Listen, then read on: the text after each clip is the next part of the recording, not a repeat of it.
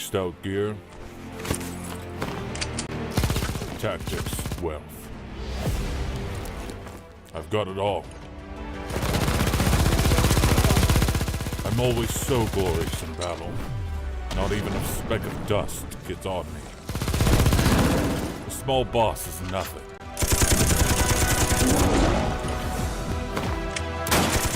Want to ambush me? Impossible. No one is a match for me. This game is simple. Follow me, and I'll make you rich.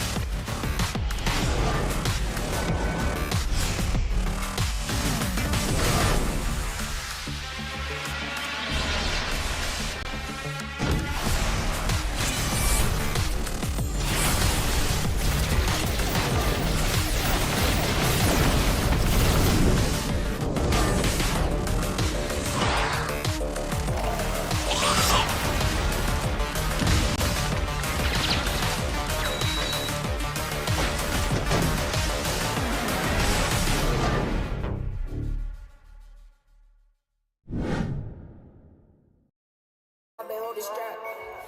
Only together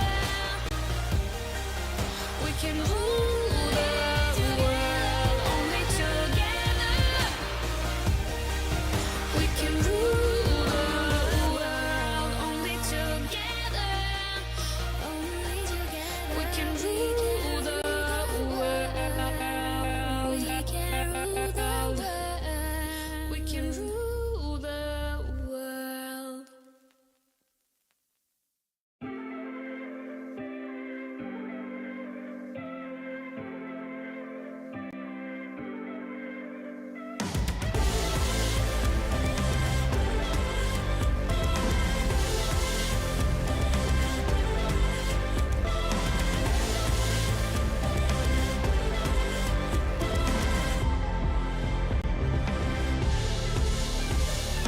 Always on go, feel like I'm never home. Pockets on swell, it's time to let it go. Got me going dumb, like I'm illiterate. Know you feeling it, I got you feeling this. Heat rise, have you ever stayed up to the sunshine? Came through fourth quarter in the crunch time. Need to go flee on the run like just one time. Have a fun time.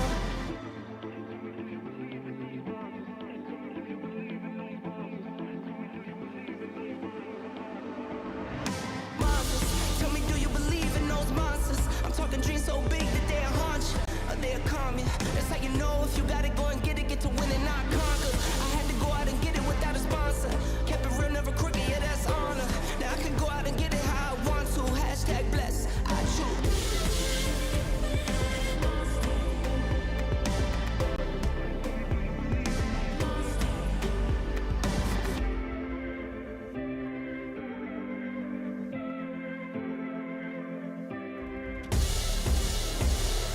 Always on go, feel like I'm never home. Pockets on swell, it's time to let it go. Got me going dumb, like I'm illiterate. Know you feeling it, I got you feeling this. Heat rise, have you ever stayed up to the sunshine? Came through fourth quarter in the crunch time. Need to go flee on the run like just one time. Have a fun time.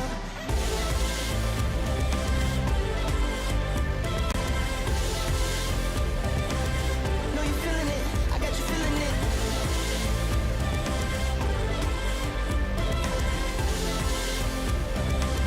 Know you feeling it, I got you feeling it. I'm going way up, like to the moon. Get up and get it, yeah, I zoom. Money keeps falling, I need a broom, I sweep. Straight off the humble, I don't tweet. Family around me don't say a peep. Got what you need, so what you need. I'm in the earth, plant my seeds, and I watch them grow till I say my piece.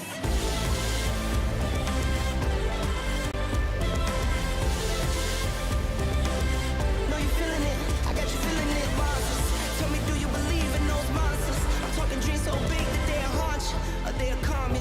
That's how you know if you gotta go and get it, get to win and not conquer. I had to go out and get it without a sponsor. Kept it real, never crooked, yeah, that's honor. Now I can go out and get it how I want to. Hashtag bless, I choose.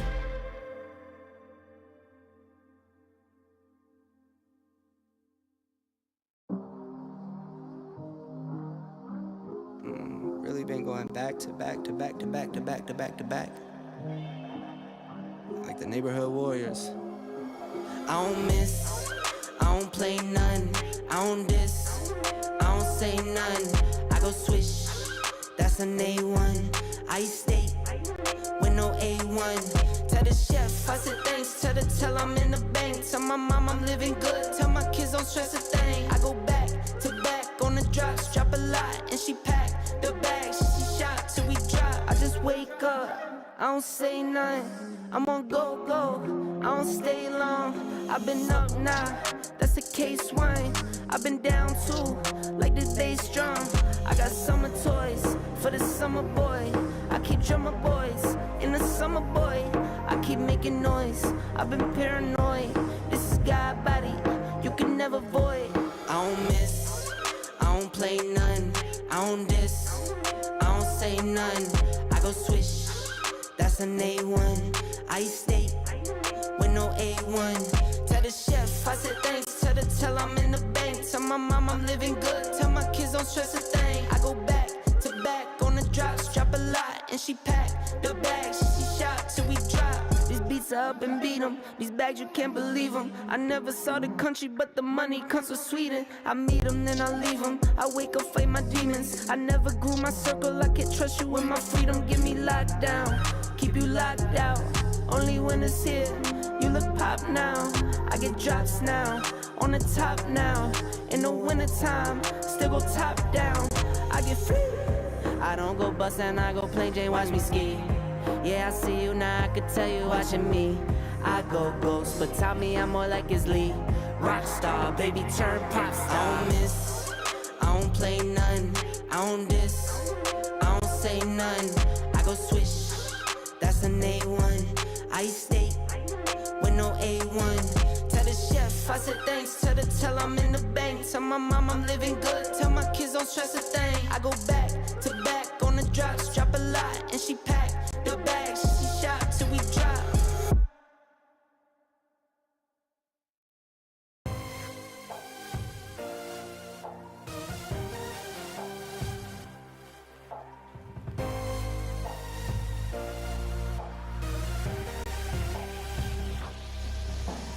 Dreams that I dream in a world built to run on power.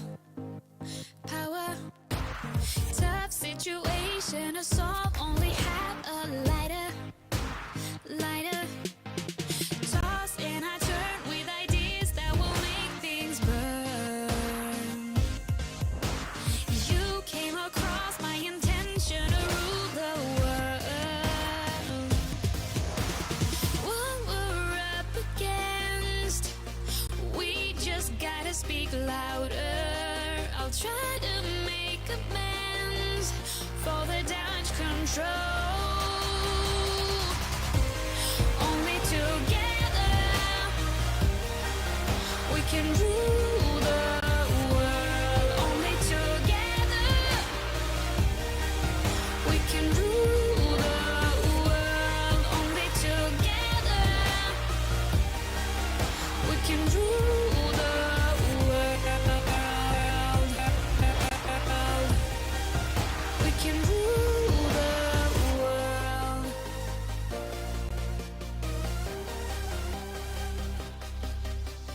Keep up the speed on a ball that is rolling faster. Move it faster. Goals and emotions are wrapped into one disaster. Handle the problems instead of a lousy lie. What I'll give up just to see all that big blue sky. What we're up against, we just gotta speak louder. I'll try to make amends for the damage control. Only together we can rule the world. Only together we can rule the world. Only together we can rule the world. We can rule the world. Yeah.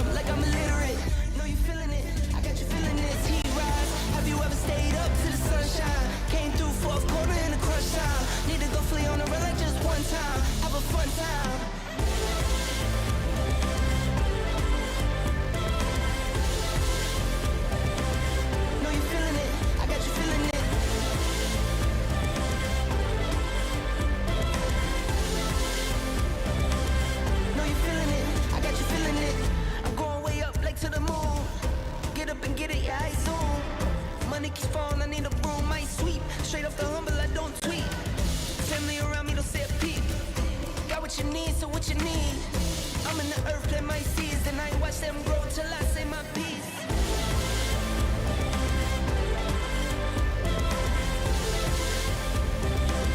Know you feeling it, I got you feeling it, monsters.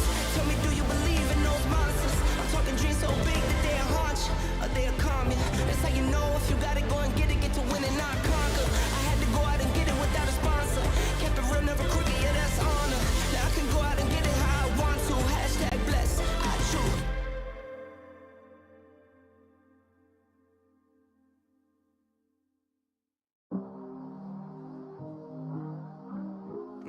Really been going back to back to back to back to back to back to back.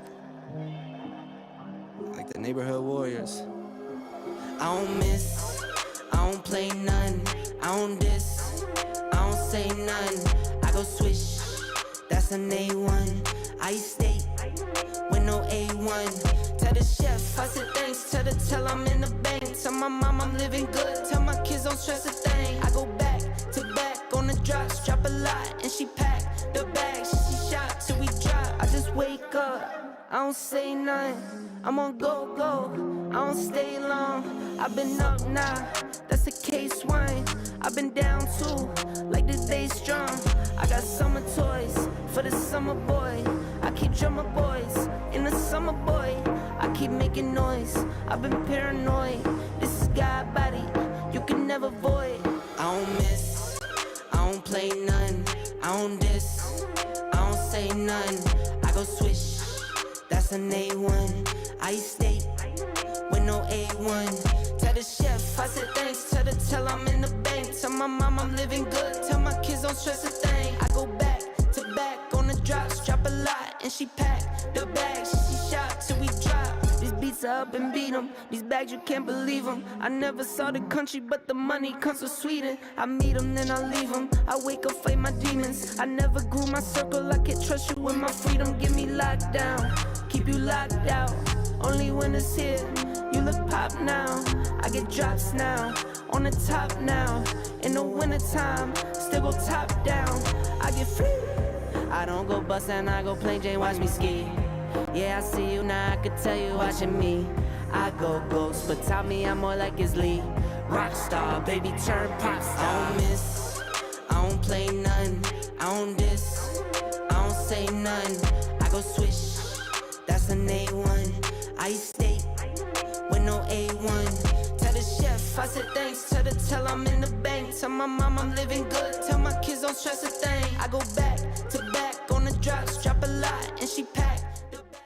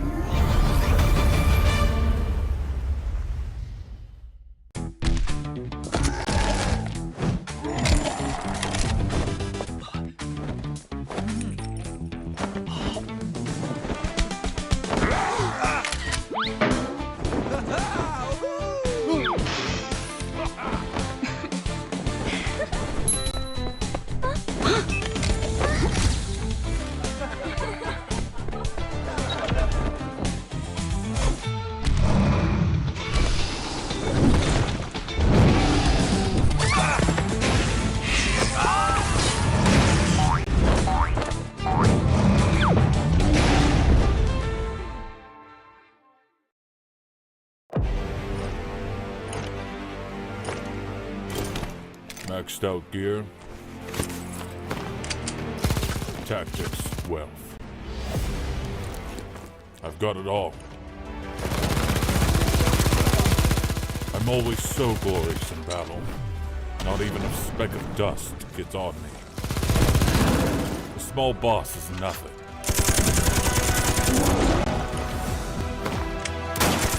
Wanna ambush me?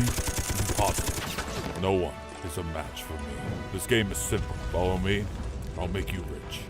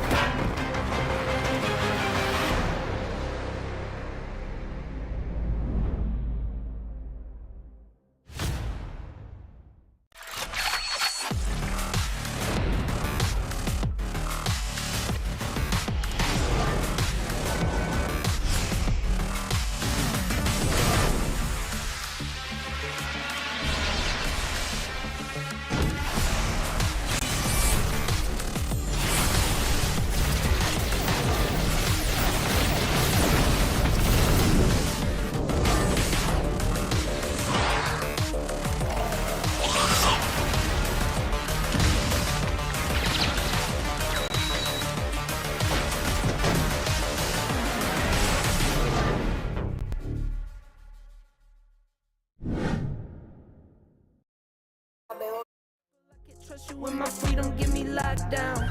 Keep you locked out. Only when it's here, you look pop now. I get drops now, on the top now. In the wintertime, still go top down. I get free. I don't go bust and I go plain Jane, watch me ski. Yeah, I see you now, I could tell you watching me. I go ghost, but tell me I'm more like his Lee.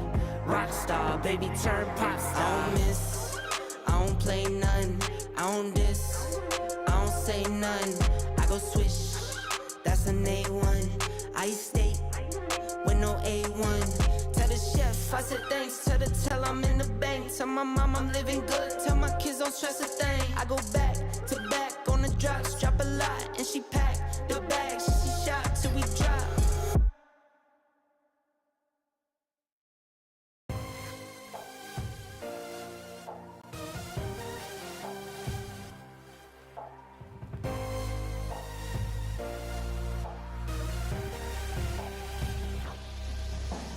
Dreams that I dream in a world built to run on power.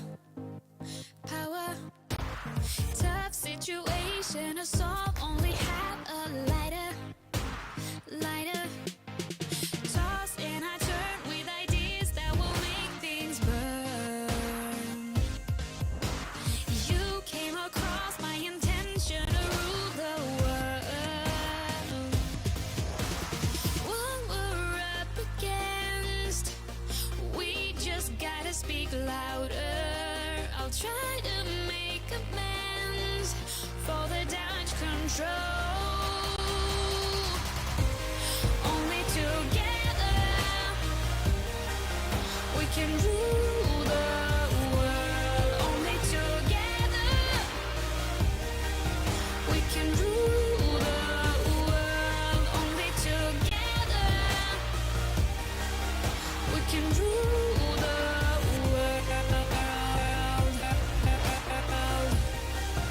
We can rule the world.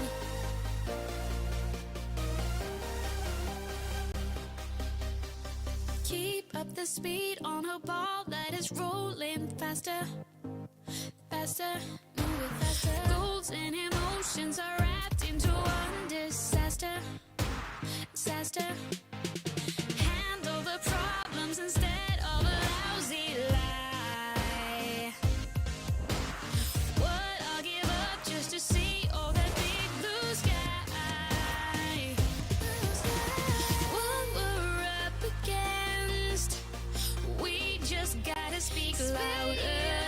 I'll try to make amends for the damage control. Only together we can rule the world. Only together we can rule the world. Only together we can rule the world. We can rule the world. Yeah.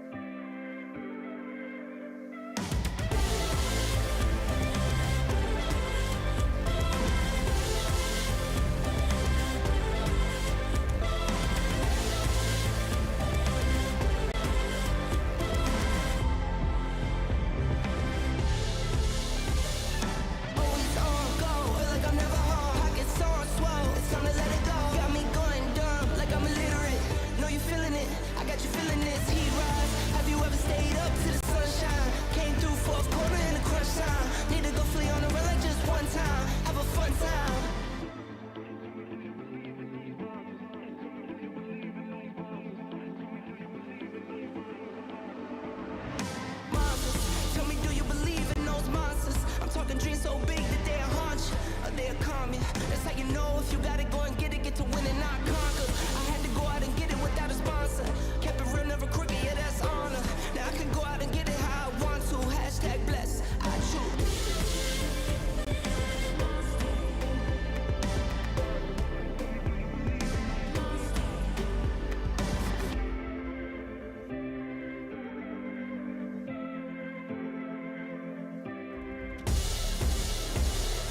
Always on go, feel like I'm never home. Pockets on swole, it's time to let it go. Got me going dumb, like I'm illiterate. Know you feeling it, I got you feeling this. Heat rise, have you ever stayed up to the sunshine? Came through fourth quarter in the crunch time. Need to go flee on the run like just one time. Have a fun time.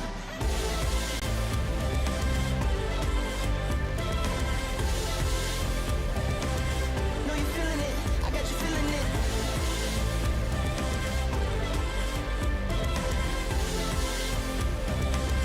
Know you feeling it, I got you feeling it. I'm going way up, like to the moon. Get up and get it, yeah, I zoom. Money keeps falling, I need a broom, I sweep. Straight off the humble, I don't tweet. Family around me don't say a peep. Got what you need, so what you need. I'm in the earth, plant my seeds, and I watch them grow till I say my piece.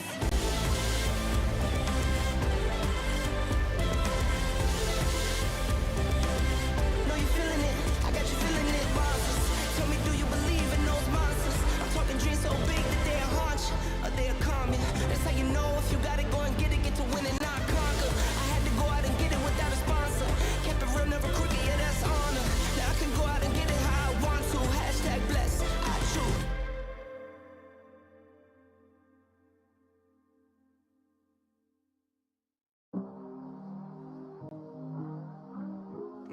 Really been going back to back to back to back to back to back to back. Like the neighborhood warriors. I don't miss, I don't play none. I don't diss, I don't say none. I go swish, that's an A1.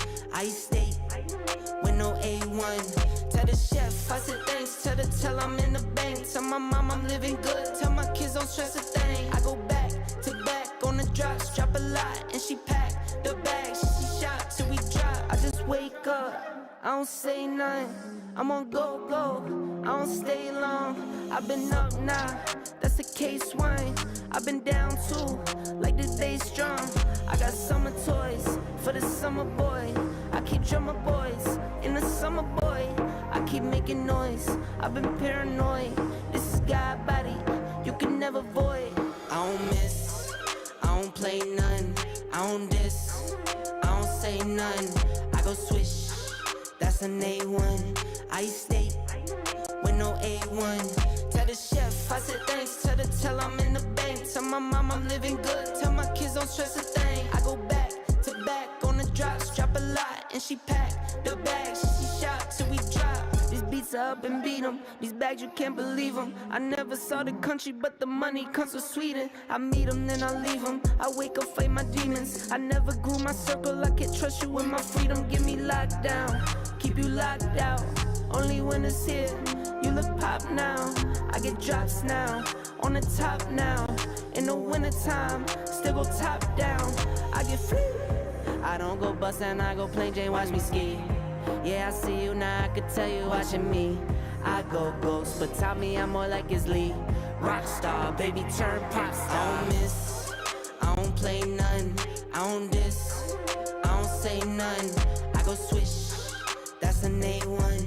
I stay with no A1. Tell the chef, I said thanks. Tell the tell I'm in the bank. Tell my mom I'm living good. Tell my kids don't stress a thing. I go back to back on the drops. Drop a lot and she pack the bags. She shot till we drop.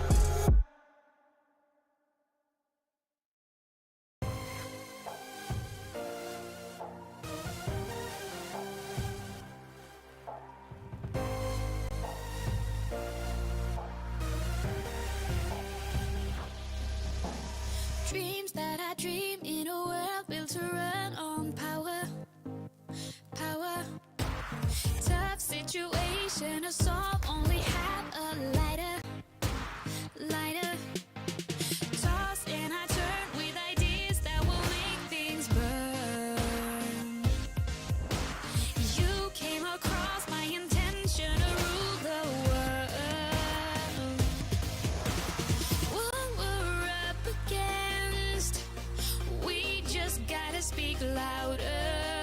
I'll try to make amends for the damage control. Only together we can rule the world. Only together we can rule the world. Only together we can rule the world. We can rule the world.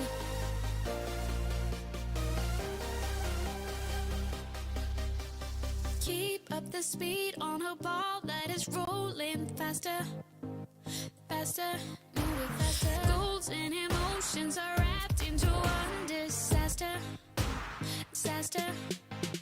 Handle the problems instead of a lousy lie. What I'll give up just to see all that big blue sky. What we're up against, we just gotta speak louder. I'll try to make amends for the damage control. Only together we can rule the world. Only together we can rule the world. Only together we can rule the world.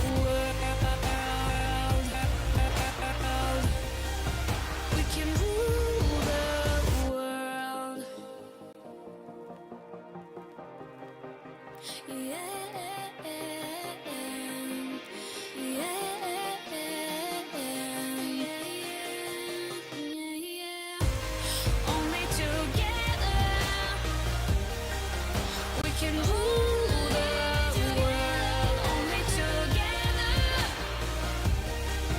we can rule the world. Only together we can rule the world. Only together we can rule the world. We can rule the world.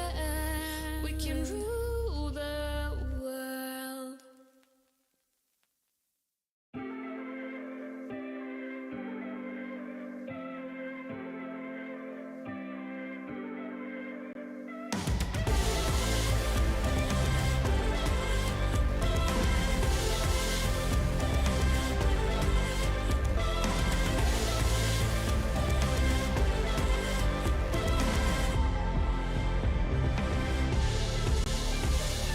Always on go, feel like I'm never home. Pockets on swell, it's time to let it go. Got me going dumb, like I'm illiterate.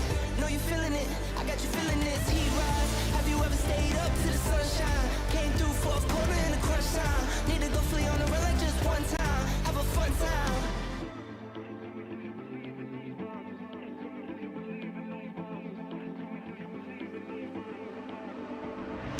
Monsters, tell me, do you believe in those monsters? I'm talking dreams so big that they'll haunt you, or they'll calm you.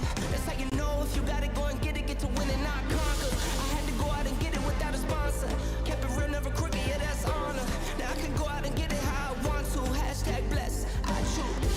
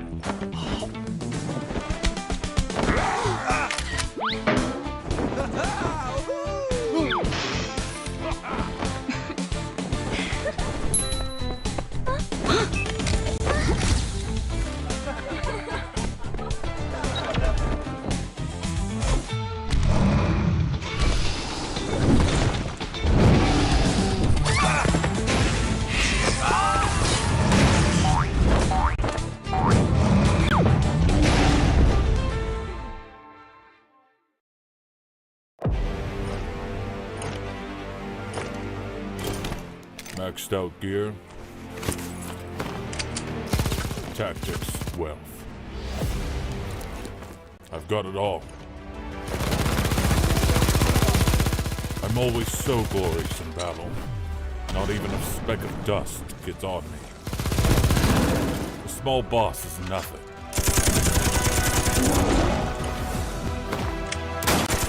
Wanna ambush me? Impossible. No one is a match for me. This game is simple. Follow me, I'll make you rich.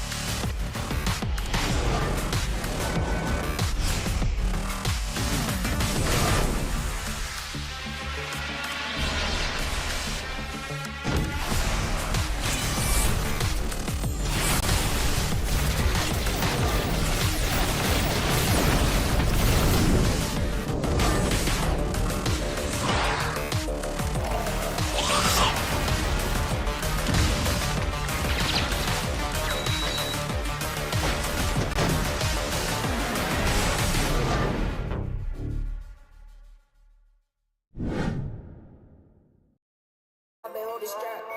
Not playing defense, we've been on the attack. Plotting the scheme and how we.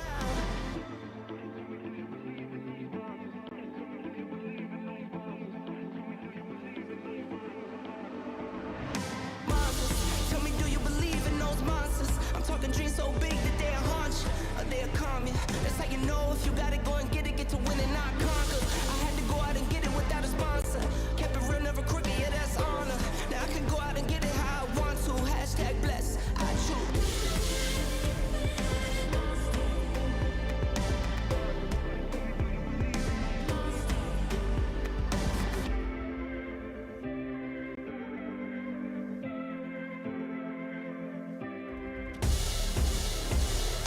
Always on go, feel like I'm never home. Pockets on swole, it's time to let it go. Got me going dumb, like I'm illiterate. Know you feeling it, I got you feeling this. Heat rise, have you ever stayed up to the sunshine? Came through fourth quarter in a crunch time. Need to go flee on the run like just one time. Have a fun time.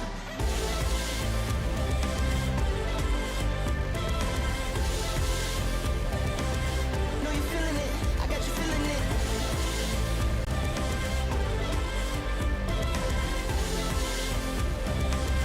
Know you feeling it, I got you feeling it. I'm going way up like to the moon. Get up and get it, yeah, I zoom. Money keeps falling, I need a broom, I sweep. Straight off the humble, I don't tweet. Family around me don't say a peep.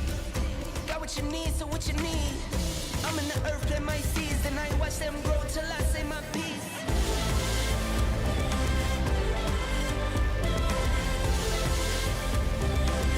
Know you feeling it, I got you feeling it. Monsters, tell me, do you believe in those monsters? I'm talking dreams so big that they'll haunt you, or they'll calm you. That's how you know if you gotta go and get it, get to win and not conquer. I had to go out and get it without a sponsor. Kept it real, never crooked, yeah, that's honor. Now I can go out and get it how I want to. Hashtag blessed, I choose.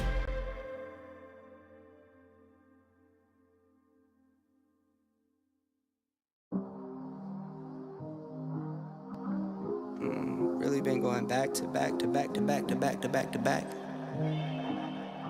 Like the neighborhood warriors. I don't miss, I don't play none. I don't diss, I don't say none. I go swish, that's an A1. I stay with no A1. Tell the chef, I said thanks. Tell I'm in the bank. Tell my mom I'm living good. Tell my kids don't stress a thing. I go back to back on the drops. Drop a lot and she pack the bags. She shot till we drop. I just wake up, I don't say nothing. I'm on go, I don't stay long. I've been up now, that's a case wine. I've been down too, like this day strong. I got summer toys for the summer boy. I keep drummer boys in the summer boy. I keep making noise, I've been paranoid. This is God body, you can never void. I don't miss, I don't play none. I don't diss, I don't say none. I go swish, that's an A1. I stay with no A1. Tell the chef, I said thanks.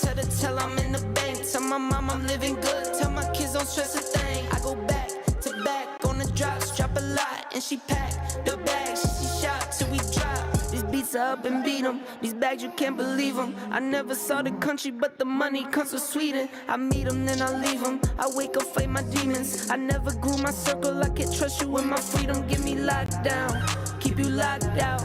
Only when it's here, you look pop now. I get drops now, on the top now. In the wintertime, still go top down. I get free. I don't go bust and I go plain Jane, watch me ski. Yeah, I see you now, I could tell you watching me. I go ghost, but tell me I'm more like his Lee. Rockstar, baby, turn pop star. I don't miss, I don't play none. I don't diss, I don't say none. I go swish, that's an A1. I stay with no A1. Tell the chef, I said thanks. Tell I'm in the bank. Tell my mom I'm living good. Tell my kids don't stress a thing. I go back to back on the drops. Drop a lot and she pack the bags. She shot till we drop.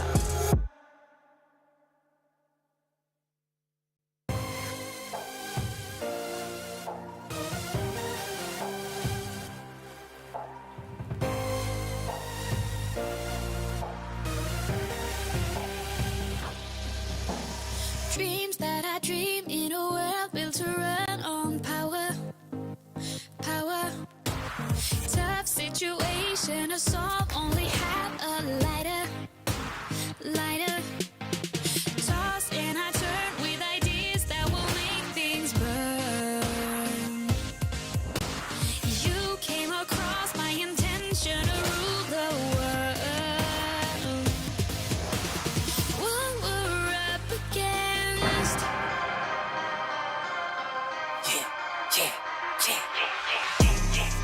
been quiet for a minute. I've been grinding, still in it. I've been counting these digits. Excuse me. الهدف تبعنا البي ام جي او 2025 هو انه نفوز البطوله ونجيب الكاس ان شاء الله.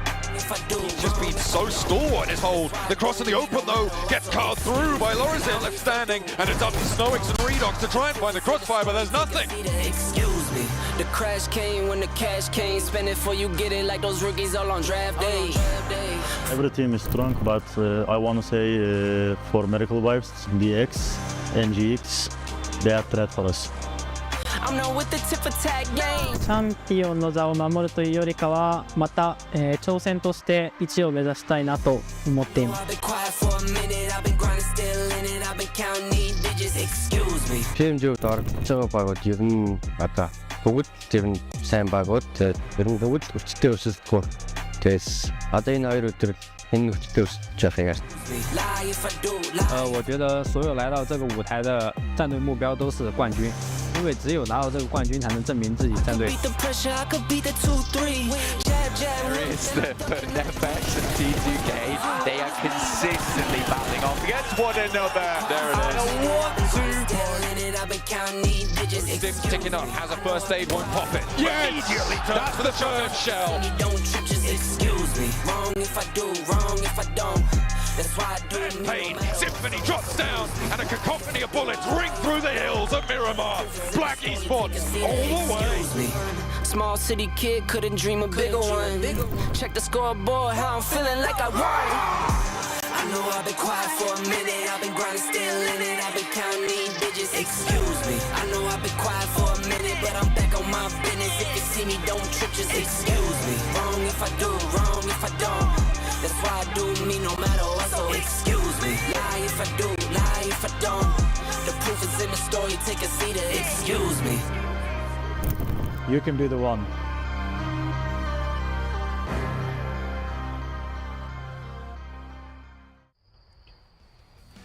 Ladies and gentlemen, PUBG Mobile fans around the world, welcome to Tashkent and welcome to day one of the 2025 PUBG Mobile Global Open main event.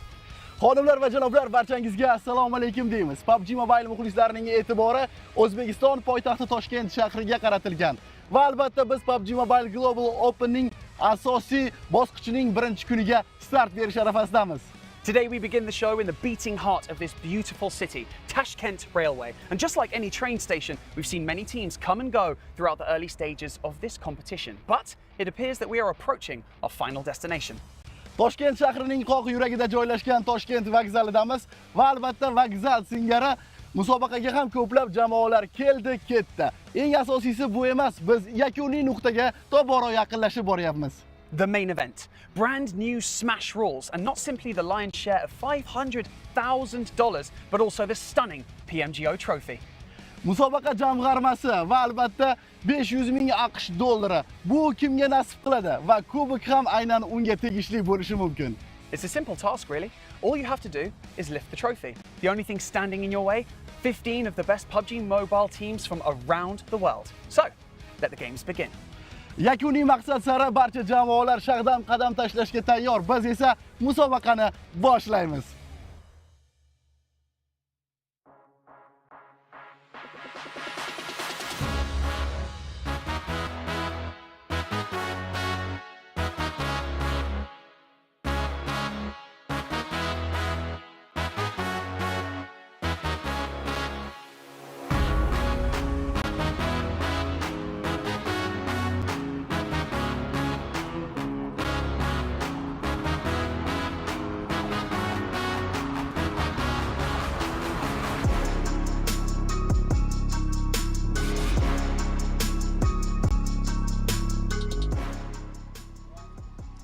The 2025 PUBG Mobile Global Open has become more robust than ever. 90,000 amateur players have competed across more than 4,600 matches for the chance to be right here on the global stage. PUBG Mobile Global Open har doimgidanda kuchliroq va nufuzliroq bo'lmoqda. 90 mingdan ortiq o'yinchilar dunyo sahnasiga chiqish uchun 4600 o'yinni ortda qoldirishdi. With players from over 150 countries, we are now left with 8 of the best amateur teams. And today and tomorrow could be a life-changing opportunity for them to prove their worth in PUBG Mobile esports. 150 dan ortiq mamlakatdan kelgan havaskor o'yinchilar 8 ta eng yaxshi jamoa orasiga kirish uchun ter to'kishdi. Va albatta bugun erta ular uchun juda ham muhim. PUBG Mobile esports olamida o'z sahifasini ochishlari kerak. This tournament continues to surpass our expectations, even after such an incredible PUBG Mobile Global Open in Brazil last year. Turnir mavqei kun sayin ortib bormoqda. Hatto Braziliya mezbonlik qilgan chempionatdan ham yorqin lahzalari shijoati bilan yodda qolarli. Welcome to the PMGO Brazil. Let's start the competition!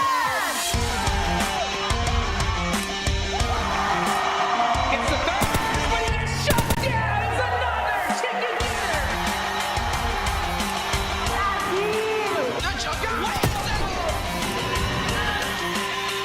PMGO champion is Rita!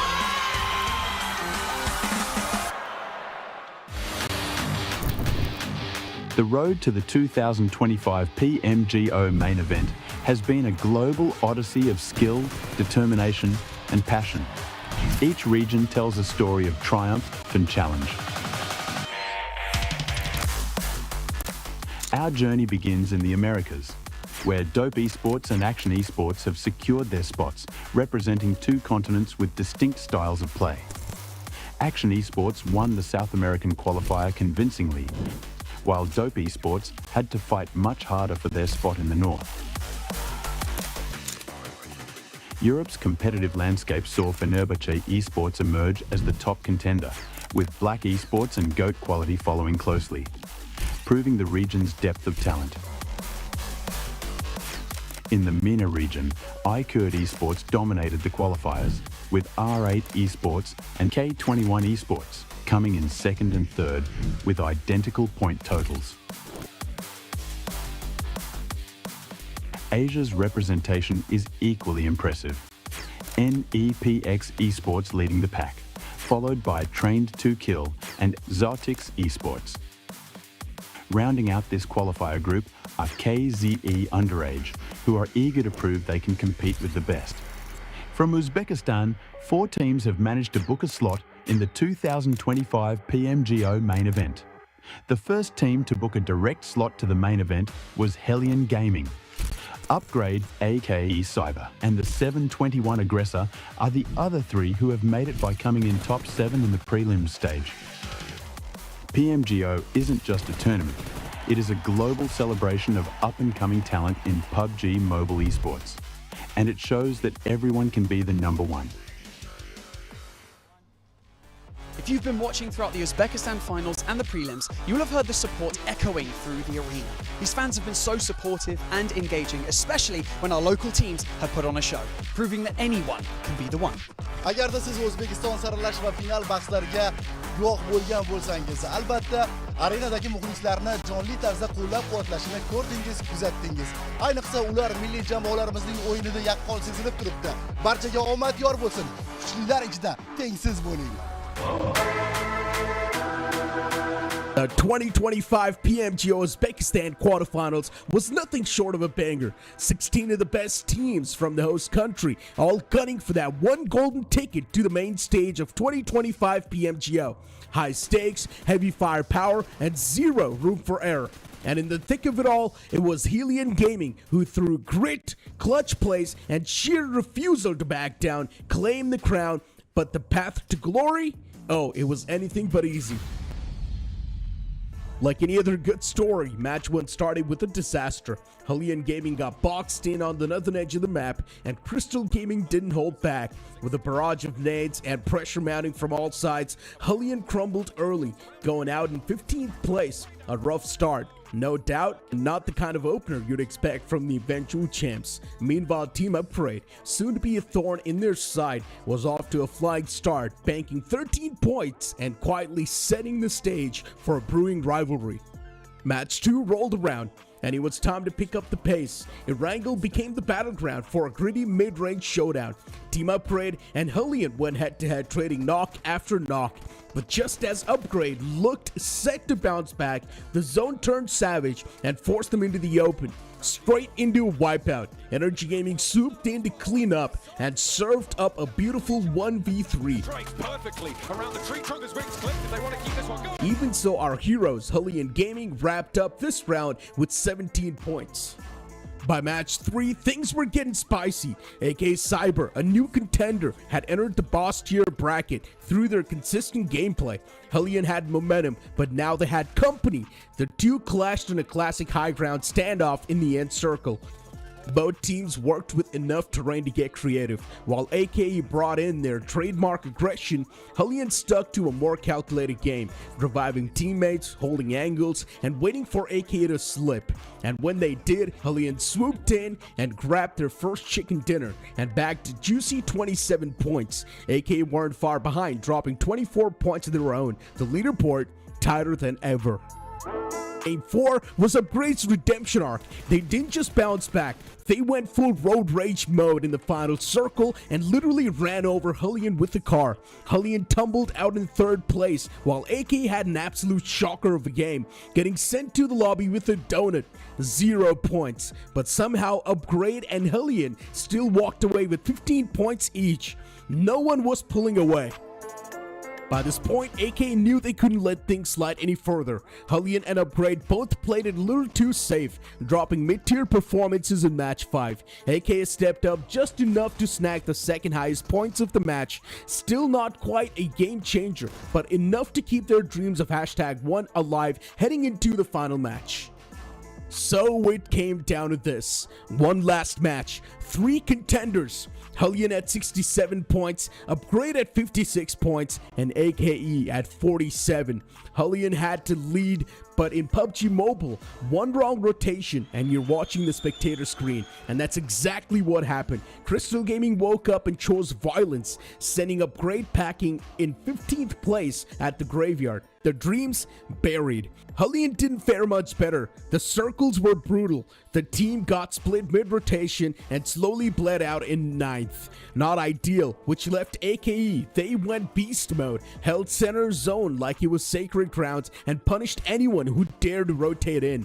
With every knock on Diversion Gaming, they edged closer to the ticket. It ended in a sweaty 1v1, and AKE clutched up. The crowd thought they did it. We thought they did it. But when the dust settled and the scoreboard lit up, it was Hellion Gaming. By just 3 points, they held the line. No flashy finish, no final chicken dinner, but enough grind, grit, and game sense to snatch the golden ticket straight to PMGO main stage.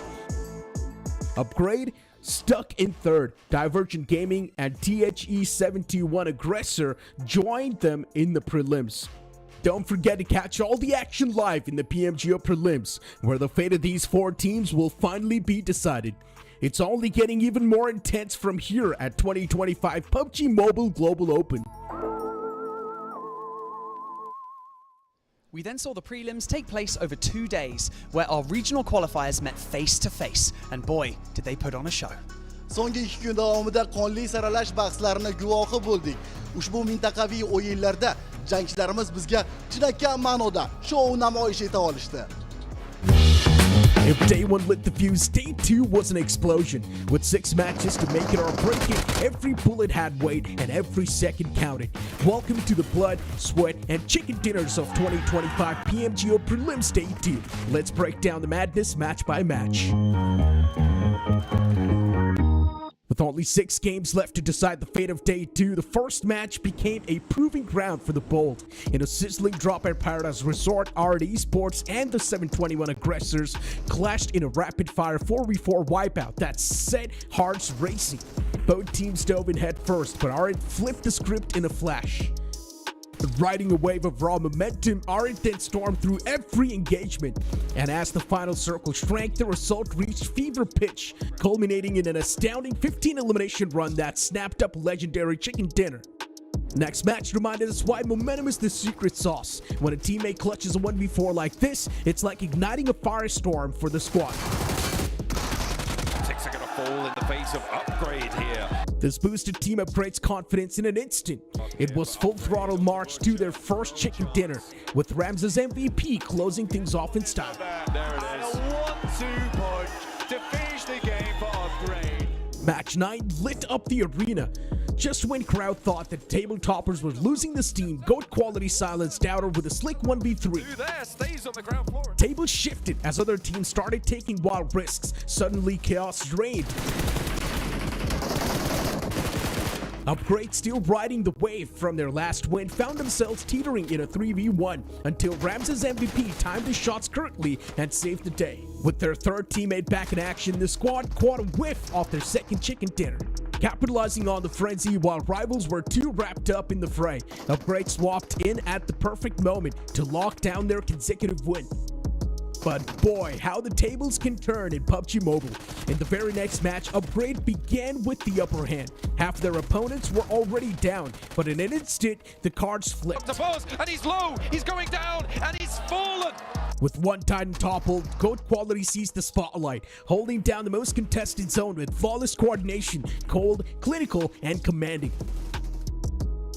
The desert winds of Miramar blew wild in match 5, and the chaos followed. The action kicked off early with UPG and the 721 clashing in a gritty brawl, but it was just the appetizer. Upgrade then steamrolled through Black Esports and Action Esports in a fierce 3-way showdown, showing off serious squad synergy. But then came the storm. Iker Esports. In the closing moment, Iker clashed with the Titans GOAT and T2K, trading blows like seasoned gladiators.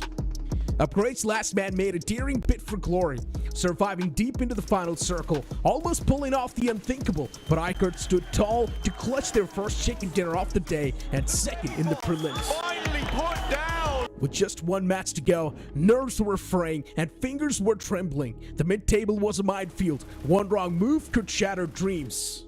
But Team Upgrade, they came in with ice in their veins and fire in their guns. No theatrics, just a clinical takedown. And their third thunderous chicken dinner, slamming the door shut on any last-minute upsets. As the battlefield fell silent, GOAT Quality reigned supreme on the leaderboard, with Upgrade a breath behind. Both Titan chicken dinners, but GOAT edging ahead on points. And in the final twist of fate, NEPX Esports swooped in with a smooth 12-point haul, leapfrogging Fenerbahce Esports at the buzzer to grab the golden ticket to the main stage. These are your magnificent 7, the survivors, the grinders, the clutch king, ready to take on the region's finest in the grand showdown. Battle-hardened warriors versus regional royalty. Who will race the 2025 PMGO trophy? Stay tuned, the war's just getting started.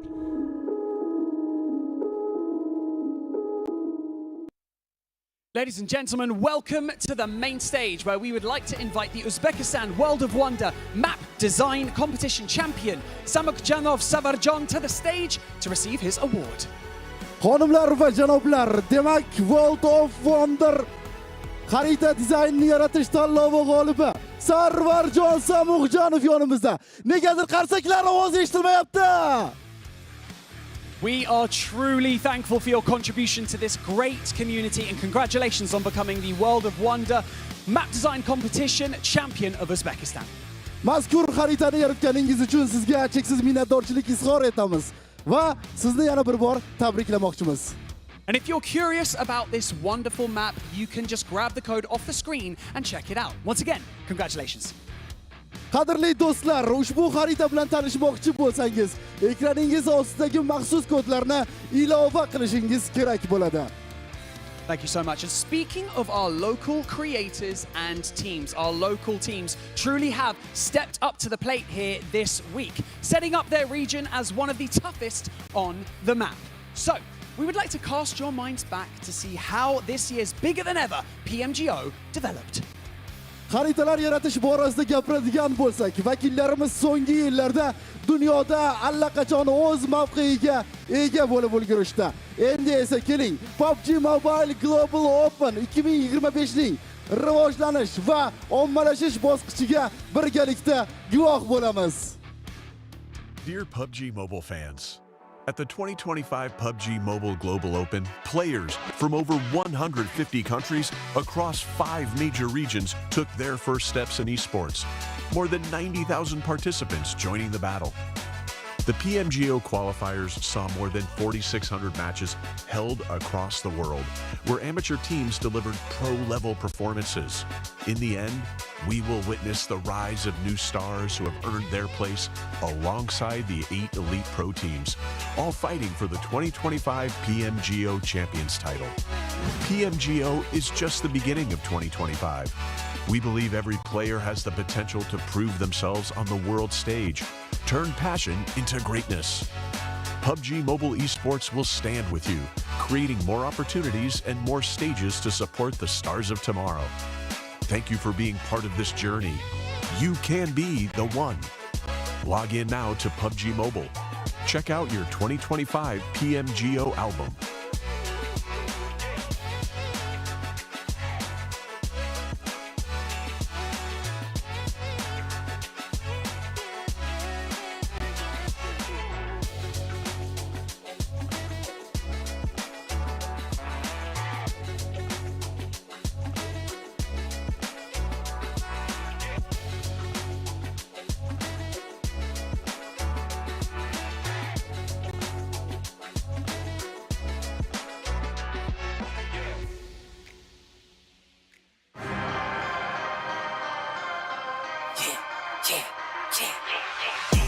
I know I've been quiet for a minute, I've been grinding still in it, I've been counting these digits, excuse me. الهدف تبعنا البي ام جي او 2025 هو انه نفوز البطوله ونجيب الكاس ان شاء الله.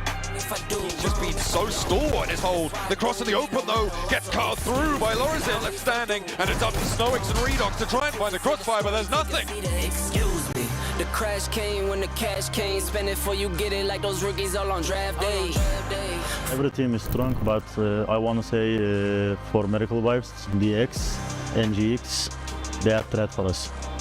I'm not with the tip attack game. チャンピオンの座を守るというよりかはまた、挑戦として1位を目指したいなと思っています。 PMGO-д орж байгаа багууд ер нь одоо бүгд тэр нь сайн багууд ер нь бүгд хүчтэй өсөлтгөө. Тэгээс одоо энэ хоёр өдөр энэ хүчтэй өсөж байгаа юм. 我觉得所有来到这个舞台的战队目标都是冠军，因为只有拿到这个冠军才能证明自己战队。 There is the FX and T2K. They are consistently battling off against one another. There it is. Zim's ticking up, has a first aid, won't pop it. Yes! Immediately that's the first shell. Excuse me. Wrong if I do, wrong if I don't. That's why I do me. Pain. Symphony drops down, and a cacophony of bullets ring through the hills of Miramar. Black Esports all the way. Small city kid couldn't dream a bigger one. Check the scoreboard, how I'm feeling like I won. I know I've been quiet for a minute, I've been grinding still in it, I've been counting these digits, excuse me. I know I've been quiet for a minute, but I'm back on my business. If you see me, don't trip, just excuse me. Wrong if I do, wrong if I don't. That's why I do me no matter what, so excuse me. Lie if I do, lie if I don't. The proof is in the story, take a seat, excuse me. You can be the one.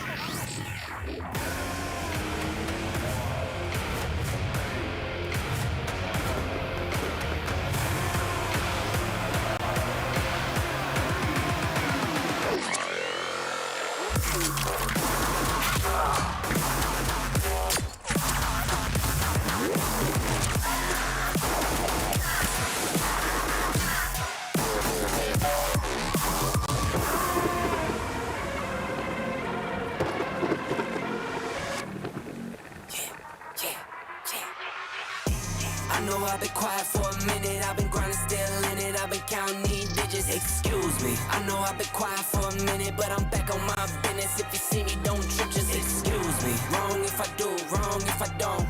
That's why I do me no matter what, so excuse me. Lie if I do, lie if I don't. The proof is in the story, take a seat and excuse me.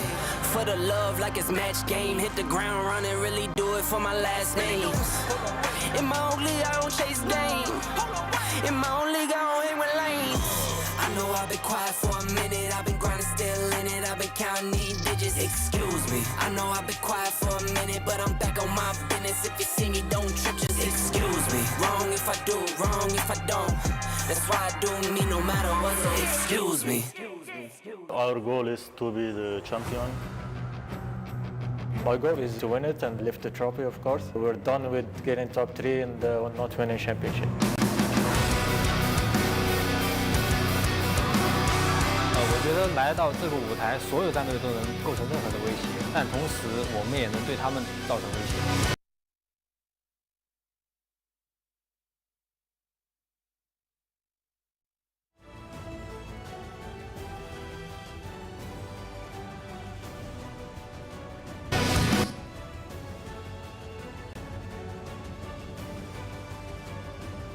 The 7-2-1 aggressor.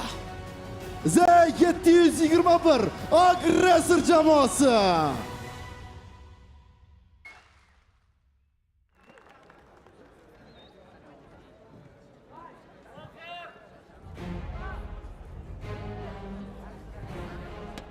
Influence, rage. Influence, red jamoasi.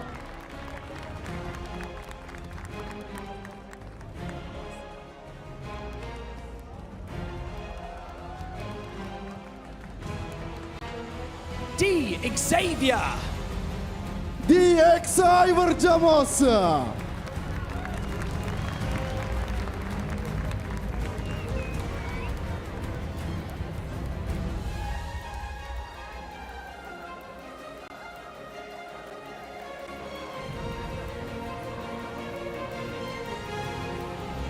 GOAT quality. GOAT quality jamoasi.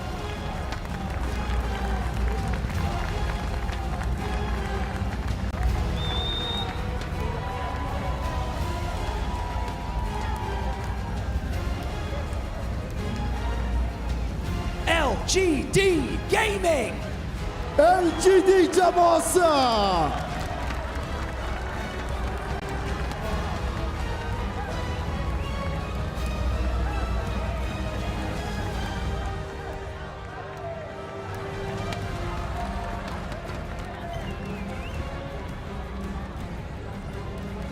R8 Esports. R8 Sports jamoasi.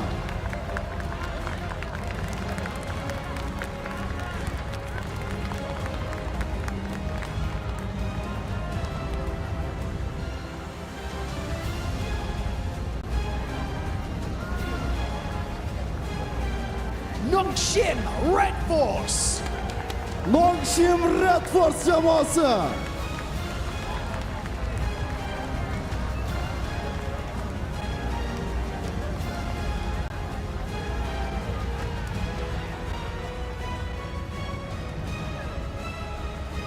Aki Cyber. Aki Cyber jamoasi.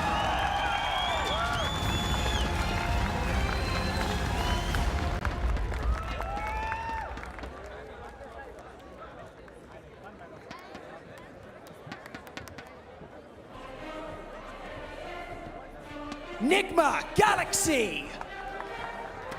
NGX jamoasi.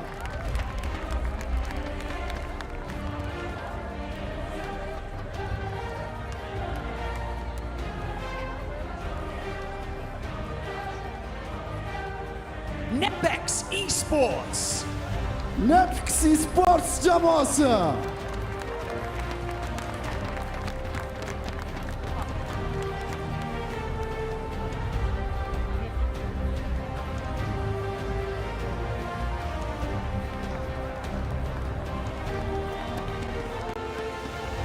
Reject. Reject jamoasi.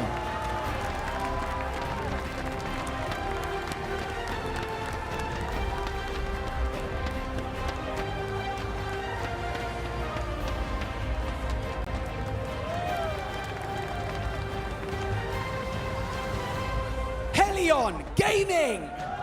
Helion Gaming jamoasi.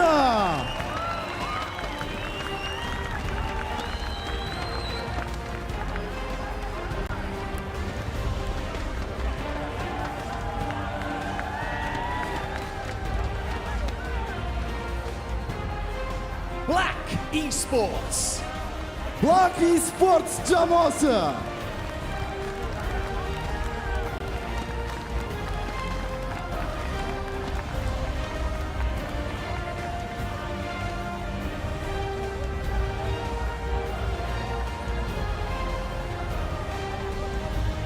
Regnum Carrier Esports.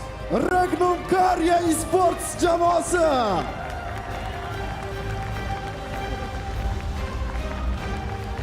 That's fine.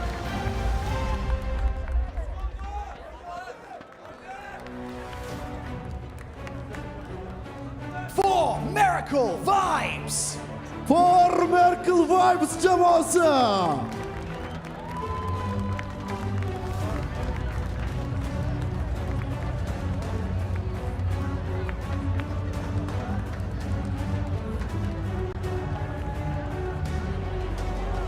Upgrade. Upgrade jamoasi.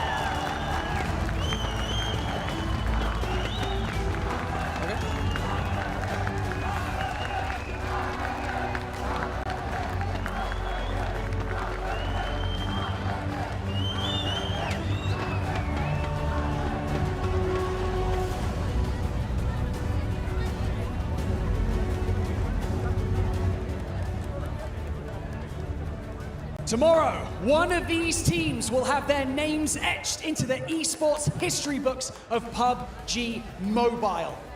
With some of these smash rules in place, 16 teams enter and only the strongest will survive. So, let's head over to our analysts to break everything down before we get into map number 1. Ertaga mana shu jamoalardan biri esports tarixiga o'z nomini muhrlaydi va PUBG Mobile Global Open 2025 da g'olib sifatida e'tirof etiladi. Shoh supadan joy oladi. Kubok esa ularniki bo'lishi mumkin va kuchli jamoalardan biri shu nomga munosib ko'riladi. Birinchi xaritadagi janglarni boshlashdan avval to'liqroq ma'lumotlarga ega bo'lish uchun tahlilchilarga yuzlanamiz. Over 90,000 players have participated in the Open qualifiers. We have narrowed it down to 16 teams. This is the 2025 PUBG Mobile Global Open Uzbekistan main event. My name is the 7WG, alongside Maxman the Great, that he's not going to be cursing any teams. And on top of that, we have Matura. That's me, my new name. Is the mature one on the desk, Natura, to be fair. But I'm excited. I mean, we got a chance to see some of these teams straight from the Uzbekistan qualifiers go to quality.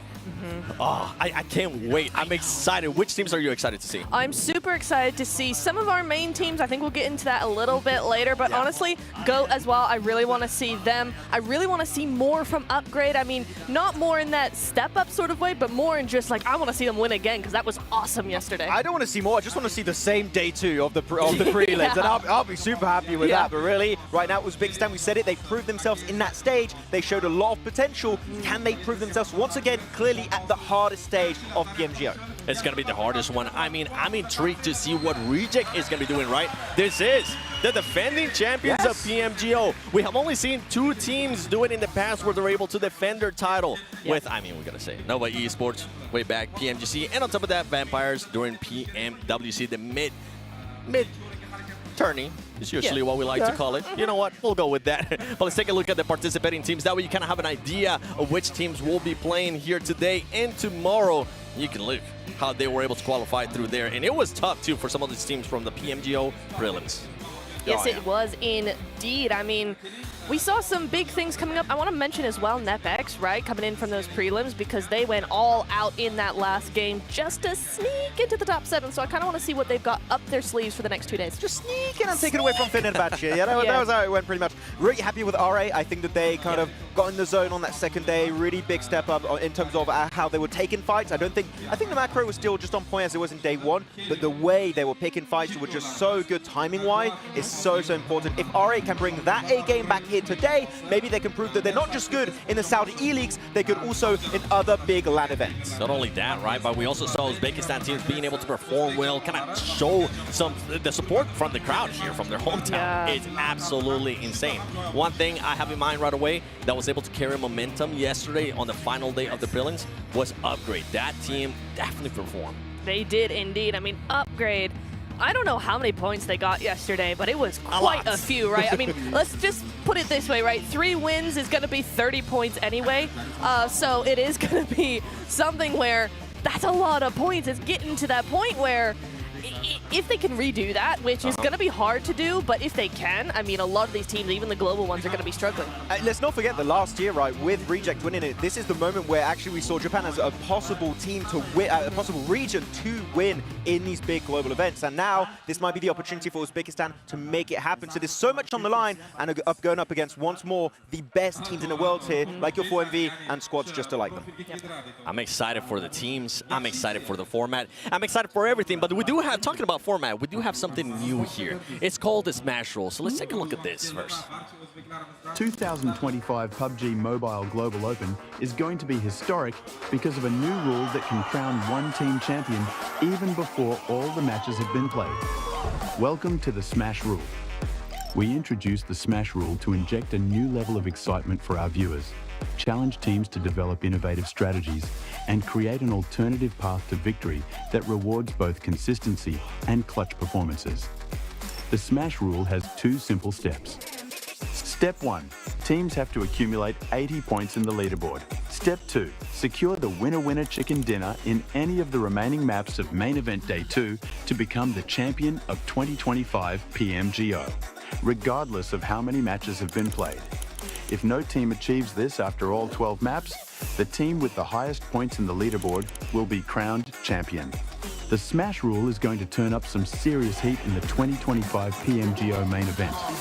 Will we see a champion team emerge with this new rule? Stay tuned to witness PUBG Mobile history.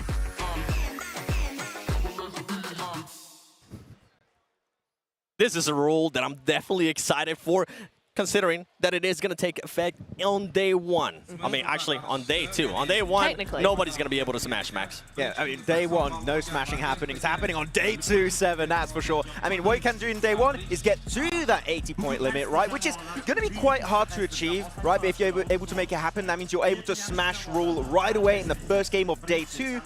But we know that that's going to change the whole dynamic of the end of this tournament that we've never witnessed before in a global PUBG Mobile esports event. And something to keep in mind is after 12 matches, if nobody's able to win due to the Smash Rule, it is going to be the team with the most points. And honestly, I'm hoping that we do end up having at least a couple teams that can go for it, because it's going to be exciting, especially with that Smash Rule. And I mean, talking about teams that can possibly win that way, right? I think one that I have in mind has to be 4MV.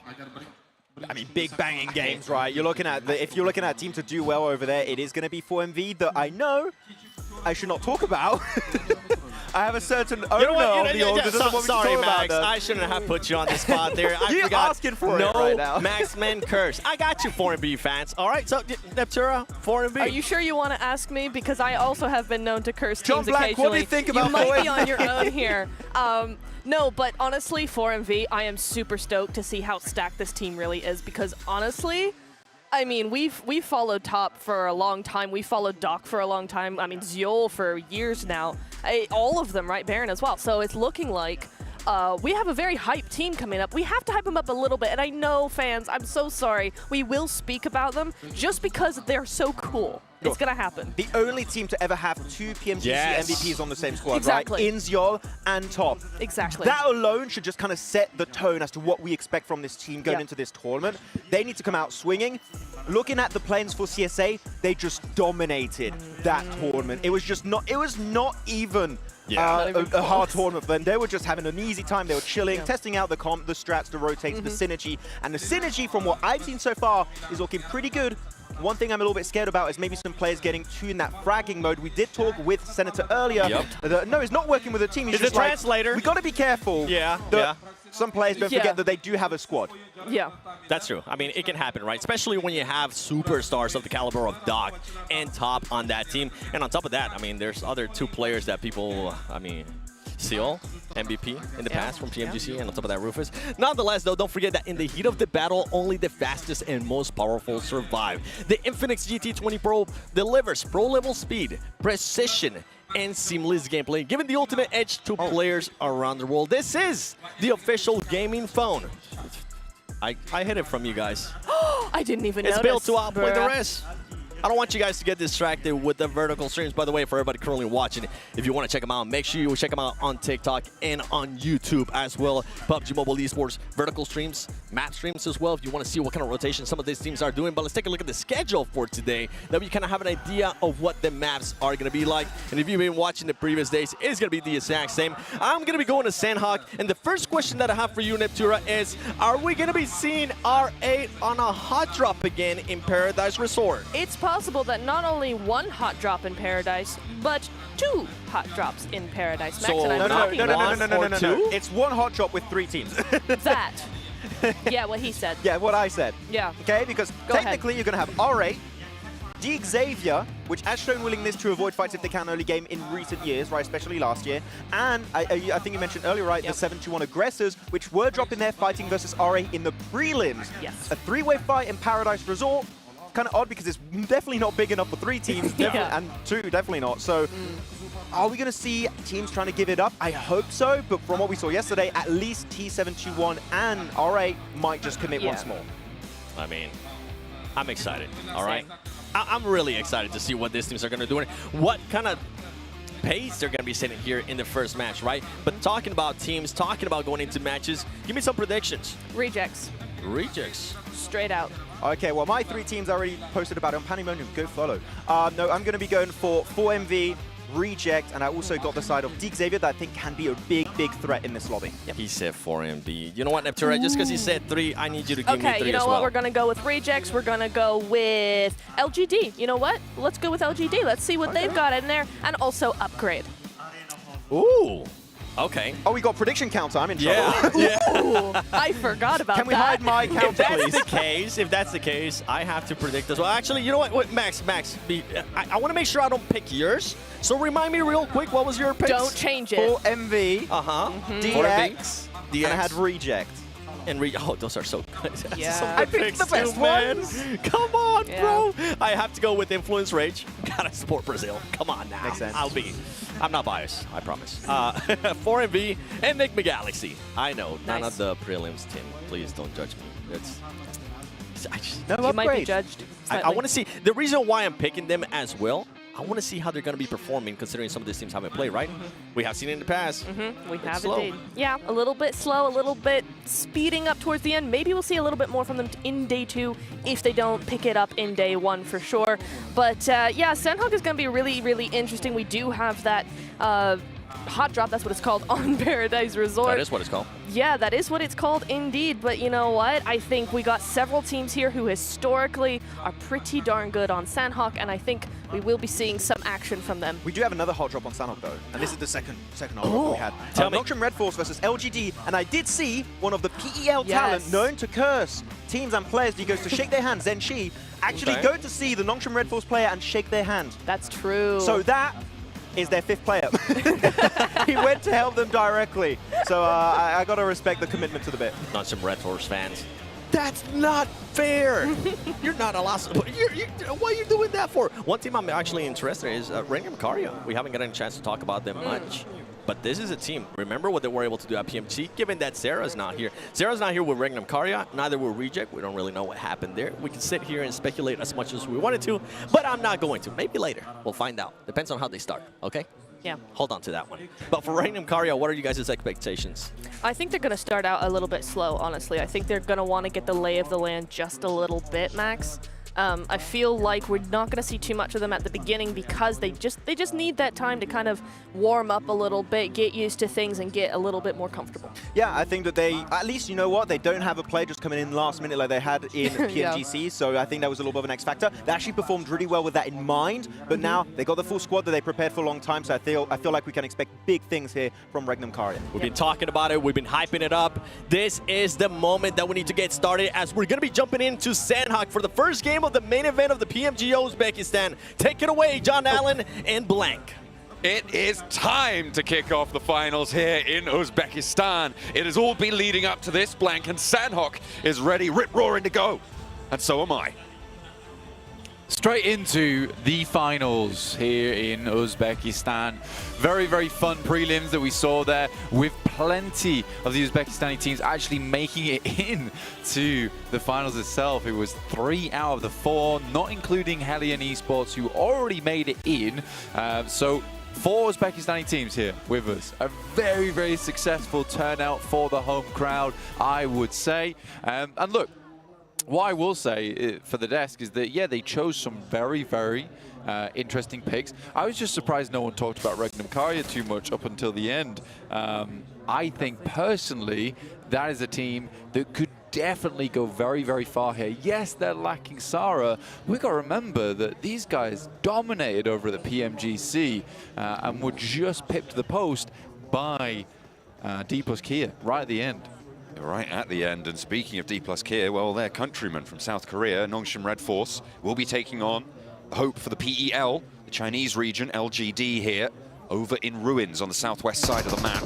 Right now, it's a bit of a standoff, and they have isolated themselves side to side of this building, which means that if they choose to, it's a little bit more likely that maybe they look to disengage here. XZY breaks wide, spots. No, doesn't see, actually, Tian. They're on the lower ground, so not fully committed to this fight on either side just yet, but they are putting their toes in. Blank, they might just get snapped off if they're not careful. Goodness me, we don't want any toe snapping action here. The start. LGD, though, holding pretty strong. Again, it's kind of a weird one having Ruins be the hot drop, because we all expected Paradise Resort, but I think that both the 721 Aggressor and RA give that one up over towards DXavier, and fair play. Lamborghini, Nade T, both very good close quarters. I think that you would show deference in that moment. Regiosio got word from them earlier that he will be IGLing the team for rejects as they move over towards that northwest side, already crossing. Understanding with that circle heading over towards the west, likely going to be at least Ruins or Camp Alpha northwest split here. For LGD, they give up the ghost to decide, you know, it's not worth it. Really, we're not fighting over something crazy. Let's just hold in Ruins. Yeah, they get out of there, they disengage. I was expecting to maybe see something on that line. I was also maybe thinking about Enigma Galaxy potentially coming in later. If they'd have held that standoff, Enigma Galaxy very likely to be moving up north, could have third-partied that, and that would have been a catalyst to make that fight happen, and could have gone either way. In that instance, I think, depending on how Enigma Galaxy approached it. But the disengage from LGD, I prefer it. That split that they have now, or can go for rather, across the bay if they try and go further up north.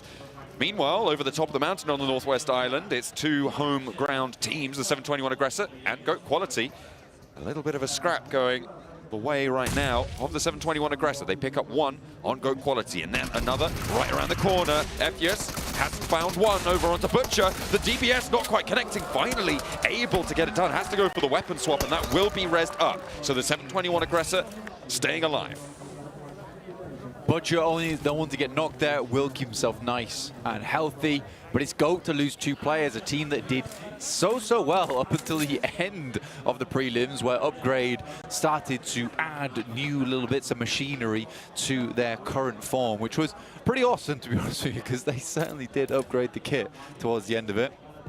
Goat will send at least 2 out, but top of Northwest Mountain held by the 721 Aggressor here. I think for Enigma Galaxy, you talked about them earlier, Ralph, I would say, is a very risk-averse IGL, in my opinion. So I wasn't expecting him to make too many crazy moves up towards Ruins too quickly.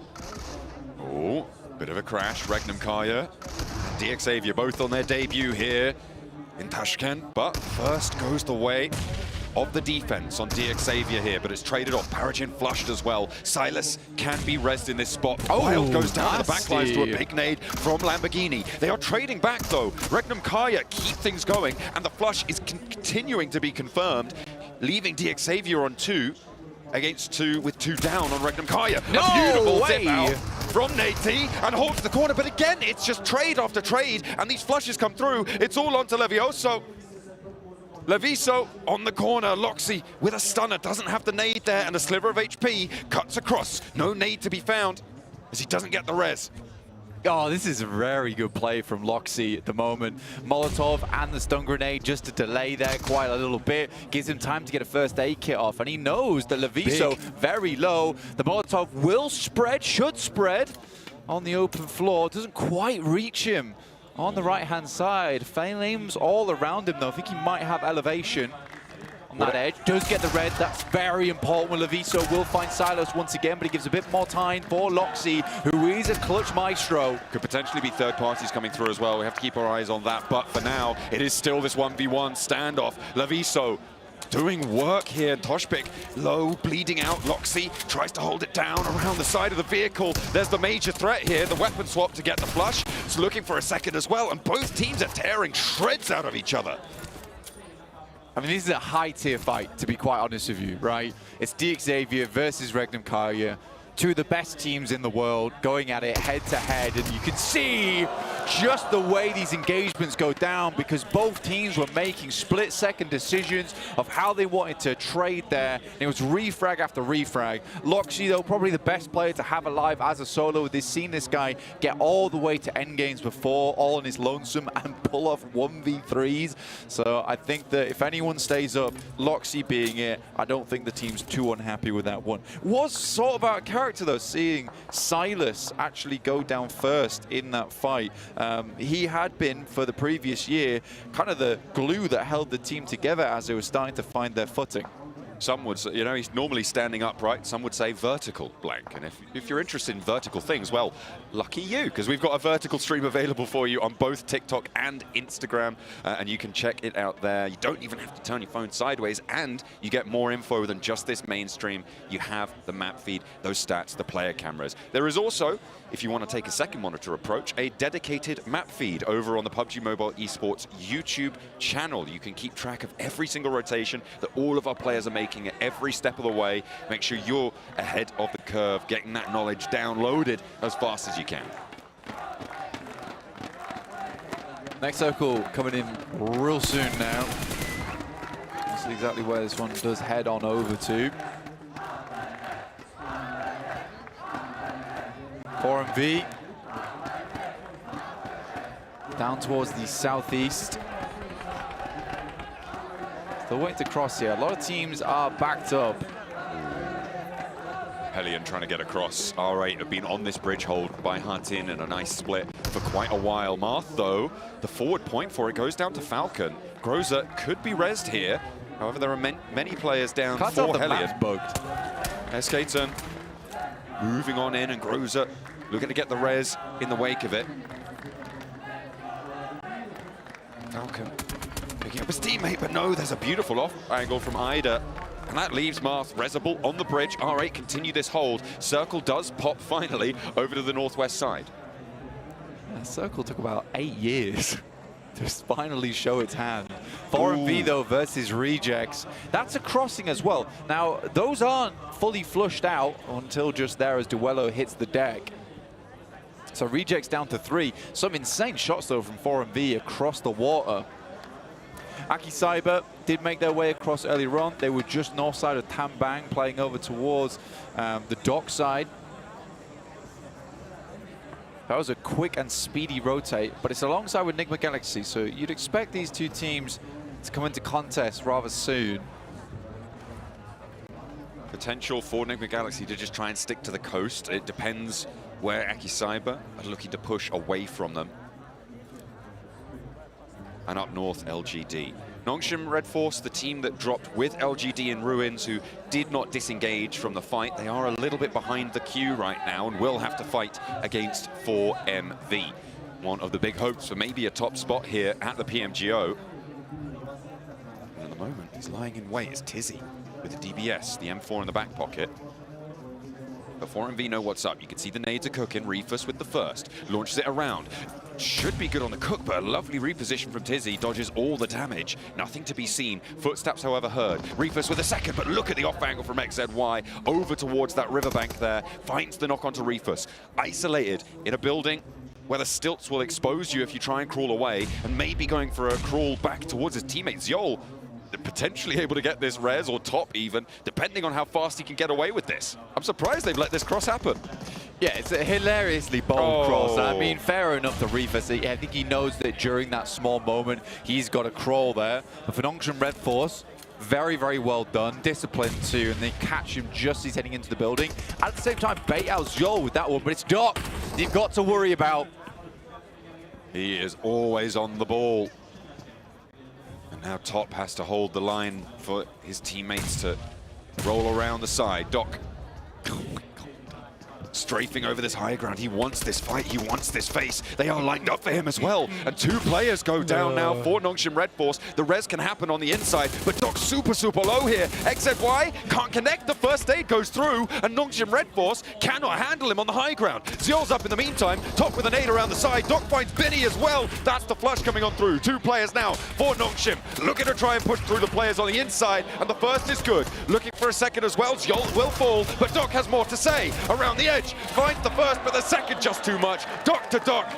And it will be Nongshim Red Force to stay alive. Some Doc-on-Doc action. Always good to see. But to be honest with you, it is such a treat getting to watch Doc play. Yes, he makes some very aggressive maneuvers. Sometimes they don't work out, but it's just the sheer confidence you can have in him to make those flank angles work so well. All things considered, I think Nongshim Red Force played that fight out pretty damn well, to be honest. So very, very impressive there. But for MV, they already showed some real bite in this game, taking shots over towards Reject earlier on and then forcing their way into those late areas of the circle. Take a look at that replay. Oh, we're getting a cheeky look at the spray down from Aggressor. Oh, look at that spray transfer there from the 721 Aggressor. Nicely found. But this was a crazy sweep out wide from Doc, right? Able to do so much work. It's so unfortunate they couldn't quite hold the inside down for the rest of the team. Yeah, overall, I think that the tiered player style there, play style, where you had one player further back and another player on the actual frame of the door, it creates this really awkward area to play inside that building. So it's very well set up from Nongshim Red Force. And I think they did have all the cards. They were jumbled and shuffled up a bit as soon as Doc burst into the room, but it was handled in the end. The 721 aggressors up towards the top side of the mountain will have to come down. Camp Alpha currently one of the focal areas. As we move a little bit further towards that north side, it is Loxy playing in that position. Lil Boy catching Nepex on a rotate. Domain very low there on the bleed out. Can be rezzed. I think they're running for it. Giving it the old sprint. Just about tacking that in. Nicely done. Black Esports and R8 clashing in the meantime. Two players down for Black Esports, and R8 seem to be in control of this. Aussie on the outside now, last to stand and swept aside. R8 with all four players alive. Keep things going on the northwest side. That is a huge amount of latitude they've been afforded by removing Black Esports. Yeah, prelims, oh, it's very scary, very spooky, you know, it's very difficult for R8. You come to the finals, you're against some of the best teams in the world, suddenly R8's fine again. I don't know if it's a pressure thing or what, but for R8 just to step into the room and be like, yeah, this makes more sense to us. I know these plays. I've seen these plays before. Nade's coming through, Lil Boy under very much danger. Oh, does go down, and so does Lorazin. Floor in the back line there, trying to hold off against Nepex, and you can see Diego up the top of the hill for Influence to try and hold out the angle. Rex has been knocked, but Diego, stage 4 circle, will start to tick, will start to do damage. Mukesh not lined up, does eat one round, but not going to be much more than that. And now position's given away. Reject off in the distance can third party this potentially if they get an angle over the cliffside. But Diego just keeps ticking down. He doesn't have the meds to play this, but Mukesh falls as Floor launches one forwards. A nice rock up into the sky and looks for more as well. Yeah, right now, Influence Rage really struggling. Law last left alive. Yeah, I don't think Reject has any angle to look at this. It's up the hill. So Nepex and Influence Rage currently locked in this one. But Law last alive. I think for Nepex, though, this is probably the smarter move, is just to try and get ahead of the issue. I don't think they have an exact read on Law's position, but the blue will push him in and over the top into those sight lines eventually. Ooh. You only have two players, and he knows where both of them are. Law with a chance now. For Influence to stand up, double spray down. Precious and Rex. Broadside on the rocks. Rex needs the challenge, needs to win it now. Will not be able to save his teammate, but will he get that vengeance back? Rex burns him out from behind the tree. First aid tagged on, and that's what they were looking for. A long-range shot to close it down comes from Camp Alpha and the 721 Aggressors. Yeah, picking that one up. I mean, for 721 Aggressors, again, it's always nice to see a team that plays in Camp Alpha have a read over towards the cliff side, because a lot of teams will just let squads rock up over to the longhouse that sits just to the east of Camp Alpha, which is a general landing point. So for 721 Aggressors, that's their main goal right now, with it being so close to the edge of the circle. Clear that longhouse, make sure no one uses it as a landing point that they can then move into Camp Alpha with. So I do really like that from the 721 Aggressors. They're currently playing this game out pretty damn well. Reject, on the other hand, they've been struggling, you know, down towards that south side. They've been under heavy fire for a long time, but just keeping it nice and calm, calculated, slowly getting themselves in.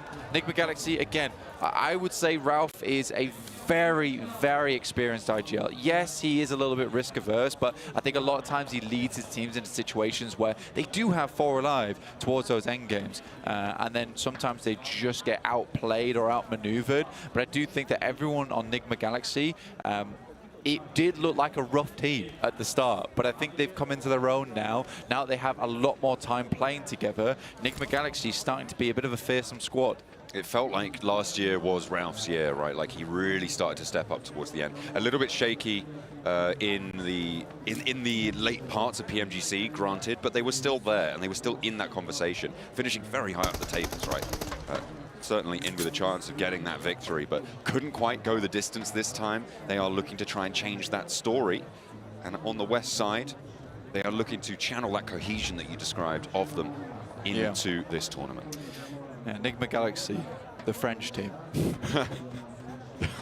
The French team, absolutely. That's true and a fact. I think they've got Stoics, Redox, and Narbala. I mean... Oh, is Redox? No, Redox isn't, no. But Snowick's and Narbala is. He's talking to Max, guys. Don't worry. He's talking to Max at a distance there. But we're going to be tuning back in to Camp Alpha. The last player for Red Kaya. Loxy has one. Now he needs to find the next 3. A 1v4. I mean, if I expect it from anyone, it might be from Loxy. A flank out wide. You've got to be worried, and that's what they were looking for there. Spidey swings on to the outside. And that's exactly how you need to play a 1 versus 4, right? Just play that off angle, force him into a corner. And barrel-based fish shooting, it's yours. Yeah, I think for Loxy, it's a difficult situation to put himself in, especially because the circle moves away from Camp Alpha as well. I think he could have lived there for a little bit longer. Varanik currently holding this ridge side that Reject really wants to just play in towards. And again, if the circle stayed up towards Camp Alpha, this might have been a decent spot to play in. They were taking shots over towards Go earlier on, so it's now just Varanik up. But that does draw attention from LGD as well as Aki Cyber. Yeah. Never mind, Divan's going a bit crazy. He's got a little bit of an answer. I thought it was interesting, if you guys were watching before the show, they had a little VT describing how Reject's attitude is shaped towards this tournament. They are defending champions here at PMGO, right? They're coming into this tournament and they have the attitude of, we're not defending, we're trying to be the one again, right? They're trying to achieve that top spot again. It is not about a defense, it is about keeping that momentum forwards. But unfortunately here on Sandhawk, they haven't been able to do that. Certainly not unscathed. And they will go down here in 7th with 3 elims. I mean, top 7, 3 elims, not a bad start. R8 though, again, they come to finals, it feels like suddenly they're like, oh yes, this is actually the main. We do need to actually switch it on now. Let's get the backup generators going. Yeah. And work this one through. Great position they have on the western side. Good shot up towards Narbalo as well. Ralph is struggling. No, can't quite get through. LGD are there. So much damage pouring on in from R8 as well. With 8 elims, R8 sit atop the pack in the best position. Or, well, arguably one of the best positions in this next circle. As GOAT Quality go down next. And it is quite interesting, right? Because you look at a team like R8 and you think, are they just going to perform so much better here? Because sometimes when you're used to the quote-unquote perfect plays, you forget how to be a bit of an idiot sometimes. And maybe that's what we were seeing back in the prelims here as Enigma Galaxy go down. It's a good readjustment as well from R8 because they were all sat on the western side of that compound, and it might have opened up an opportunity for the 721 aggressors to all crash over towards that eastern side. Now they've even put even more focus over towards the east because they realize that's where the majority of the teams are. Nasty nade from Mau Mau over towards the top side. Naki Cyber blasted apart at the seams there. A double elim coming on through from Mau Mau. The PEL happy with that one. 6 elims already, and we have our 3 final teams. The 721 aggressors, hometown heroes here in these final circles. Got R8 looking for a little bit of redemption after their performance in the group stage, and LGD going to try and prove PEL once again on the world stage. Yeah, PEL had a little bit of a fall-off, I would have said. But recently, they've been getting a lot better in terms of those international events, or at least adapting to. I think that's probably the better way of saying it. The fact that LGD is actually starting out strong is a very positive sign. Because usually, I think the running gag was that the PEL teams are day 2 teams. Yeah. So this is really promising. This is very, very promising. I like this from LGD. The 721 aggressors, they don't want to move too much here. They know there's a high possibility that this could move away from that compound, pushing R8 into a more uncomfortable position. There's still another zone to go before we hit zone 9, and it's fairly open ground around R8. Okay. R8 win, I think.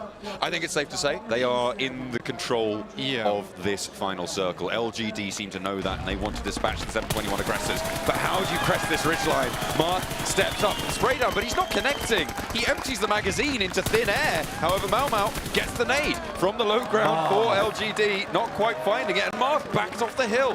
What on earth, Marth? You've got to hit those shots. That is not great. Not great at all. In the meantime, 721 aggressors have been absolutely obliterated on their side. Yonik doing his best, looking for all of them. Does get it with the help of R8, and Yonik continues to move out. And it will be the end of it there. R8 taking the first chicken dinner here in the Uzbek finals for PMGO. Really, really good stuff there from R8. Obviously, the dice was tossed, right? The die was cast right at the end, purely off the back of the circle, moving over towards that compound. I think it might have been a different story if the 721 aggressors moved slightly earlier, whilst R8 was occupied with Enigma Galaxy. And it's just one of those things where you don't make that call soon enough, and the game just gets out of hand at that point. R8 with the boys in the crowd, getting that support. Pretty annoyed about that one for a chicken dinner. I mean, to be fair, Marth had a big whiff in those final moments. I think it's safe to say, even though it was a chicken dinner, that was a bit of a weakness, right? There were 2 players completely open, not really moving that quickly. You should be hitting that double spray down 9 times out of 10. That was that 1 out of 10. He needed that high five. He really did. He was looking pretty upset in that moment. No. But yeah, I think they should be happy with that win. Obviously, bit of a whiff on the crest. And I think that more than anything, the reason that's so important is purely because those are additional eliminations that you could be taking away from yourselves. And with the smash ruling, the more elims you get, the closer you're going to be to that goal. Because yes, placement points are good, but you're limited to 10 at the most per match. I mean, it is an excellent thing. If you go into day 2 with 80 points already, you can end it right there and then, right? You go in with 79, you miss that by 1 point. Yeah, you have to play again and then win a chicken dinner in order to win via that smash rule. So it can all come down to single points. But either way, R8 do find a chicken dinner and a very healthy points tally there. 12 elims, meaning 22 points to kick things off. They're already a quarter of the way to breaking that smash barrier. Yeah, 25% done. So that is very, very important. Remember though, everybody, no smashing on day 1, okay? We got to wait till day 2. let's head over to this stage with Barney to interview ID7. I've got Ida from R8 Esports here joining me on the main stage. An extremely impressive first map of the main event. That's got to ease some of the nerves. You had this really clinical push from the edge of circle all the way through to the compound. It was like textbook PUBG Mobile. It seems like everything's clicking into place for you guys. How you feeling? اول شيء الف مبروك حصلت التشيكن دينر في اول خريطه وحاب يسالك بخصوص الروتيشن على المنطقه الشماليه من الزون لقيته الكومباوند في المراحل الاخيره من المباراه كانت فاضيه ما كان في اي حدا فيعني مبين انه المباراه عم بتساعدكم الخريطه عم بتساعدكم الزون عم بتساعدكم فكيف حاسس شعورك هلا بعد الفوز بالجيم الاول اول شيء الله يبارك فيك ثانيا يعني تقريبا كانت عندنا خطط او انه نعرف انه جوت نازلين الهاي فكانت عندنا معلومة انه راح الجهة الغربية راح تكون كلين يعني ما فيها احد فكنا متأكدين من الانفورميشن انه تكون ما فيها احد فعشان كذا كان الجيم سهل لنا. So we did a lot of studies, we did a lot of research, and we knew, for example, one, when it came to GOAT, they were going to be focusing on the northern side of the circle, and that the western side was going to be completely open and completely clear. So we trusted our instincts and our decision-making. We found the compound, and it was just easy from there. I can confirm that you were the MVP of that match as well, so congratulations. But I've got another question because we spoke yesterday on the main stage and you told us that your hot drop was not going to change, and you changed it. What happened? Why did you decide that? ليش تغيرت النزلة باختصار؟ امبارح حكيت لنا انه ما حتتغير واليوم تغيرت، فايش اللي صار بين امبارح واليوم؟ تقريبا يعني هو مو عشان التيمات اللي نازله معنا امره بسيط يعني لكن حتى مع التيمات اللي تنزل معنا في تقريبا 3 أيام قريبة مرة منا فحتى لو فزنا بالفايت هذا راح نموت من الثيرد بارتي. So it wasn't just about the teams that are going to be dropping with us in our drop spot. It was also about the fact that there's multiple teams surrounding that area as well. So even if we did manage to win the fight at the beginning of the game, it's going to be very difficult for us to escape with multiple teams surrounding us as well. Well, I mean, let's face it, you made the right decision because you got a chicken dinner to kick off the main event. Congratulations. I'll let you go back to your team. Thank you so much for joining me in this interview. And for now, we're going to continue main event, day number 1, by heading back to the analysts. That's why sometimes putting your ego to the side is rewarded in a massive way here for RA, being able to clutch up the first win. The split from this team, by the way, once they got into the compound, were insane. Every step of the game, going from, like, of course, the drop location, Logan and Paradise Resort, the way they're playing edge northwest, and then as you talk about the compound here, that 4-man split in the compound, having one playing every single angle is, I don't think if there's a particular name for that, but I call it a collapse comp. And the reason why you have 4 angles covered, the moment you have a team coming in and interacting with that one player, everyone collapses on that single player to just kind of defend that specific corner of the compound. And off the back of that, they defend it against Enigma Galaxy, get the game-winning position, and get the chicken dinner, especially thanks to Ida, that has been just so clinical yesterday, and now finally in the first day of the main event. Absolutely, and the other thing I want to point out about RA is they were one of the only ones, if not the only one, to see that that compound was free. We were talking about it during the game, right? Everybody around them was kind of like, I don't know, man. It must be taken, right? We're not going to go for it. R8 were the only ones to do so, and that won them the game. I wonder if any of the others could have won if they had done the same.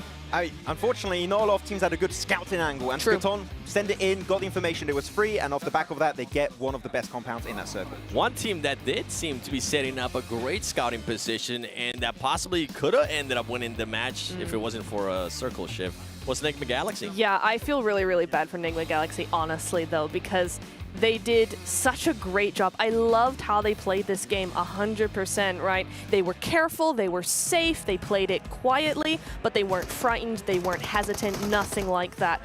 They were just playing it very smartly. You had a quick rotation, you had them scouting and moving. There was that mobility that I love to see up along the western side of the coastline, and they were looking for that high ground. Unfortunately, like you said, Seven, the zone just completely messed them up, and I don't blame that for them at all. Would have been one of those situations where you would have wanted them to be a little bit closer and maybe make the push, which ultimately they ended up making that push through R8? I don't know, honestly, I really don't. It's so difficult to figure out what to do in that situation. I would have to really do some serious VOD review to understand that. Yeah, I think that they're a little bit scared also of the option that if they do crash onto R8, then LGD is going to third party, and no one really wins in that situation. You want to delay it as much as possible. I get it, but I also want to echo what John was talking about during the cast there, which is that Rauf, I feel like, has stepped up heavily in the past year. 2024 was like one of his best years as an IGL. And sometimes you have games you just cannot win. And unfortunately for Nigma Galaxy, with the position R8 had, I think this is one of the games where the top 3 is as far as you can realistically get in a match like this. But you know what? They still gave themselves at least some placement points. No eliminations, though. I hope to see some going into the next game. Showing what can happen when you take control of a compound there. Mar did end up scaring us a little bit. They end up with those 22 points. The 7-1, though. We saw them getting, once again, early fights throughout this map. The 7-1 went up against GOAT, and luckily for them, that strong power is working for them. Yeah, it absolutely is. We like to see that aggression right out the gate like that. It makes them not hesitate when they come up against these global teams. It's super, super easy to kind of get that mentality going there. But they were good. They went forward with it. And as you look over onto the leaderboard on the second time, we got Black and Helion both with 0 points there. That's a little bit rough at the start. I mean, talking about rough starts, I'm looking at 4MV there with only 2 points, and it comes from elimination. I talk about that? I don't want to talk about that. Max, I talk about Max. No versus Nongshim You Red have Force. permission to talk about 4MV. To be completely honest, in that fight, Nongshim Red Force just had way better positioning and synergy. It was as clean as it could be in that exact situation. We were talking about the angles in particular. There are 2 players of Nongshim Red Force in the building and kind of clearing the door frame. One player pushes. Even if a player gets knocked, you have a player to back it up and then go for the reverse knock. So Nongshim just completely outplayed 4MV in that particular engagement. Well, we got the first Sandhawk out of the way, a team that, as I said earlier, they decided to put that ego to the side. We usually don't see it that much, and I got to talk about it again because we got to reward situations like that. We are going to be going into Erangel, and as we're talking about hot drops here, are we expecting any possible hot drops? There was one that might be happening, which was going to be Nigma Galaxy versus Deek Xavier in Pachinki. Though I have heard Deek Xavier has changed their drop location, maybe towards like a school, apartment area, more in that kind of direction. So if that's free, Nigma Galaxy are really, really looking good because it's center of the map, rotation-wise, it's a really big advantage. Well, for everybody currently watching at home, don't forget, players worldwide are checking in. Open the World of Wonder map and enter map ID. That's going to be showing on your screen right now. Immerse yourself in the full panoramic experience of the PMGO Uzbekistan offline tournament without leaving your home. Start your virtual venue tour now. Imagine if there was like little models of us right there. That'd be actually kind of cool. That would be so adorable. I would love that. Can somebody make that? And I will then be give so me the short, code, but please? nonetheless, It would be 1 pixel high. 1 pixel. Well, that's I'll take it. That's height, fine. so, like, At least make it 7 pixels. Yeah, make it 7 Nonetheless, pixels. It's still not a lot. It's still not a lot, so that works. I want to see how 4MV is going to be able to bounce back out of this one because, as Blank and John were saying during that match, it's so fun to watch Doc. Sometimes doesn't go their way, but it's still just so much more fun to watch. I just love it every time. Whoever's watching the game, if Doc has a nade in hand, you're like, oh. And he puts it back like, oh, again. Actually, talking about nades, I was really impressed with Mao Mao. His nade was so impactful in this fight, especially when they were pushing on one of the central teams. I think it was Akis Cyber. They were in that sniper tower position. Boom, the nade goes on out and gets a double elimination, and then goes for a few more nades onto T721 Aggressor.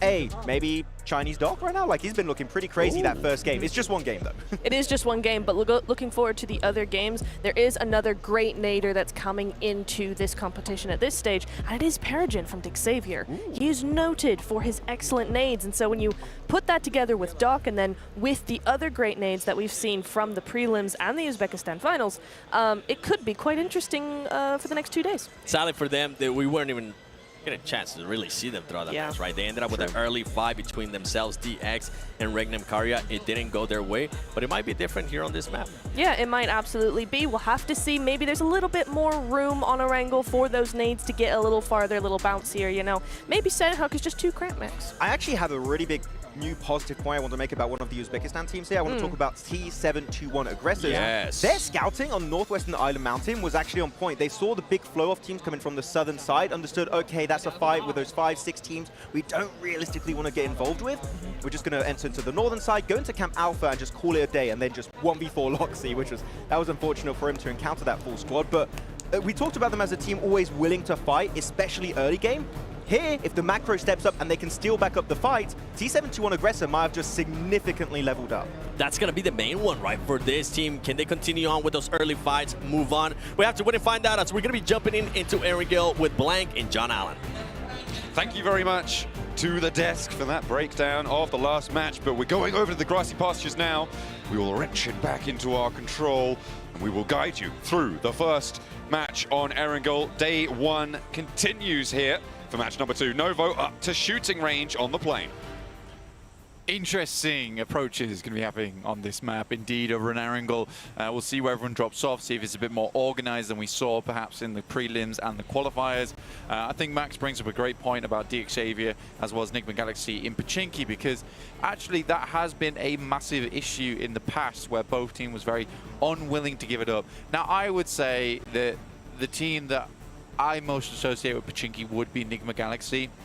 So I think that it is reasonable for DXavier to try something different. I don't think they'll have too terrible of a time playing from school apartments.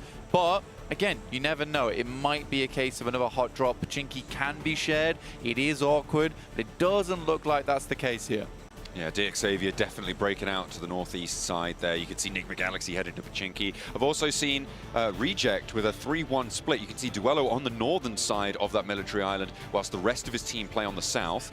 Ake Cyber quite close to the 721 aggressors on their breakout west. Could be fighting over a few vehicles, but they do want to extricate themselves from one another. I'm also looking at R8 and LGD blank on the northern side. Yeah, both going in a similar direction here. I mean, it is a case of you could play North George and South George, but both teams dropping out early, try and get vehicles. Pretty typical play there from Duello as well as Rejects, waiting for the circle to pop. At least they have an outpost over towards Lighthouse on that western side and can play that one through. And 3 vehicle spawns down towards that north side of Sosnovka. Really easy way to get your game going at the start there, whilst also having Duello on a long parachute drop as well, scouting as much as possible from the air. Hellion managing to snaffle a vehicle away from underneath LGD's nose and bring it back over towards the sunken city, towards those ruins. I don't think LGD are looking to hunt super hard, but instead going to divert up towards that Everest position, maybe move over, get some loot on the west side, because they have yet to really confirm their drop spot, and they do not have the loot to be going on, so they'll have to figure out where they want to go. Yeah, for LGD, weird one right now, because understanding where they want to play next is a bit odd. I think they should know from watching the prelims that GOAT likes to play Gatka. Playing south side of Everest is not amazing. They could head all the way down towards Primos if they wanted, but you'd expect them to have moved much earlier, so now Hospital's potentially an option. Yeah, right now, very, very strange. Regiosio, currently in a buggy. Ooh, very close to Imron from Ake Cyber. Okay, luckily the spray down from the Micro Uzi doesn't fully connect there, and the double barrel doesn't quite have the quick swap to find Reiji on the way out, but maybe Force can find something. Hops to the back seat of the buggy, but loses momentum and allows Reiji out of there with but a scratch. Yeah, head back straight back down to Ferry Pier. I mean, honestly, on this circle, I think for Rejects, just playing Ferry Pier and then making the move later on is a far better idea for them. But at least they get some scouting done. They know there should be a team on their north. Yeah, Ake Cyber going for a bit more of a split drop around Quarry at the moment. But 4 vehicles available for Reject. They've got all the mobility that they might need going into the future portions of this game. Very central on the circle here, so teams like Enigma Galaxy and Pachinki, which is an awesome starting point for any team who wants to move exactly where they'd like to go. Also DXavier over towards Apartments, and Regnum Karya actually in Rozhok on their north side. Regnum Karya, I was a little bit disappointed with that last game. They didn't go through, but it wasn't disappointed with the engagement that they took. That was not an easy fight. 2 very experienced teams going up against one another. There were mind games upon mind games, and clean shots traded either way. Loxy does win it out in the end, but leaves him as a solo. I think that he plays Campal for expecting it to stay there, in which case the team is not likely to continue scouting down towards that south side, not as profitable as holding the north, keeping teams away from that longhouse. Just look at the draw, really, on the circle pop going down towards the south. If it had been more than just Loxy, I think they might have just been able to hold that as well, so could have been a different story. But that is how Sandhawk goes. Things get messy. 4MV on the south side, on Sosnovka military base C block right now, looking to get on the road. You can see plenty of ammo for Reefers. Has got the SK-12 in the back pocket. 4MV Opting for a Mini 14 player as well in top, so expect some range tap-tap on your screens shortly. Upgrading Yasnaya. I think for Upgrade, they have some real fan presence here, honestly, which is very nice to see. They were fantastic over towards the prelims, but now you're on the big stage, the main event, and it's a question of how that affects you, because a lot of the teams in the prelims were, I wouldn't call them amateur teams, but definitely not experienced in these international waters, right, where you're playing against some of the best squads in the world as well. We've kind of thrust them into the flames a little bit. So it might take a couple of games for Upgrade to really find their footing here. But they certainly were playing like some of these top squads in their matches yesterday. So I'd like to see some kind of that same firepower coming through to today. Xavier. Now, this is a team that has gone through multiple iterations of, man, what is this team doing? Man, this team is lucky. So now, man, this team is really damn good. They've had some strange iterations in the past, but I think right now it's very clear that Xavier is one of the best teams in the world, 100%. Rematch. Spots the player, has to hop into the vehicle to try and get the angle. Oh, it's nasty. Just a couple of feet further and he would have been able to get the spot, but now they've allowed him out and they will not have the angles to take the challenge. No rematch this time. I mean, they have forced them out, though, from this position, which is pretty damn good. So for Xavier, pushed away. I don't think they're too unhappy with this. Recoalescing over towards apartments, a little bit more central for them as well. So apartments currently with only one team inside of it. It can hold more than that, and we have seen that in the past. Generally, at this stage in the game, though, I don't expect too many teams to be fully sending on in there. I think it's much more likely they wait until at least stage 2, if it goes that way, to be pushing in towards that. But certainly can have more than 4 players on the inside. On the west coast, LGD did manage to get a little bit of loot on board, and they will be heading on up the west side, pushing in over those Gatka fields or around that Everest location, depending on which turn they take. But they'll try and keep that 3rd place under control for now. They got 13 points in the last game. Actually, I think they got 12 points in the last game. And this game have managed to find an elimination over towards Akicyber. Yeah, for LGD, I would quite like them to continue doing well into the main event. Very excited to see what PL team has on offer. Here is that replay from earlier. Thank you, production. We appreciate you. And Ling does pick up that final blow. Most teams starting to get a little bit more crunched in now. For Enigma Galaxy, they have an outpost in Snowix up towards that north side.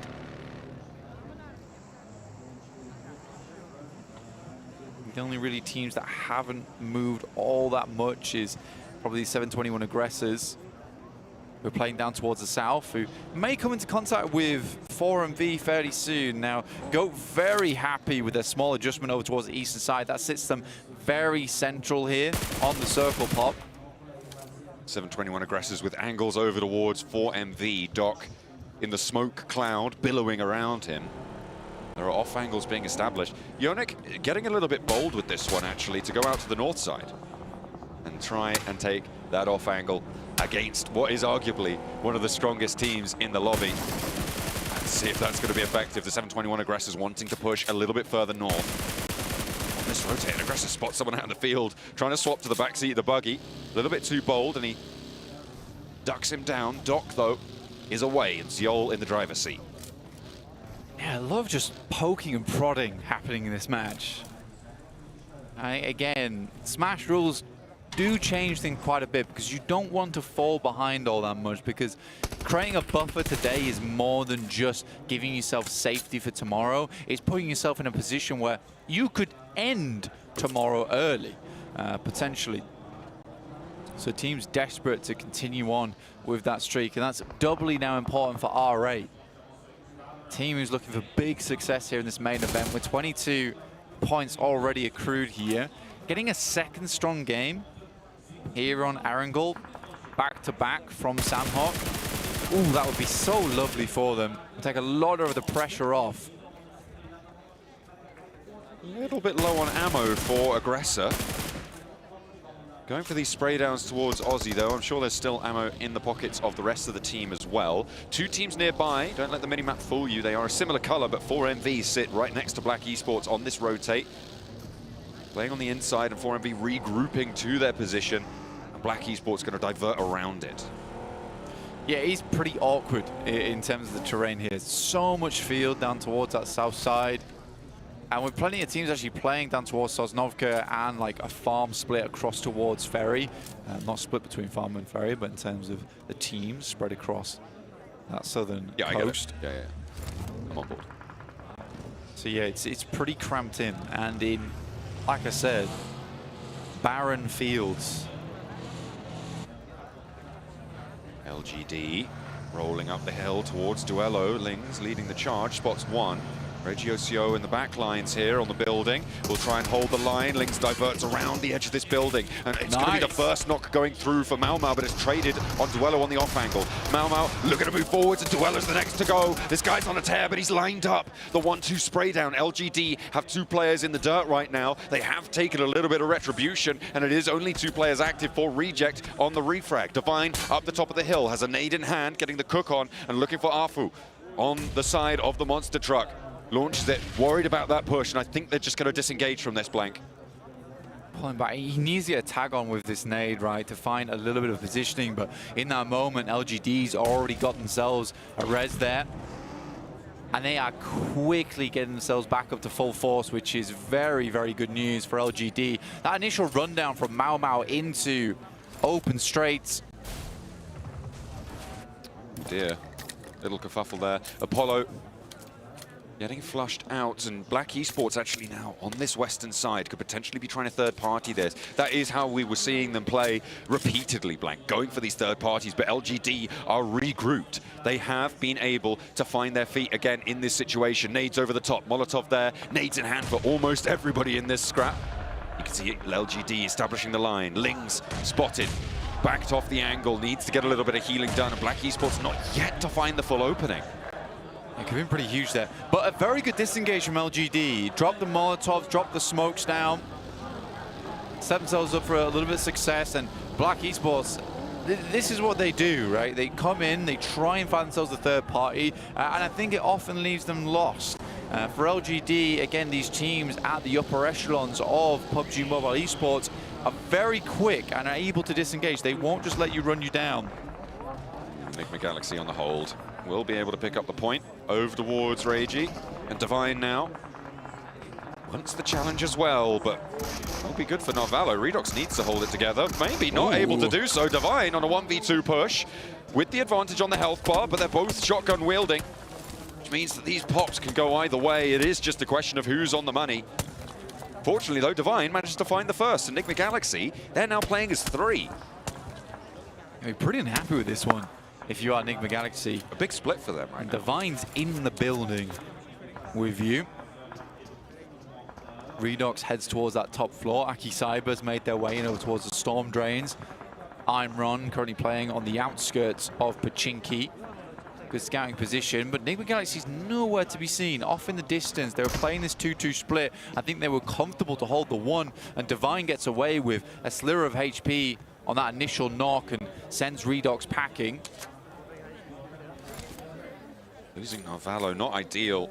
Their 2-2 split that they're holding is really wide right now, and Aki Cyber sit right in the middle of it, so no chance of assistance at this stage. I wouldn't be necessarily too displeased if Aki Cyber decided to try and push into this, but 2 solos, is it really worth displacing yourself from that sort of border position? Maybe not, but you would allow another team to do the same, pushing on into the settlement. Pachinki is getting a little bit more focus as the circle closes and closes. The next zone will fall, but it is out to the northwest side. This is good for GOAT quality, and the team's out that northwest edge. That's Black Esports, that's Hellions. Yeah, very rough shift on the circle. Very hard shift, in fact, over towards that northwest side. I think teams might be quite pleased about this one, though, because it cuts out practically all of the field that was in this previous circle down towards the south side and off towards the east. Influence Rage with a very snappy rotate. Wow, the Enigma Galaxy really did suffer. Just trying to get Divine out of the building. DXavier actually pushed into the southeast corner on this regroup rather from Enigma Galaxy towards that northwest side. So they're playing as three together. DXavier are on the in now on this southeast corner. 721 aggressors losing players as they try and make that entry towards Pochinki, but they're going to have to fight through the town as well. Butcher over the storm drain, a little hop, skip, and a jump into the suburbs there. Parajin wants to try and line up the shots over towards Yonik, but not going to be able to get the angle just yet. Upgrade taking a knock there. I think for DXavier, this is a very cool position because usually you'd want to see yourself sat further off towards that western side, especially in Pochinki, but it's so aggressive from DXavier because I think they're almost certain that there should be Enigma Galaxy trying to hold further over towards that western side, which they were for quite some time, and no other team's going to challenge them on this eastern edge. So they're getting a lot of value from all those teams that are trying to circumvent themselves away from the south side and up to the east and get themselves on those outer buildings, but DXavier is having absolutely none of it, and they've got the mechanical skill to make that happen. So I am very much liking this current spot. Now Nepex is going to attempt to make their egress towards Pochinki, but I do think DXavier once again will be the ones to shut them down. We'll see how well that goes. In the meantime, on the southwest corner, Nongshim Red Force coming up against LGD. Binny goes very, very low. Not down just yet. The vehicle's already out, but there's the spray that they were looking for. Lings links up with the sight lines he needs, and the flush goes through as well. Did that go to Reefus? I think 4MV may have been able to spray that one down. No, it was going to be an LGD point there. Nade over the top towards Doc from Nongshim Red Force. A second one as well. That's from Reefus up the top of the hill. 4MV, LGD trading blows, but not with each other. All down towards Nongshim Red Force. It is just Reefus, by the way, on this western split, extracting value out of this third party as much as possible. But LGD, yeah, already a really good start to the main event for them. I think you're fairly pleased with them at the moment if you're a PEL fan. Again, the PEL team's always very slow to start here, but right now they have come in swinging. Look at this regroup from 4MV. They know this fight is about to pop off and it's drying up in terms of Nongshim Red Force. There's only one player left, so now's the opportunity to try and challenge LGD whilst they're already on an engagement. Mao Mao here pushing up to try and suppress that rotation. Xian goes low. Tizzy, though, is felled fully. So now it's a 4v3 as 4MV have placed 3 players out this way. Top is still at the backlines, but remember, he's got that Mini 14 he picked up earlier, so can engage from range and give assistance where it's needed. Yeah, I think U4MV Reefus plays a blinder by moving over towards this fight early on, just as an outpost. He knows the fight's not fully completed yet, but he places himself on the high ground.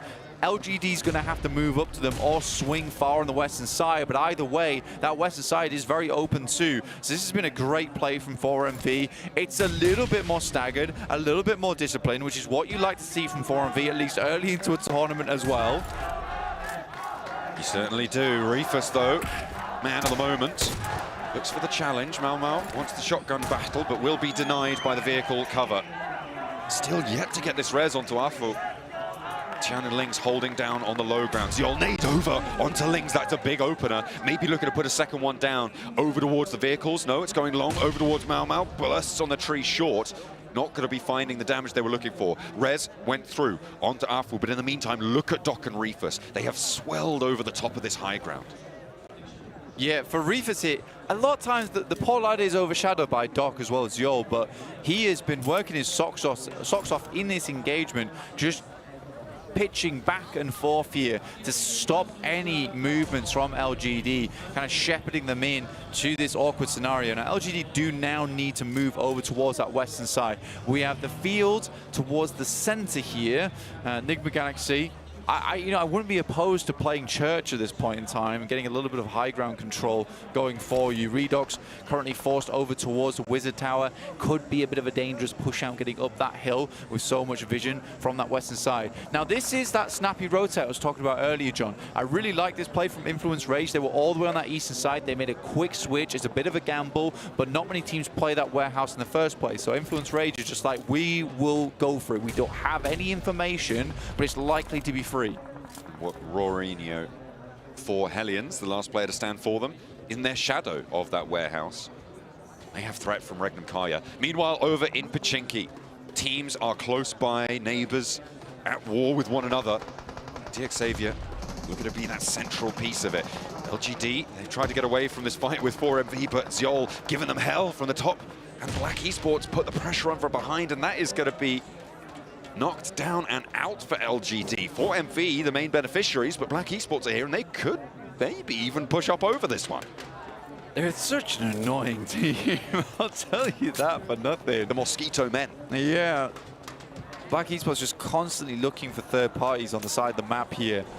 Not really trying to make anything happen of their own, and I think that's the difficulty that Black Esports falls into a lot of times, is that they need opportunities to capitalize on, otherwise they fall short over and over again. Nepex moving over towards this western side, but already Domain and Precious are down. Go even taking shots from Black Esports. Good step up from Doc, will find the first, just Rex alive now. You're going to send a nade at Doc? I don't think so, mate. Rex here, looking to try and challenge the best. But is actually top to land it, dunk straight down. And Rex dethroned from the high ground here. However, here comes Black Esports. They hear fighting. They want a piece of it. Septimus, though, immediately backs off once they count that elimination feed. And they will have no more part of it. It's so frustrating. They're so thirsty for third parties. It's unreal. I get major FOMO on these fights. But I mean, fair enough. That's the way you want to play things out. That's the way you want to play things out. It's not a terrible maneuver. The only thing I worry about is that when they, again, like I said, when they don't have those opportunities, they tend to lag behind in these games. And they require other teams to sort of make that space for them. Right here, he's upgrade straight down with two players knocked out as DX Xavier. Do not let 1 foot get in the doorway. DX Xavier so clean cut on these fights, Blank. They are just in control. Whenever we see them popping up, it seems like they've got something to say. It was only Regnum Kaya last game who were able to go toe-to-toe, and that is one powerful way to play. Goodness me. Okay, finally, Black Esports wants it. And 4MV, not going to be able to withstand. So, there you go. Black Esports, that wasn't a third party, Blank. They actually engaged that fight. Yeah, well, they made it hard for 4MV. Let's be frank, right? Anytime 4MV tried to do anything, Black Esports was like, hi, guys. You guys rotating? Any room? Any room for... You guys, can I come? Can we come along? Yeah. Oh, we go to Pachinki? Oh, yeah, we're coming. Yeah. Absolutely third wheel of a team. Big time. So, a little bit awkward, but they do take the fight to 4MV. It took a little bit more than I expected it to, but again, it is 4MV, so I forgive Black Esports for losing a couple of players. Last player there from Upgrade, Ruzen will go down. Here was the replay. Good initial spray from Zyol. I mean, goddamn. Wait, was it Septimus on a... No, okay, Symphony was there, but they were able to get those knocks. A couple of even trades, and the fact that all 4 of Black Esports survived that is kind of nuts, though. This is huge, by the way, because like I said earlier on, for R8, if they can put another big game up right now, that sits them so incredibly safe here in the PMGO to start things off with. However, that's 2 knocks all down already. This is where Marth cannot afford to have another big whiff like last game. Ooh, and but it's that just is the nade that you were looking for with the help of Ida. All right, keep 4 players alive. DX Xavier not in a position to immediately go over this one, but maybe Influence are going to swarm over this. You can see them rotating in. They're moving fast, Blank. They want the fight. 2 players are up. No, sorry, 3 players are up. And actually a beautiful hold-off and a third-party pick-off goes through from GOAT Quality on across the way. Marth holding his nerve, and R8 may be able to get all 4 alive. Influence in the meantime, they're into the church. Law goes down. R8 surviving this is insane. Yeah, it's unexpected. And honestly, a great play from Influence Rage. Being able to backfill on this fight is awesome. But GOAT were taking shots earlier on, so they got caught up in the treads of other teams' tires as they moved into this one. Dear. Prestige goes down first. It's still looking rough. Little boy with a nade outwards, just half damage, but won't quite get that knock just yet. But it does soften them up. It felt like R8 should have been down and out a lot earlier than this one, but he's on the inside now, and Diego has to vault back into the building where R8 now hold. No, they've hopped out into their vehicle. Diego has got the shotgun around the windowsill. Will be good for 1 and 2. Line them up, knock them down. Influence Rage, roll on in. Diego, a crazy clutch there from him. 6 eliminations so far. But for Influence Rage, both of their snappy rotates that they've made this game, very, very fun to watch. And I think overall for Influence Rage, they should be very, very happy with themselves this game. It was 2 very heads-up rotations. First one was little to no information, but assumption work. The second there was quick thinking on the fly. Circle moves horribly down towards the south, and Black Esports, you know what? They have a great chance now, actually, at a chicken dinner. They absolutely do. I mean, they have 5 elims right now, paling in comparison to DXavia's 10. We'll see if DXavia can clean out more. They've got 3 players for Enigma Galaxy to get through, 2 from Influence Rage, and across the way on GOAT Quality, there's 3 more who will be taking shots on the open ground, but they have to move as well. Look at GOAT Quality's rotate. Is Influence Rage, yeah, they're just going to get lit up here. The points may be going over to Enigma Galaxy, but Little Boy has an answer over towards the rooftop spot. However, it leaves Influence Rage on 1. Black Esports being rolled on in towards by GOAT Quality, who have 2 players alive. It is just Septimus against FPS. way. Symphony, no, he's up as well. Gets the heal. Auto shotty for 1. Bernati into the smoke, looks for the heal, and Symphony the last to stand across the way. Blank, no matter what happens, this position is severely diminished. A big nade on into the smoke, forces this fight out wide, around the edge of it, ducks down behind the buggy, but it's a sliver of HP. The spray down is good, and GOAT Quality dismount Black Esports, but just in time for DXavia to play into 2 now, instead of 4 across the field. I mean, Black Esports had all the time in the world to deal with that one. For DXavia, though, what I will say is that that was a very cool... No! Off the backboard. Oh, and another! Oh, dear. It's Enigma Galaxy spoiling the day for DXavia, but they've still got to leave their building, and Snowix is down. Bounced him on the 3-pointer. Paragin needs to get away, but Enigma Galaxy's done more than enough there. Here's a spray down from Paragin, half HP. There needs to be a response. Now's not the time to have the nade out, Ralph. Oh, but it might have been what he needed. Will go down, sure, but there's a res possible across the field. And through all of this, GOAT Quality with a swift rotate down the western flank, roll over Black Esports as everybody in Pachinki melts under each other's pressure. With all the teams that Black Esports was able to loot through on their way to that position, they had a ton of utility on them, which means that all that has now just been saddled in between those 2 players of GOAT. They're looking very good for an end game, especially over here in the fields. The big advantage here for Enigma Galaxy is the 3 players that they have on board. They can start to move up. This tiny little ditch here is the big killer for Enigma Galaxy. It's going to be hard for them to deal with this one. Luckily, there is that loot crate that they can play off the back of. The container as well, out in that field, you can see on our perspective on the main feed.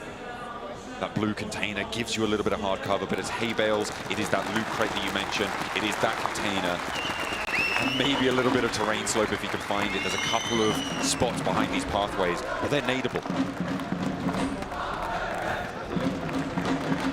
Saying earlier, they really like DXavia's play where instead of looking over towards Church, they would look directly over towards Enigma Galaxy and try and take shots to them because they knew that they'd be the big issue. See right now, Enigma Galaxy, some players are struggling on util. They have sent Snowix out wide though. He's got 4 nades on hand. Might want to pass one over towards Ralph. 6 now, putting all their grenades in one basket. Ralph with the blue zone at his back is forced to stand up, and that is just so much exposure.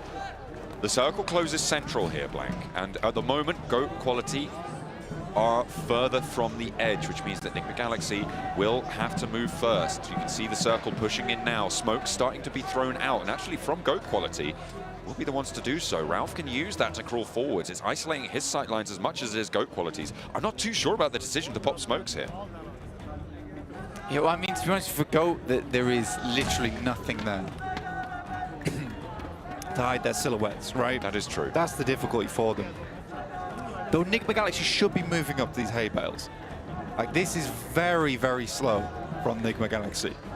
The issue is grenades, right? As soon as you're behind that hay bale, you're getting naded out as soon as they know you're there. And there's no real way that you can stop that from happening. So playing out the open can sometimes be a little bit more beneficial.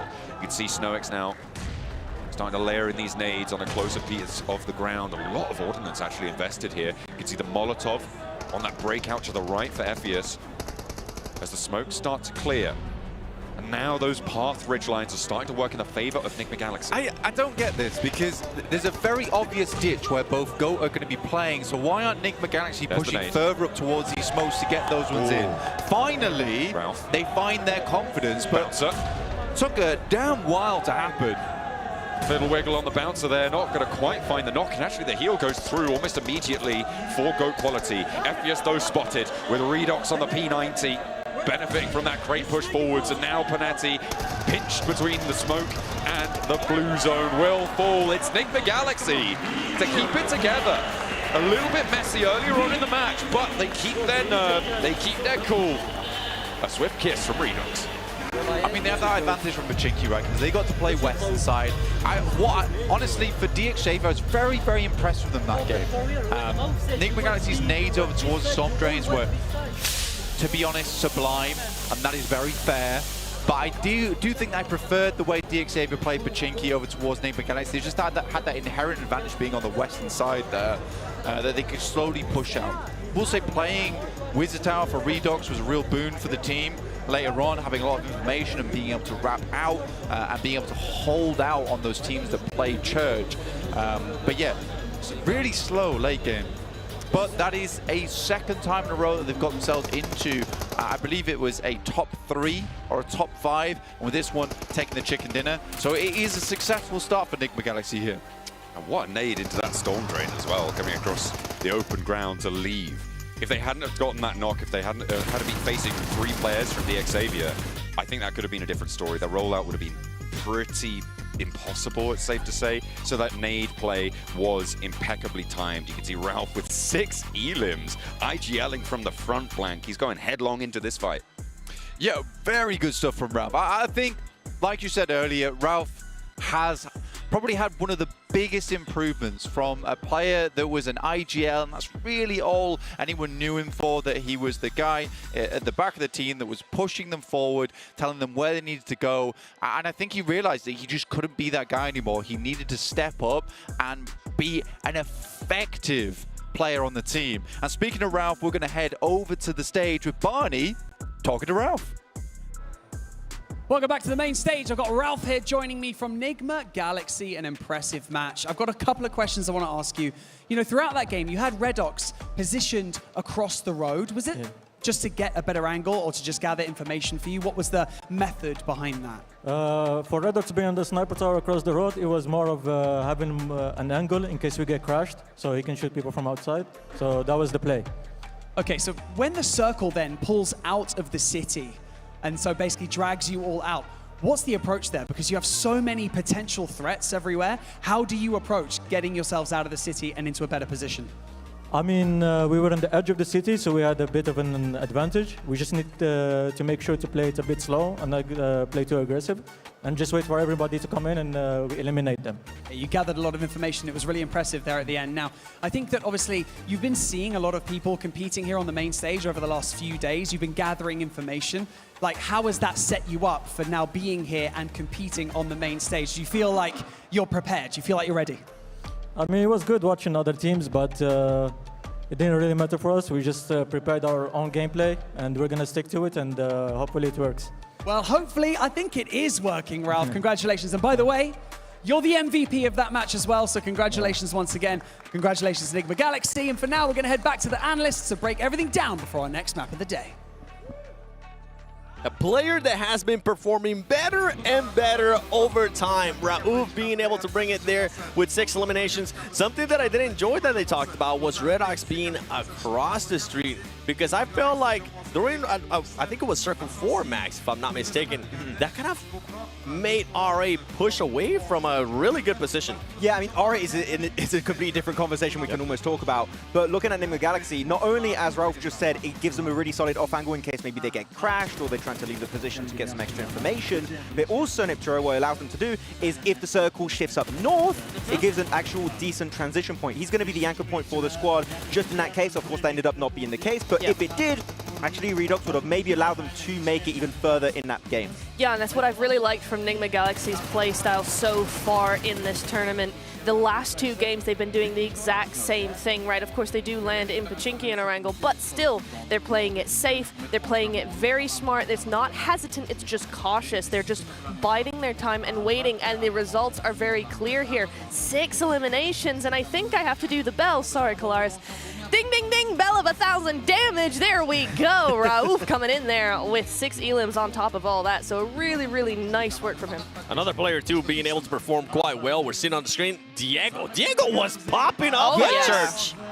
Versus R8, actually. Yeah. Again, I talk about R8 later. I got a segment, don't worry. We will be chatting about R8. Discussing. But actually, Influence Rage, able to see that that fight of Regnum versus R8 is happening, but it's happening outside the building. So what do? Send it in the building, have natural terrain advantage off the back of that, and just force them in a bottleneck situation, allowing them to get so many DPS 1v1v1s all over the place as you go through the highlights. And actually, the team was quite interesting this game, Nitra. LGD just applying pressure pretty much from minute 1. Yeah, I really liked how they played that. Once they had a little bit of control, they really ran with it. They took off and made teams go away, right? They really held their ground very well. Shoot, away with you. I mean, that's a really nice one, allowing them to just get up and over. But yeah, it was really, really nice from them. 4MV had a hard time against them. I believe Rejects as well didn't fare too well with them as well. Nongshim also falling victim. So a really, really nice control that they were able to effect in the last south side. Look at Diego, man. The move. He's so good. He's cracked. Yeah. Right in that fight in the church So nice. area. Unfortunately, we did see that the circle moving away from them. Influence Rage could not capitalize on that transition anymore. But looking at this finish, a little bit annoyed that so many nades. Okay, extremely annoyed and angry. But so many nades were wasted by Nigma Galaxy. I mean, we'll be able to see it in this highlights. They try and wrap up the game. They get way closer. There's even smokes to create a little bit of a line of defense, even though technically you could still get shot, but the smokes are kind of hiding that position away. And yet they still throw nades in the smokes just without any information, wasting their utility. And we talk about it so many times, Seven, on every show, how utility is so important in these finishing moments. And yet Nigma, if they maybe use them a little bit even too earlier than that, maybe they have no more nades, and then they just can't quite wrap up the match. Yeah, I kind of have to agree with you here. I loved how they played all of the game, except after those initial knocks onto Dick Xavier. I think they slowed right down, and that wasn't entirely the way to play it. Maybe just because it's the second game, we'll see. But for me, I would have loved to see them just pick up that pace a little bit more and continue it. Yeah, it seems a bit slow there out of that team. But as we're looking here at the match rankings, they do end up with 20 points. Good for them. Influence Rage, as we were talking about earlier, that's crazy. Diego ended up getting 6 out of their 7 eliminations. And LGD, 8 eliminations for this team. Yeah, I mean, no placement points just yet. Okay, that will be coming in eventually. But we talked about how annoying they are. They're extremely efficient at making space for themselves on the edge of the circle, right? We saw it especially early game. They encountered a Reject. They encountered also another team, I think, after that. So they're very, very prepared for these fights, especially the Mau nades. Pretty damn crazy when you do really start to pay attention to that individual player. Going on to the second page, though, a few teams going to be a bit lower.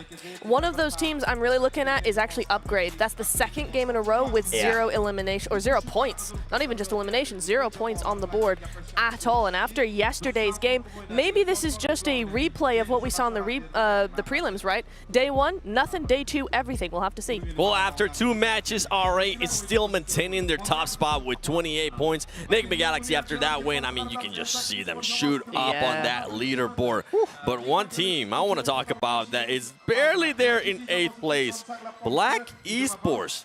My goodness, I think Blank put it best, or maybe Wade did when we were watching it. That is one annoying team, but congratulations. It was such a pain looking at them play because they are LGD and 4MB are fighting. They see the fight like, we're going to third party. Oh wait, they regen. We're going to come back, but we'll come back later. And now, oh, you weaken once more. We re-engage and we claim the high ground position.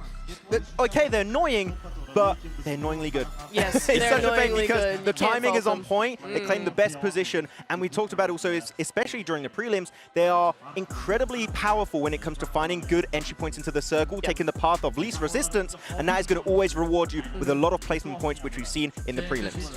What I really like from them as well is that you're actually able, or rather, they didn't just third party, they waited for that opportunity. They saw that the fight between LGD and 4MV was taking far too long. They were just like, oh my god, I'm so bored, get it over already. Actually, let's help out. And they went for it. They saw that that was weakening, that fight there was weakening, and they took advantage of it right away. Yeah, you saw that at the end of the fight too. 4MV were just not ready to take that fight anymore. Like, not in terms of how many players were alive, they still had, I think, 3 players at that point, but they just had enough resources to maybe take a few shots, and after that, it was just not going to go the entire way. Well, I mean, we'll have to wait and see how these teams are going to be reacting. One thing that I do know is that BYD is the #1 NEV producer in the world. As part of the PUBG Mobile Global Open, BYD is proud to be the event sponsor. Learn more about BYD models and flexible financing at the booth during the event, or check them out on the internet, bydauto.com. One thing, I mean, for all the 4MV fans, everybody that's been hyping them up, I know they're currently on the second page. Relax. It's okay. Max, right? It's okay? I think it's fine. I don't want to check the comments on the Infinix device. I'm sure it's talking about me. No TikTok vertical stream for you. Guys, I'm not logging on today. There's no use to sending me a DM. Okay, all right. Well, the good thing is that we are going to be going to a break, so you know what? You'll get a chance to maybe take a look at those comments.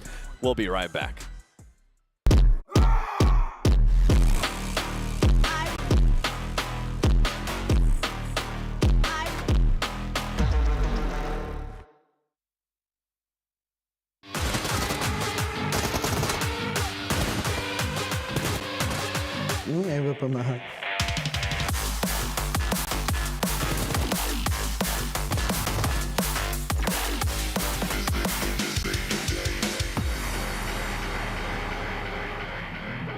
Mani o'yindagi nikim Rashirinyo, Helion Gaming jamoasi kapitaniman, sardoriman.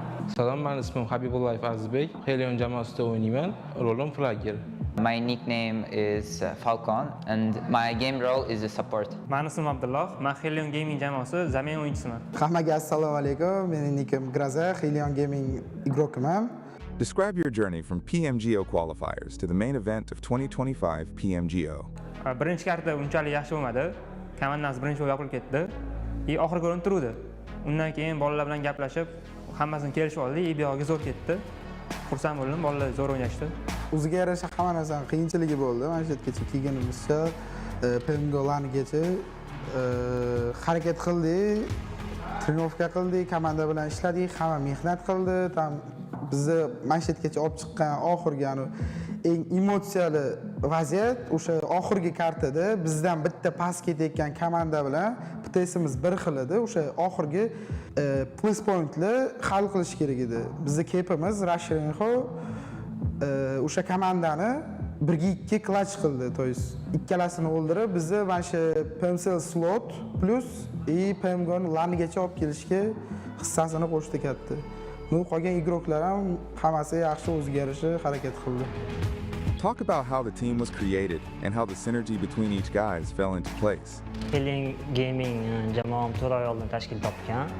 Jamoamda o'yinchilari juda ham yaxshi va opitli. Men jamoamga ishonganman. We work by ourselves and train also a four like a team, and our captain do support us, do his best, and just he's doing his best, just support us. And I think it is the main point for our communication, which we improve by these 4 months. I trust him at all. He have lots of experience, and he's, I think, one of the best captain in Uzbekistan. At which moment during the qualifier matches did you guys realize you can come #1? Uchinchi kartada birinchi o'rinni olishdi. Normalniy yaxshi kelib qo'yishdi. O'shandan keyin men o'sha komandaga ishondim. Birinchi o'rinni berib qo'ymasligiga. Ikkinchi kartada men xato qildim. Komandani yopilishiga sababchi bo'ldim. Lekin komanda tilka kirmay, siqilmay, to есть menga yordam berib, iplimiz shu qolgan 3 ta karta, 4 ta karta birga chiqamiz deb yordam berib, mana shu yerda men bildim, уже to'g'ri olamiz, xudo xolasa. Komanda hammamiz harakat qildik, bir jamoa bo'lib, to есть уже bilgandik mana shu vaqt. Birinchi karta bizda uncha o'yin o'xshamadi. Deraga jamoasi ajoyib to'p oldi. Ikkinchi karta o'zimizga keldik, yaxshi killar bilan to'p ucha oldik. Deraga jamoasi yana to'p oldi. Uchinchi karta keyin o'zimizni yig'ishtirib olib, motivatsiya olib, to'p oldik. Oxirgi karta boshlanyapti. 11 pts raznica. Bu hech nima emas, point. O'ynaymiz, unaqa xato qilmasdan. Keyin Kiraga jamoasi, Crystal Gaming jamoasi appagani yo'qoldi. Shundan keyin bildik, o'sha chempionmiz. Which main event team are you most excited to play against? With 4MB, because they're, like I know, their captain Doc, I like his game. They play style, they fight, they do good. I think we have 2 days while prelims will go, and we just analyze the games of the prelims teams at all, and the main events also, because it's PNGC and the teams are in the high level. 4MV, Nigma Galaxy. O'sha ikkalasidan biz o'ynamaganmiz umuman. O'shanga ularga bo'lgan optimiz yo'q. Hatto nima qiladi, qaysi taymingda chiqadi. Qolganlari bilan SNG turnirlarda, hamma turnirda o'ynaganmiz, bilamiz. O'sha ikkita komanda birinchi marta o'ynayapmiz desa ham bo'ladi, landa. O'shanga ozgina hayajon bor, eplaymiz xudo xolasa. Bizlarni qo'llab-quvvatlanganingiz uchun rahmat. Qo'llab-quvvatlashda davom eting. Hammaga rahmat. Videoni ko'rganingiz uchun rahmat. Hammaga xayr. O'zbek sila. O'zbek sila.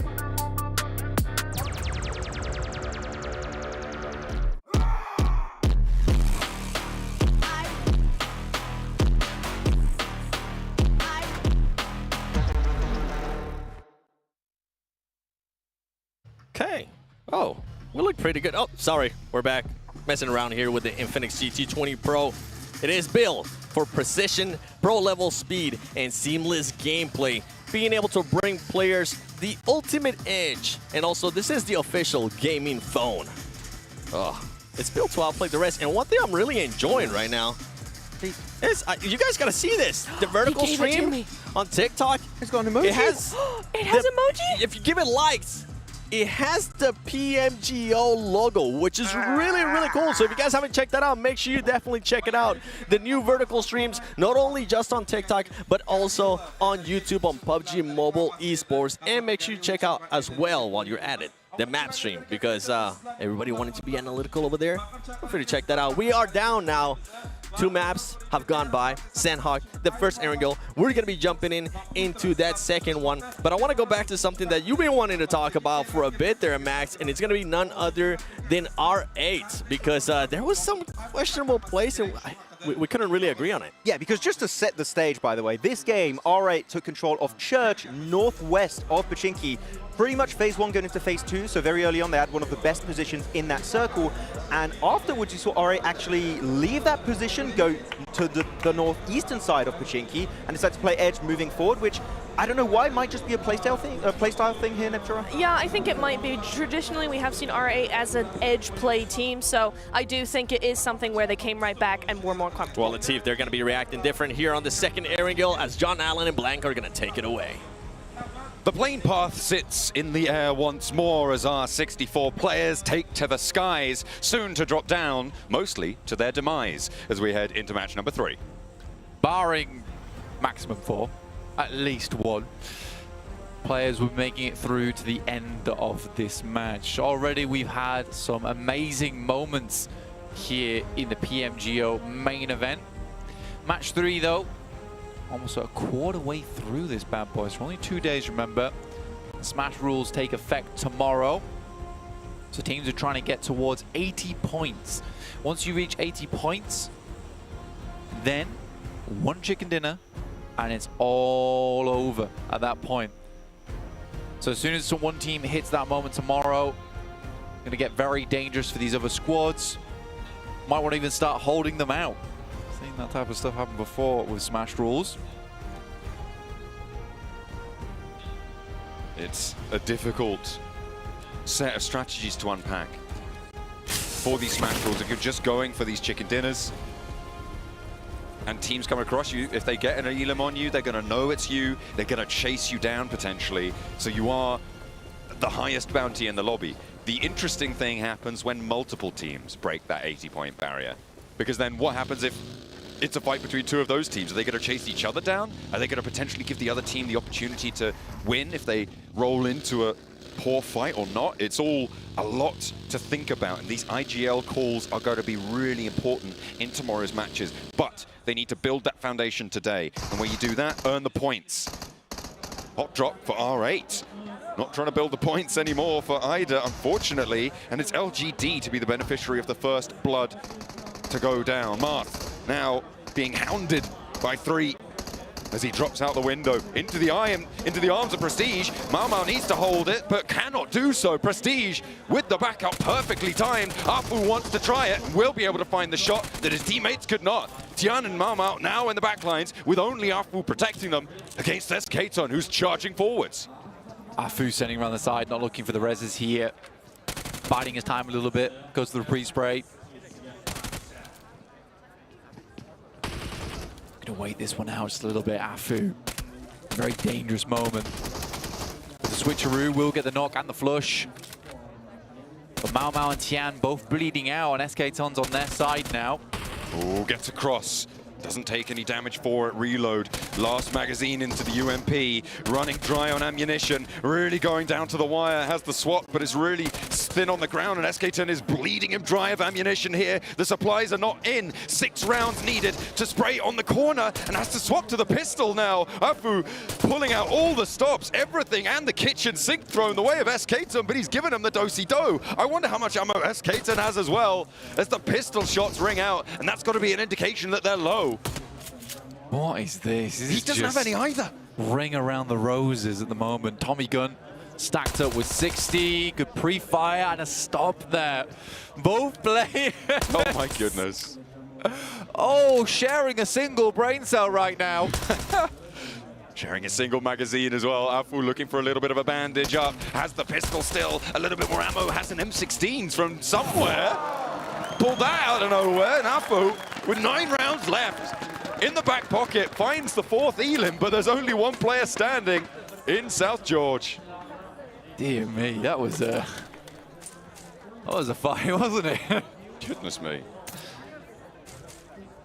I mean, for LGD, the critical mistake was Prestige jumping off the building and then turning into lemmings, following them off the top.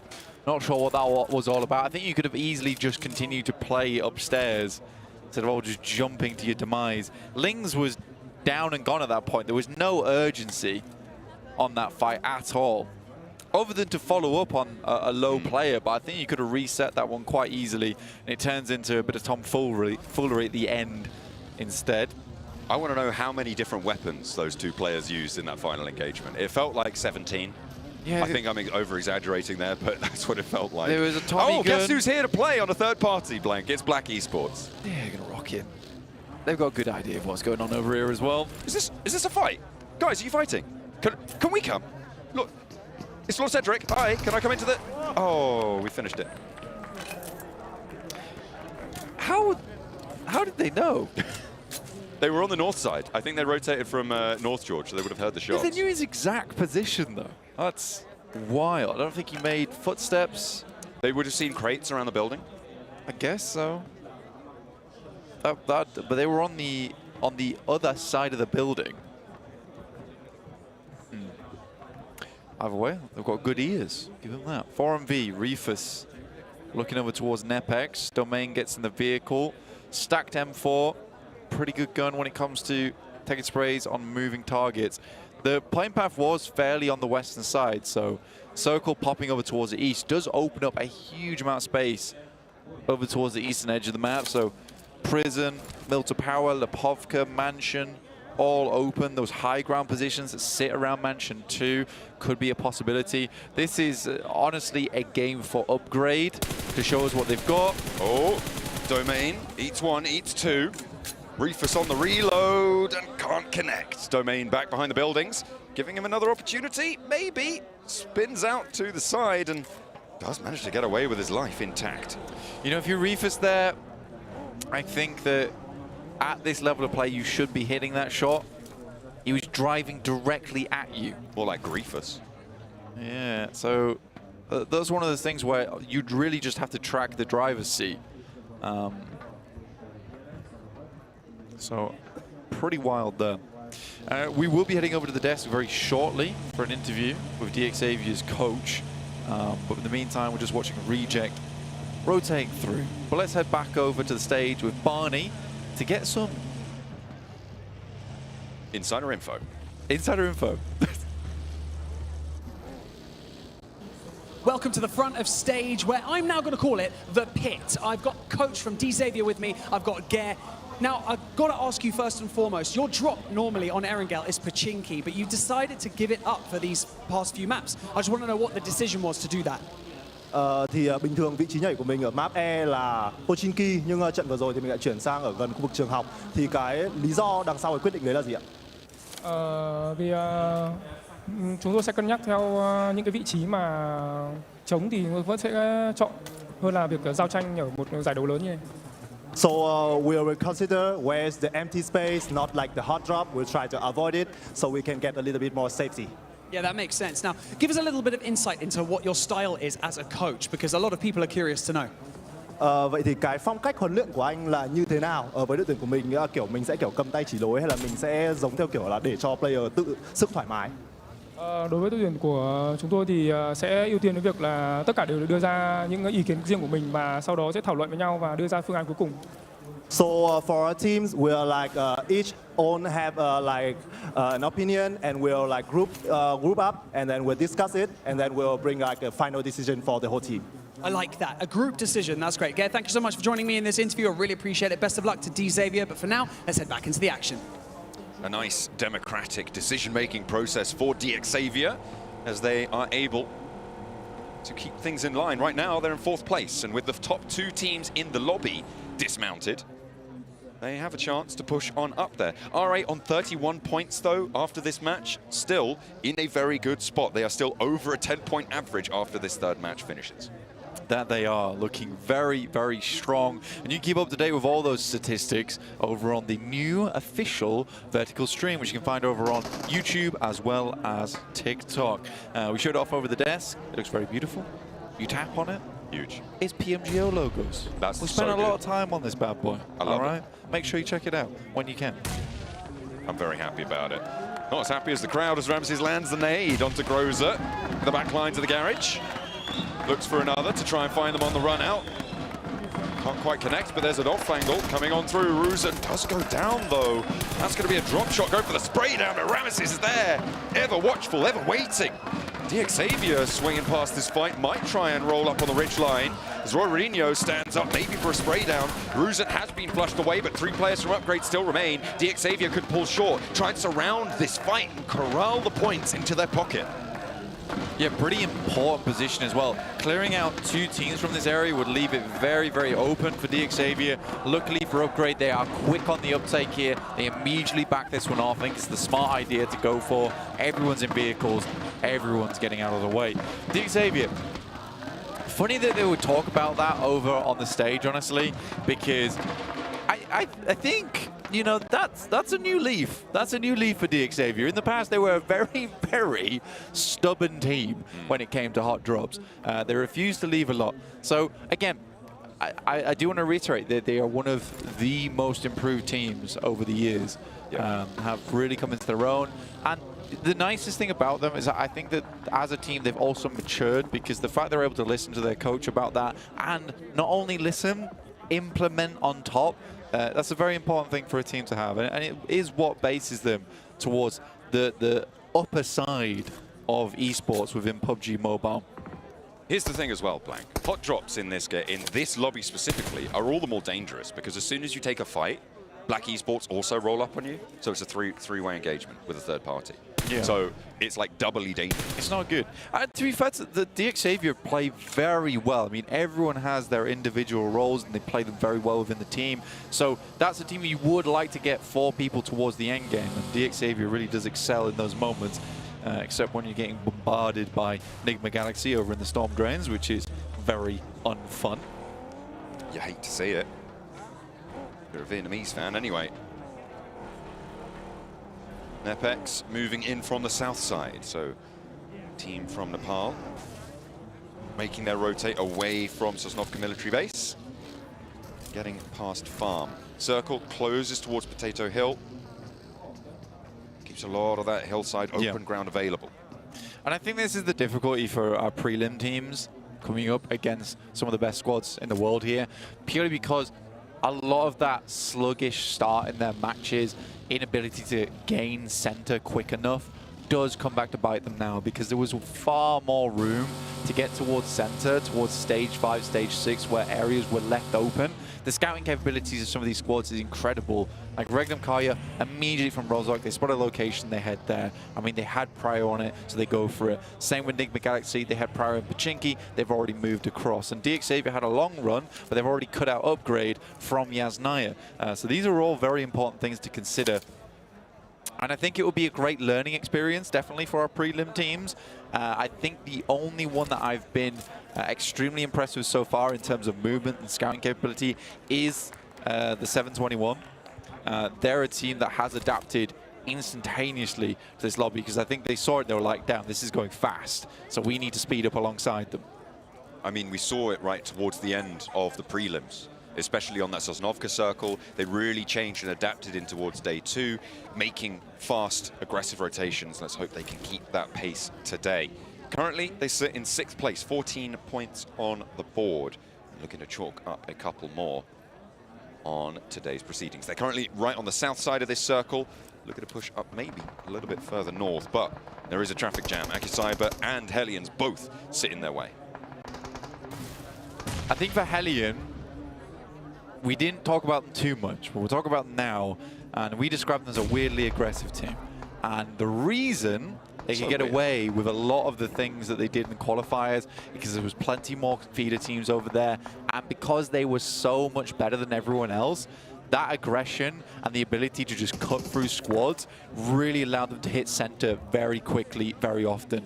Here it's a whole new playing field, and the barriers in front of them are no longer made of wet cardboard.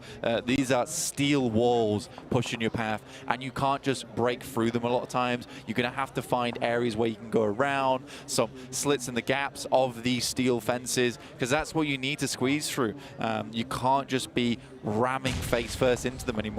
No, it's just not going to work in this sort of a forum. And not only that, but they haven't been able to jump these little skill, I say little, these smaller increments of skill when it comes to coming from the Uzbek finals into the prelims, into the finals that the other teams from the region have. They are, instead of jumping a skill gap, are trying to jump a skill canyon into this one. And right now, they're falling a bit flat on their face. Again, I was very worried when we had that interview with Barney where he asked them, and it was a very pertinent question as well, is that have you changed anything from watching these teams in the prelims? And they said, no, we're not going to change anything.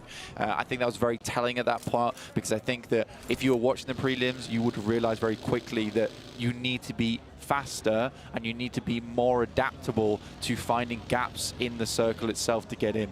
In the meantime, we do move further off towards that northeast side, which leaves Regnum Kaya in a very good spot on the map, actually. So we'll see what they can get done with this one. Reject continue to move across as well, down towards that south side. See what Enigma Galaxy can do. Currently the team that is highest up on the scoreboard, chasing towards those top spots. They would love to put a big game up on the board, keep those averages nice and high, topped up. Try and chase towards that 80-point boundary. Have to wait and see. DXavier as well. Just a little bit behind that.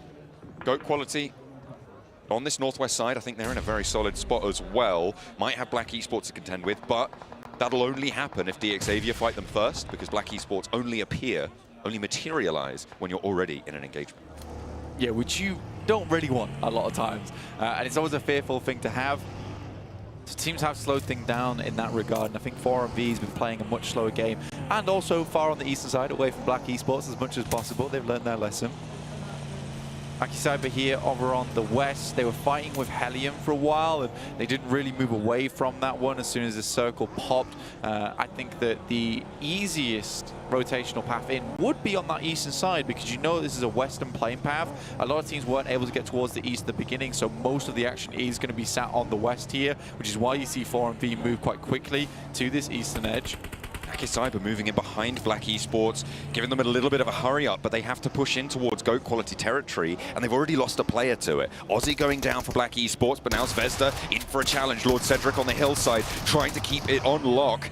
Imran going low, but not going down just yet. Symphony wants to try and back up his teammate in Septimus on the high ground. The roll down from Force misses. The second swing through from Admin doesn't hit either. And now Symphony's challenging Zvezda. Low HP on the low ground, but there is an answer. There comes the off angle. Third parties are starting to come into this fight as well, as that is Black Esports going down. A taste of their own medicine. Akisaiba, very well done. But honestly, I think the key factor in that fight was definitely Imran. In the meantime, 721 up against Nongshim Red Force. Doc C in a tricky spot right now. Spidey is knocked. Binny passing that information cross, and he will be flushed out. Doc drops down, and no response. Yonik and Butcher just sitting pretty on the inside, leaving Aggressor to the Wolves. And Doc is all too happy to chow down on that one. Lovely point, add to the tally. And now a nade being cooked. This could be dastardly. It could be devastating. A big bounce, and Yonik goes down, but Doc has an answer sent back his way. And now Butcher looking for this flush. Last player alive on the 721 Aggressors, and 4MV want the surround play. This is a perfect opportunity for 4MV to move in as well. They know it. If they can clear out 2 teams from this location on a third party, they've cleared out so much space for themselves on this southeast side. A fantastic showing from them. Nongshim Red Force do get 1 player over towards the northwest, who did back out of that one fairly quickly in XZY. But a pretty damn good game here potentially for Regnum Karya.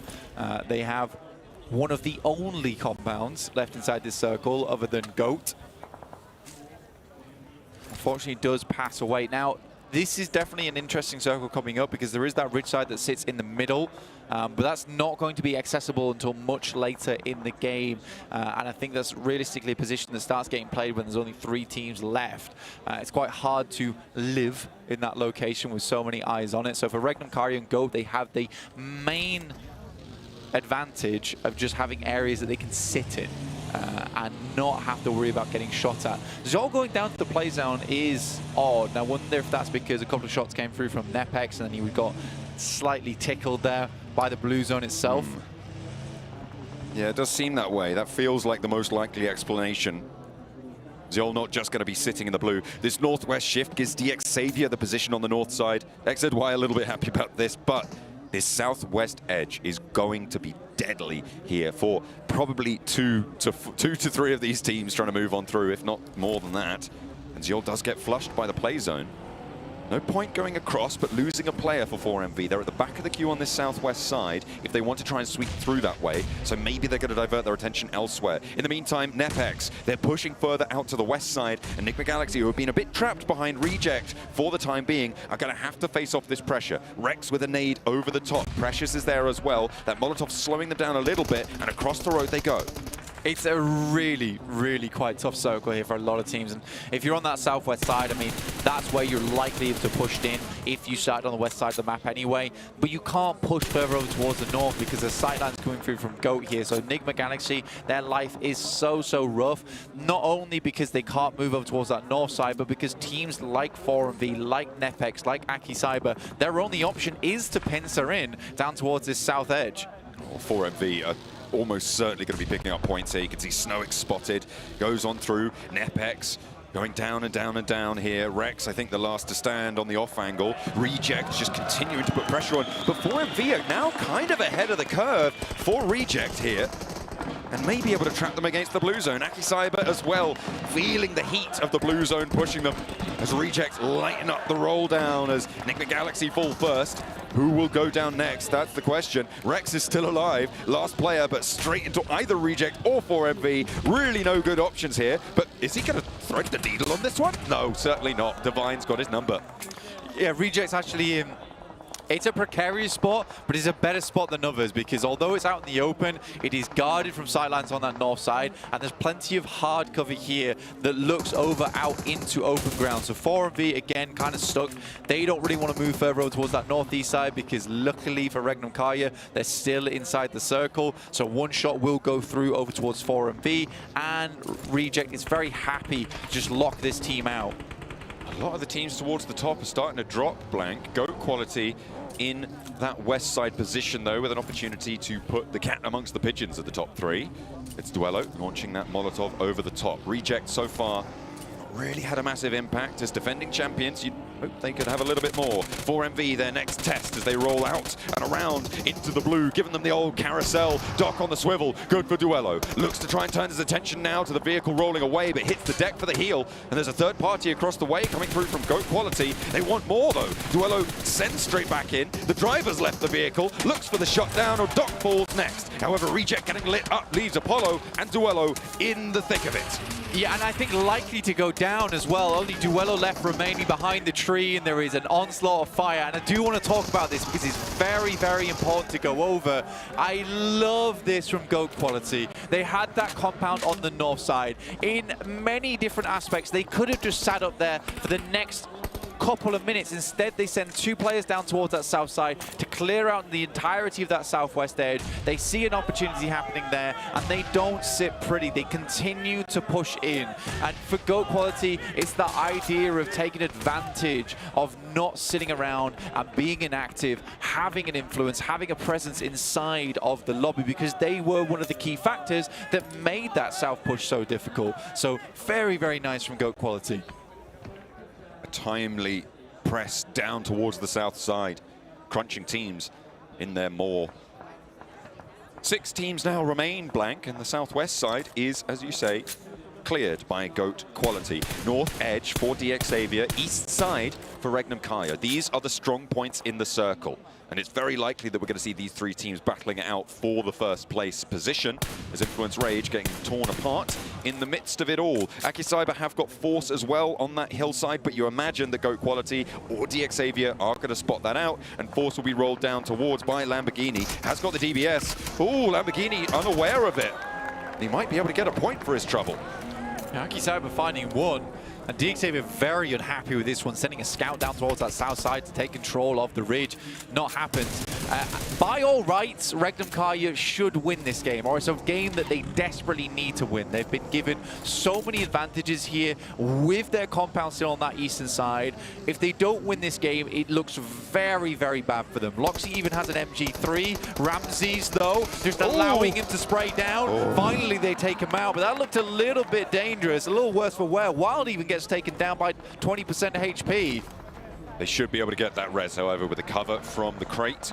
They will be able to survive just a moment longer, get those reses. You can see Silas wasting no time, getting position against GOAT Quality, who will have to run downhill as Akicyber does fall. And indeed it is these 3 teams facing off in the final circles. We're at stage 6, closing in on 7. And with 3 players remaining, DXavier have the numbers disadvantage. It's a good guess on the smoke as well, even tags him. I mean, Silas very much well known for incredibly long sprays with the M4. And making him work. Such an accurate player as well. He's super precise. FEs from GOAT on this western side. They're getting crunched in slightly, but not really anywhere else they can go. Nasty shot from Regnum Kaya. I don't know how they threaded that one over the rock and the vehicle.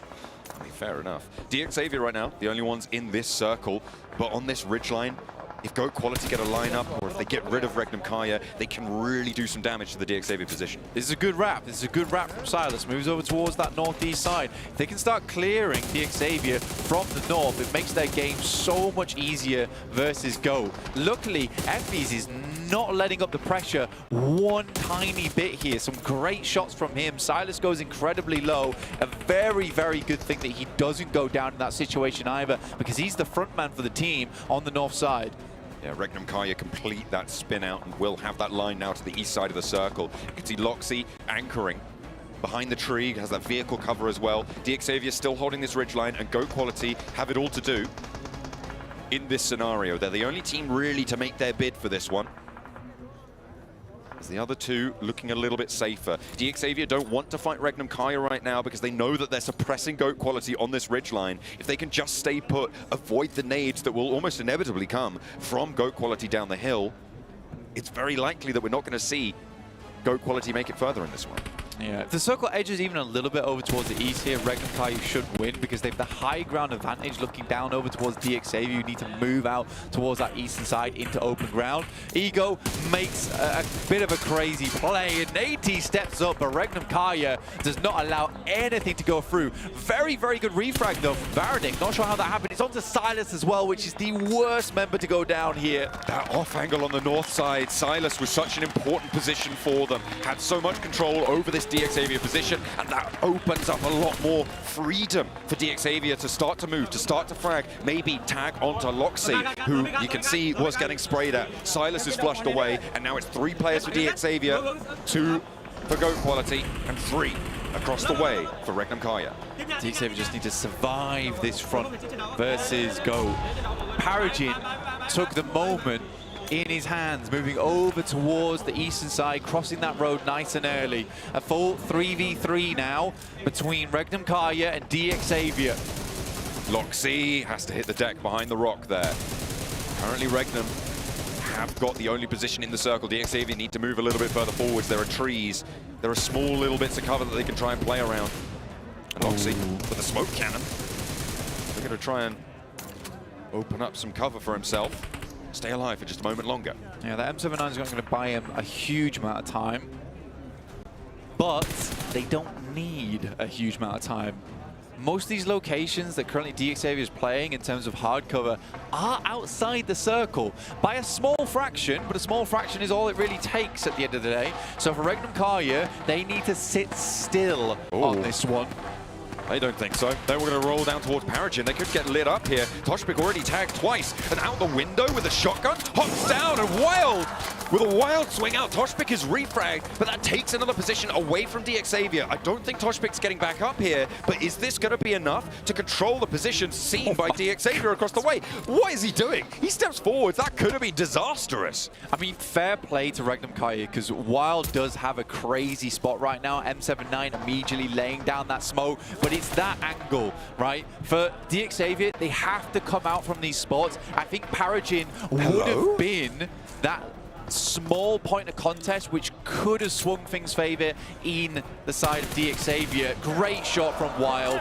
Now only one left to go in Nati. And again, it's a matter of time. Fantastically done. Regnum Kaya takes the chicken dinner. What a close out for Wild. It felt like he meant no resistance in those final moments, Blank. That sweep out, Toshpik, his chauffeur to the chicken dinner. And it felt like DXAvia was so confused by it, perplexed, they didn't have an answer. It was a really risky move, right? I think that they have the time to allow the circle to push those players in from the west, but I think even they realize that they don't want to leave it up to chance. If they can take a 2v1, technically that is a favorable fight for them over towards Paragin, and leaving Loxy behind means those two players can't peek too wide on the western side. So yeah, a really, really good play from Regnum Kaya, but that's bold. It requires confidence, and Regnum Kaya make it work. Absolutely. Beautiful stuff coming on through. As we take a look at these final moments, you can see in these moments, it was GOAT going down that gave Regnum Kaya a little bit more freedom to move, but we didn't expect them to move that much. I mean, we were talking about them maybe just trying to stay still, play that circle position, but no. Wild had other ideas. And I mean, this final spray downs are crazy. It was kind of strange that they allowed him to go out towards those crates as well. Well, honestly, they didn't really have any option. They'd already pushed down the smokes, and they had no information of where he was, if he was peeking, and they had to stick behind those rocks anyway because of Loxy's spot. It's just a very well set up endgame. It is also unfortunate for DXAvia that both those rocks were outside of the circle. I think I can see a player taking to the stage here, Blank. We may be having an interview in a moment with one of our victorious squads. Yeah, I was holding that back, but you know what? Yeah, it will be Silas, one of the greatest players of all time. Great guy as well, but absolutely great guy. Doing work for the team to call that one, I'm sure. Maybe Wild had a hand in it, but Silas was happy to serve as the IGL, as he always is. A long-standing face in PUBG Mobile. Let's head back to the stage with Barney and Silas. Welcome to the main stage. I've got Silas here from Regnum Kaya Esports. A couple of questions and I'll let you go because I know that you need to get back into the swing of things, but you held a compound really early on in that game and you kind of held it. and it was really important that you didn't kind of to expand too much. Have you been working on kind of slow rolling it a bit more and being more methodical with your approach? Oyunun başından itibaren alanları çok iyi sabit tuttunuz, kendinizde tuttunuz. Böyle yavaş oyun oynamakla ilgili daha önceden bir deneyiminiz var mı? Böyle stratejik ve taktiksel bir oyunla ilgili daha önce çalışmış mıydınız? Yani sadece şanslıydık. Yani alan attı. Alan atmasa da oynardık tabii ki ama şansımız yaver gitti. Win aldık. We were really lucky. The area was on us, so it's cool. And we did it. We were lucky. Silas, I didn't get a chance to talk to you in December at PMGC. Really close, obviously second place, that's got to hurt, but how have you made sure that you're going to bounce back stronger? What have you guys been working on between December and now? Aralık ayında sadece birkaç puanla kaybettiğiniz bir konu var. Oradan buraya nasıl bir sıçrama yaptınız? Motivasyonunuzu ve kendinizi nasıl buraya kadar getirdiniz ve şu an bu win'i aldınız? Yani çalışmalarımız aynı şekilde devam ediyor. Ne yaptıysak yani aynı şekilde yapmaya devam ediyoruz. Sadece daha fazla odaklandık, daha fazla hırslandık. Yani kaybetmemiz bu sene için bizi daha tehlikeli yaptı diyebilirim.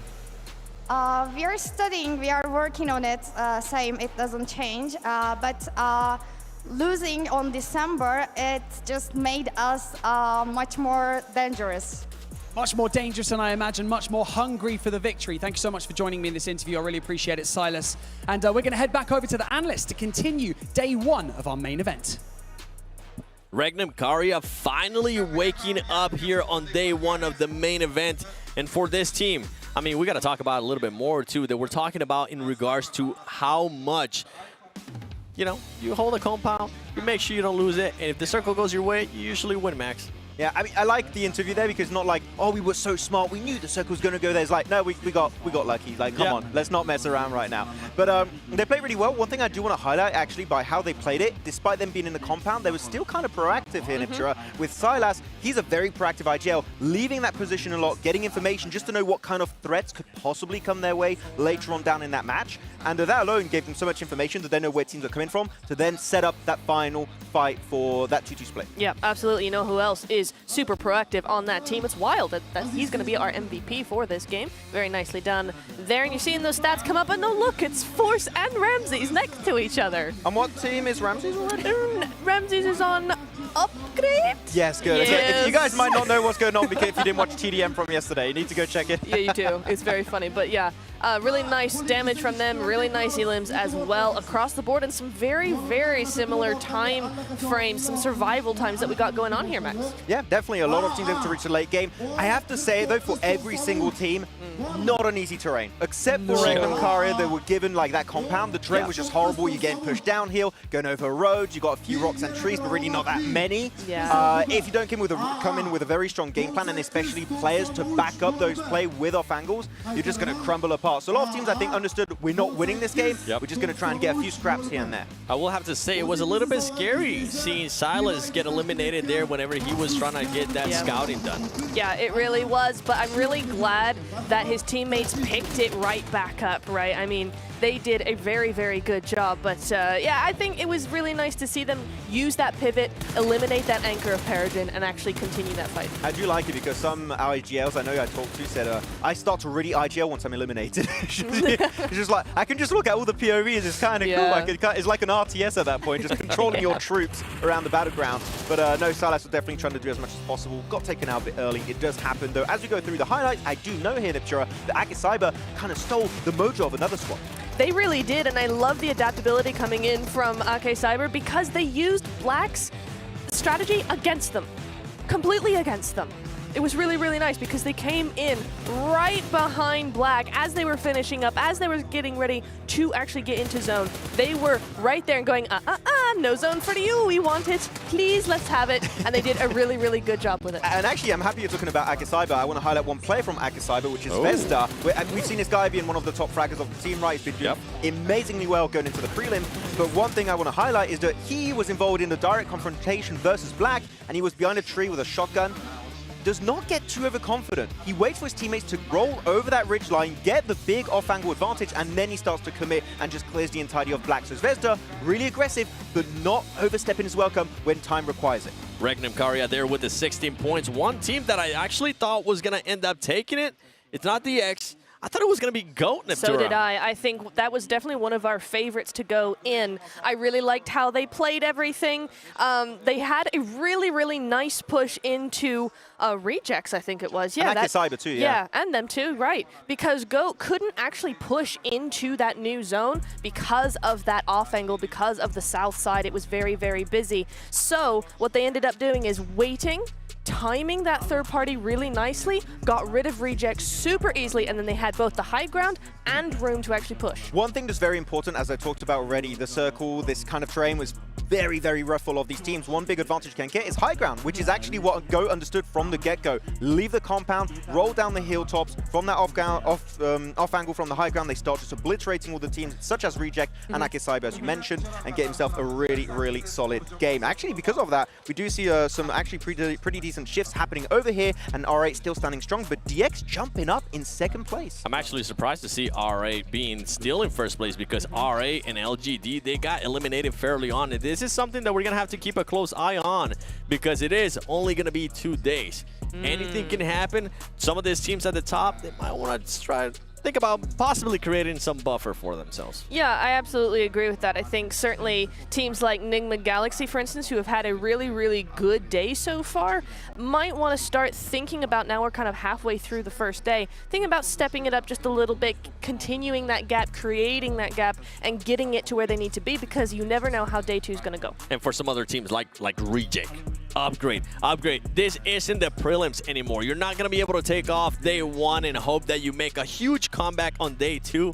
They definitely need to wake up. I'm not going to lie, we saw some games in the prelims with positions open that should not be open. And we know that when we go into a higher caliber lobby, those positions were going to be taken pretty much instantly. And now Upgrade, we see them struggling to find playable spots.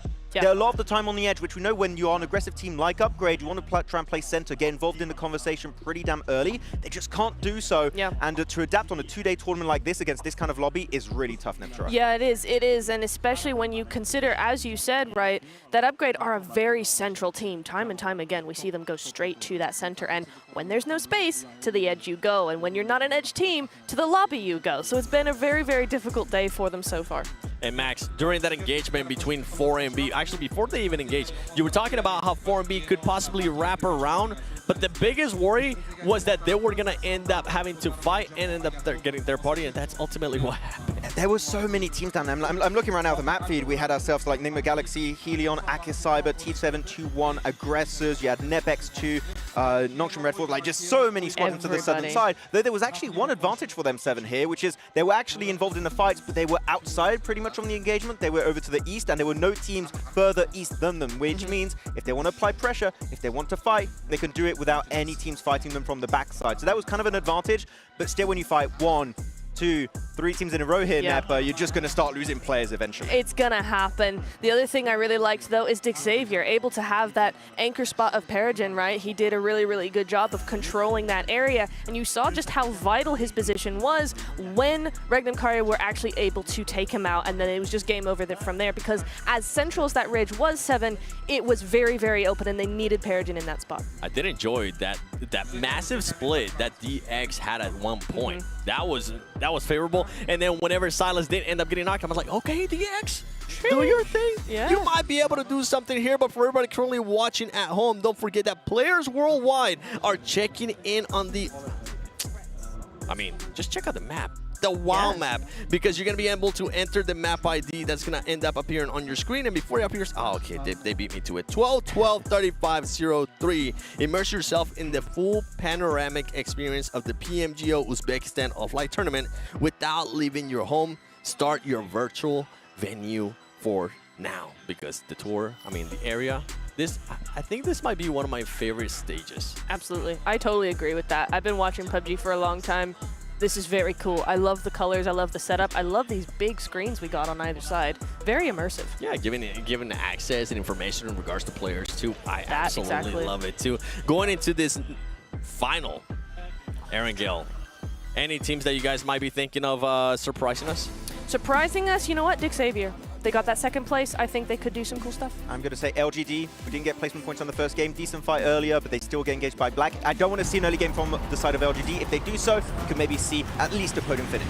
Well, it's time to find out as we're going to be heading towards the final Erangel of today. Take it away, Blank and John Allen. Match number 4. We are going from Milta Power over towards the shooting range. You can see all our 64 players locked and loaded, totally ready to get into this one. The thick of it will prevail, I'm sure. We'll see plenty of it. Erangel, a 7 rightly says for the final time today. Match number 4. We are getting through today fairly quickly. I'm not going to lie, I think it's because the plays have been so exciting. It's been so enjoyable to watch so far. From Milta Power to shooting range, I would say this is pretty kind playing path. I think that the game was definitely switched up a little bit by the playing path on our last match on Erangel, where it was far over towards the west. Then we had an eastern shift on the circle. That caused some problems for our teams and allowed Regnum Karya playing on the eastern side to have a lot of advantageous positioning. But yeah, I did really enjoy that last game. I think there was a situation where it's very clear to me that Regnum Karya is not one to just wait around. I think that, you know, in that play, my head, it's like, on the analytical side, it's like you should be able to win that engagement. Paragin might be a difficulty on that north side, but you take those 2 players that are going to get pushed out on the rock and you deal with that. But they didn't even want to worry about Paragin. And if you can take that 2v1, like I said, you absolutely go for it because you're trying to minimize the chances in those games to cause issues for yourself. LGD up towards that north side, currently looking like it might be a hot drop. And the circle does move far down towards the south, incorporating Sosnovka. Yeah, that hot drop between LGD and I think it was R8 as well over in North George. Maybe actually going to South Georgia. Both teams changing their drop spot, but at the same time. Oh, they were in South George before, that's right. It was Black Esports in North George. But they are going to the same apartment blocks. We're going to see it again. Circle hard south side. Could be military. Not super likely. It's difficult to call at this point. We'll have to wait and see. But I'm just waiting to see how this one unfolds. If you'll remember, it was, I think, the last player to survive for LGD, but then immediately got run down by Black Esports, who are nowhere to be seen. They're all the way in Milta Power, so no third party this time. Lings to eat the first chunk of damage, has to back off. Afu with the double barrel will loose both of them, but either immediately with the refrag and the flush as well. Lings now with an M16, hops on in for the fight, looks for the challenge, but goes down as well. The pump action good for Ida around the door frame. Look, doesn't have any rounds in the chamber, no. He's out of slugs, needs to get the reload going. But that PP Bison for Marth will hold down the door frame for the meantime.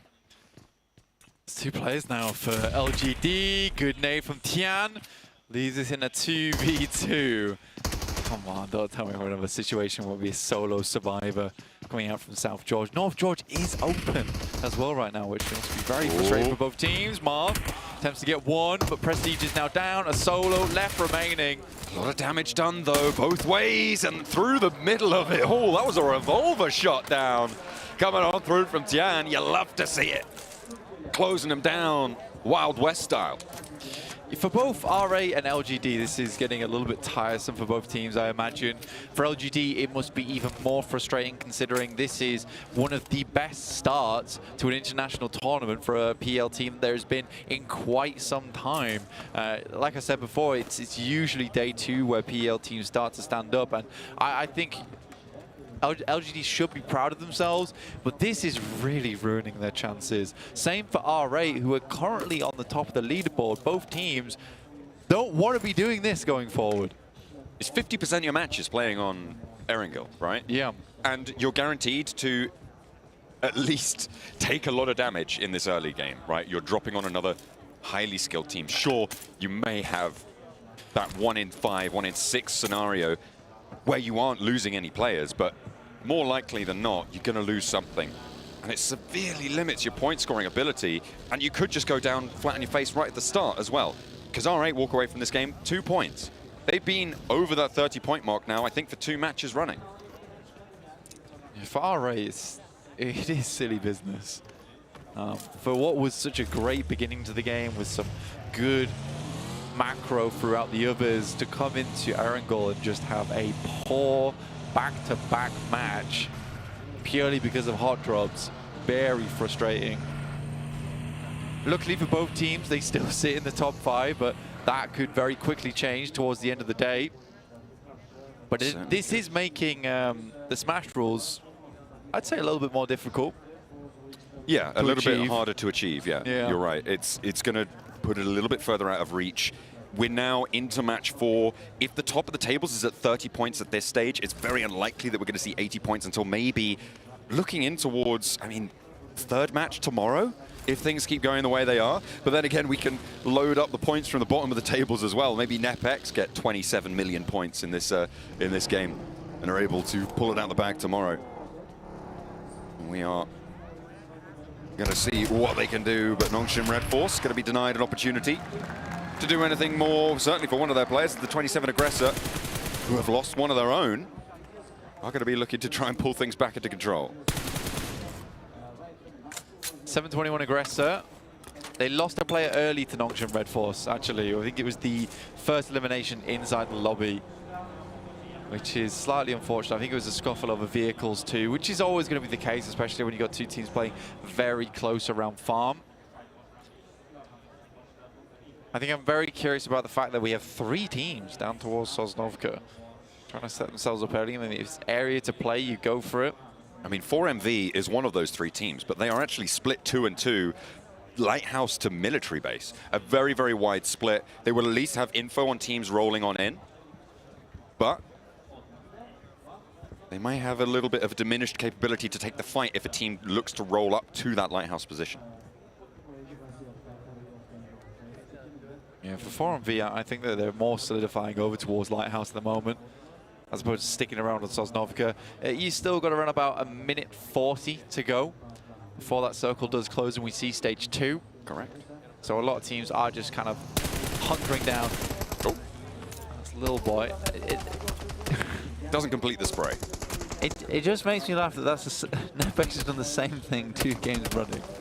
Just forgetting that someone could be playing up here. Luckily for Precious, I mean, skirmished it out. Amnesia, a superpower here, no fear, rolling into a scenario that could be your doom. But then again, sometimes you win those. And it seems like Precious will do so. Domain is down in the meantime. 1 first aid for Lil Boy, so doesn't want to over-invest it here. May have a bandage or 2 to back it up. No stims active either, which means he's not healing up over time, whereas NepX seemed to be. Domain going to get rezzed, and a regroup for NepX. Gives them the advantage in this fight. Command over this bridge opening. Got Law far in the back line, actually. Ooh. Over on the hills. Influence Rage is just going to give it up there. Teams have situated themselves alongside the coast, you know, preparing for that odd eventuality that we do end up down towards Sosnovka. I'd say it's a little bit unlikely, but it's not out of the picture here. So teams are still going to prepare for it, get themselves close to these bridges. 4MV, I think they've got the best deal out of it, being so close to the bridge with guarding possibility, but also a decent rotation outside. But yeah, that was the first elim that came through. And Naked Galaxy taking some chunks as well, which is not ideal for their bid towards the top of the tables. If you guys want to stay ahead of these circle shifts, Blank, you need to head over to the map stream as well, which you can find on YouTube, because we've just had a hard north shift, which you would have seen if you were tuned into that map stream on a second screen available to you. And it is a hard north shift, confirming we're not on Sosnovka. 4MV fully regroup. We're sending out to the west side of Pachinki again. Yeah, back up to where we've seen before. I mean, overall, a very, very nice position for Regnum Kaya, who actually saddled themselves over the top side of Pachinki here towards Church. And I think Regnum Kaya could be setting themselves up for another good game, especially with this hard shift. Definitely plays into their favor, I would say, considering that this was kind of undecided between the south and the north. But I do like the quick and swift rotate they made there, though a lot of other teams have already tried to set themselves up for success. This traffic jam, though, down towards the south is disgusting. I mean, NepX have forced the issue here. One of Influence Rage tried to go out with that hovercraft across the water. You can see Lil Boy in that right now, but had to divert back because NepX were chasing down the remnants of his team. 2 players into sorry, one player actually still in that hovercraft. The others, they're going to send all the way out west on the land in the vehicles that they have available. You imagine that Nepex may think that there's more in that vehicle, but they're going to be aware now as Precious has their number, spots this rotate, and it's 2 players against 4, potentially, if Nepex roll onto this hilltop. Again, though, really, if you're Nepex, you let Influence Rage get across that water, and you make a rotate on the eastern side and swing back around school. Try and play up towards ruins on this one. It's just a weird play to me from Nepex. Totally out of the equation of endgame possibilities. Not always looking towards the future here are some of these teams. Influence Rage, I mean, currently they're breaking out for this west bridge. It's not really worth your time to guard this west bridge with the circle as it sits, which means it's very likely to be open. And I think that's what Influence Rage have read into. What they may not expect is a team just over that ridge line as they come across in the 721 Aggressors, although it is a very popular location to play. That compound, nice, strong outlook, and it is a little bit towards the edge of the circle, so maybe not 100% that there's a team there, but you will certainly be wary of it as you get across. And it looks like Influence Rage will be making that path, except for Lil Boy, who I think may be on the swim if his hovercraft went down fully. So funny to me that Enigma Galaxy do get Pachinki, but despite that, DXavier act like they own Pachinki. A lot of times coming over here and just kind of shunting Enigma Galaxy out. Why not? Push them on their way. Give them a little bit of firm encouragement here as Snowix encouraged it a little too firmly for his liking, and DXavier pick up a point for it. Yeah, you guys can have Pachinki. That's all yours. That's all yours. Actually, we are in Pachinki. But we'll be coming back later to collect. Oh, they're just paying rent then. Yeah, they are. Price just went up. Absolutely.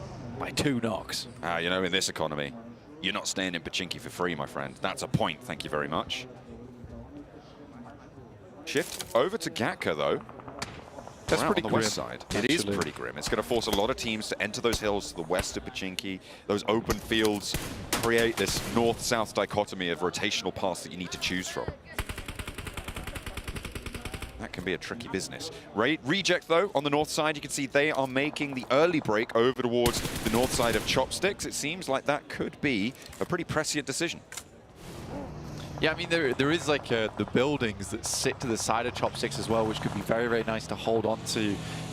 But likewise, just even holding on the edge and the end of Chopsticks means that your heads are undercover, right? You have that lower ground where you can peek up from, you can get a bit of information off the back of it. Scouting's good from there too, which is nice.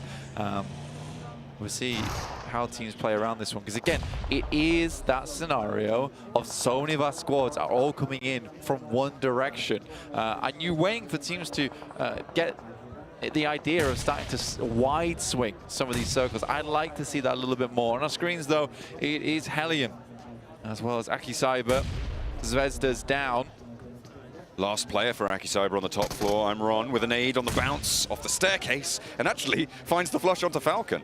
Doesn't have too much health to be working with, and Zvezda, you're right, he's crawling around, clambering for any sort of safety he can find, and I'm Ron finally up to as much health as he's going to get, I think, in this scenario, but sees a nade going up to the sky and immediately bouncing down. Hellion with maybe a bit of a missed throw there, but that's going to do a lot of damage. And you can see players waiting in the wings on those off angles. I see DXavier poking their noses in. I see LGD taking some shots out this way.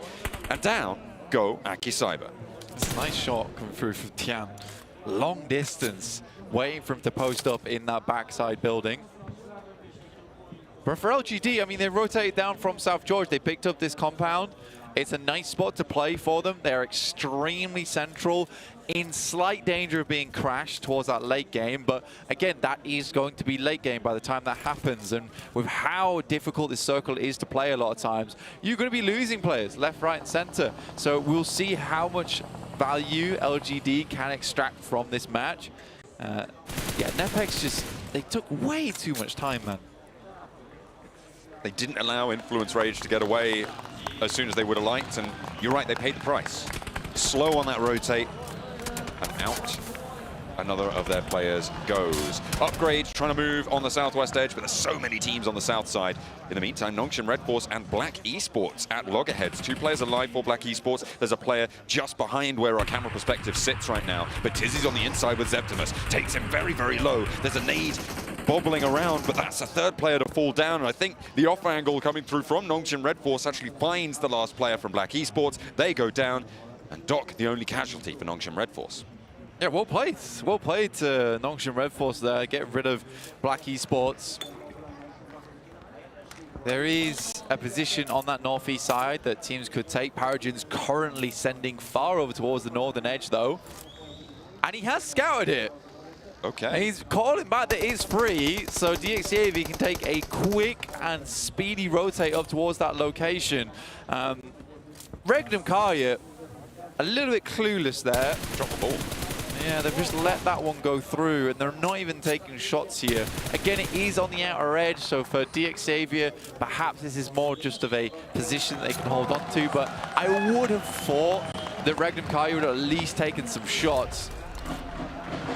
4MV falling in the crunch. An upgrade, the recipient of a whole bunch of points there. 4 now on the cards. Molodoi did go down. Ruzan, though, resupplying on the death crates. An upgrade now moving in behind Goat Quality. This is on the south side, outside of the circle, as we are getting pressured in. Stage 4, which means you get knocked in the circle. You are not going to get rezzed unless you get carried out of the circle, either by your own crawling or by a teammate in a vehicle. Very, very difficult circle to play in. A lot of open land here, John, at the moment. I really have liked how DXAV has played today. Again, very disciplined play. I think Paragon's been making some very cool moves during these matches. I just feel like there's a very direct competition between Regnum Karya and DXAV at the moment in terms of the rotations and where they like to go on the map. It's interesting to me how DXAV didn't all go to that compound that Paragon scouted. Instead, they've opted to line the roadside north of Regnum Karya, and that makes their rotation out of there very, very difficult. It also puts pressure on the teams by proxy to the south. So I think this is really smart from DXAV. Yeah, because they could have held that compound, but right now what that compound is to them is just an anchor point. They want to hold further forward because it is 50% of the zone in control of Nongshim Red Force as well as DXAV. Goat's a little late to the party, and this is where that lineup comes into effect, John. Goat Quality careening into the side of Laviso. Ephius with a nade. Not going to land behind the rock. It goes low, goes down. Paragon sprays it out. That's that backstop off angle, the anchor coming in to weigh down the rotation from Goat Quality, and they have to fold back on themselves. DXAV with the 3 elims. Great stuff. Taking first place. Yeah, Regnum Karya currently just, I think they were first place before. They leaped over RA by... They beat them on the tiebreaker. Beat them on the tiebreaker, yeah. So now they fully leapt over them. Karya getting lit up, and this is the pressure that DXAV have forced on them, right? Regnum Karya, do you go into this 3-player hold onto these ridge lines? I don't think so. You're going to have to swing south. This is an unfortunate circle shift, though. If you guys have the map feed up, you'll see this hard southwest side shift on the circle. We've had a lot of difficult shifts this game, Blank. Yeah, I think when you're looking at this one as well, though, it's LGD who are probably going to be first to face here. I think it's a reasonable position to play. I mean, you can back it up all the way to the sheds at the back of this small collection of buildings. But teams would like that. For Reject, though, huge boon for them. Massive. Sending over to what is open ground all around them with clear sightlines from that position. Should be a strong game from Reject. I mean, if you were looking at all the cards in front of us here, I think it depends on what Nongshim Red Force do, right? If they get a successful crash, obviously they could take down that position, but I don't think it's likely they'll get across that open field unharried, unhampered by teams like Goat Quality, by teams like Regnum Karya, who may actually just be able to roll straight across. Hang on a minute, maybe not. They are getting torn to pieces. Wild pulled out the back of the vehicle. They're going to keep on going over towards LGD. Regnum Karya, I mean, they've managed to keep 3 players alive, Blank. I don't know how they got that one through. Yeah, it was a Hail Mary. But the Hail Mary does work specifically because of how these compounds are set up. It's hard to get efficient shots down across these two buildings over towards the longhouse, right? And that's why Regnum Karya crashed into this one. So it is shareable. You would like to get rid of the team that sits at the end there, so you have the two-story for yourself. But I think Regnum Karya are very happy just to sit in this one. Whoever is on the end is likely a diminished team. Regnum Karya understands that, and they were happy to give one player. Nongshim Red Force on the road now. They're opting to sweep wide out to the west side and maybe approach Reject's compound. No, they're going to sweep all the way into NepX. They're going to crash straight into the north side of the Nepalese team and into the end of the chopstick. Death in a basin delivered on the defense. Good spray down. I mean, for Nongshim Red Force, not many options available to them other than to face up against NepX, but clean sweep from Rex there. Xavier still trying to figure out their next move. So we saw Regnum Karya still sitting over towards that eastern edge where they had safety before they made that rollout. But yeah, so many teams are going to struggle. I genuinely don't think many teams can crash onto Reject as long as they consistently hold them down. You can see this field in front of them. It's nice that we get to get an aerial view over this location. Very easy to hold on the outside of the building as well, so you're not locked into sight lines that are made worse by the fact you have to look through the windows because you're only getting set sight lines from that. But the fact you're able to play on that little trench area is really nice for you.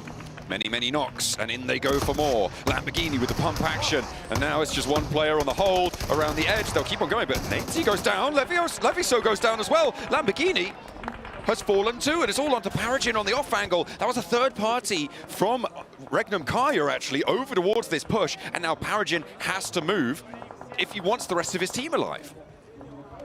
It was Hellion that was taking shots over towards them. As well, I think everyone was. Yeah. Pretty much everyone took shots over towards Xavier. Shift. LGD as well, I think it was Tian. I think Regnum Karya kind of just ignored that. They were looking further down towards the southwest. Yeah, shifters go back over towards that northeast side. I think Xavier's kicking themselves at the moment over this. But this has just been a game of hard shift into hard shift into hard shift. So I feel like in that situation, Xavier maybe could have waited for this next circle, potentially. Valo wins these on the south side. I'm looking at him being a snake in the grass. He's been solo for a long time for Enigma Galaxy. Yonik has been taking a lot of shots as well, so his position is fully known, and Regnum Karya were taking shots back out his way. This is a replay on the rundown, right? And it was a little bit too messy for my liking. Yeah, it was staggered. I think it's the staggered nature. I think if Xavier all hit that at the same time, it's a very different story.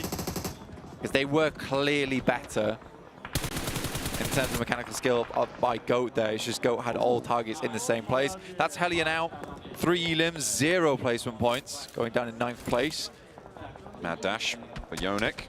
Wants to be ahead of the zone, drawing the fire of Regnum Karya. I was going to say RCB, but then I cut myself far too short, far too early. Paragin holding his nerve behind the hay bale.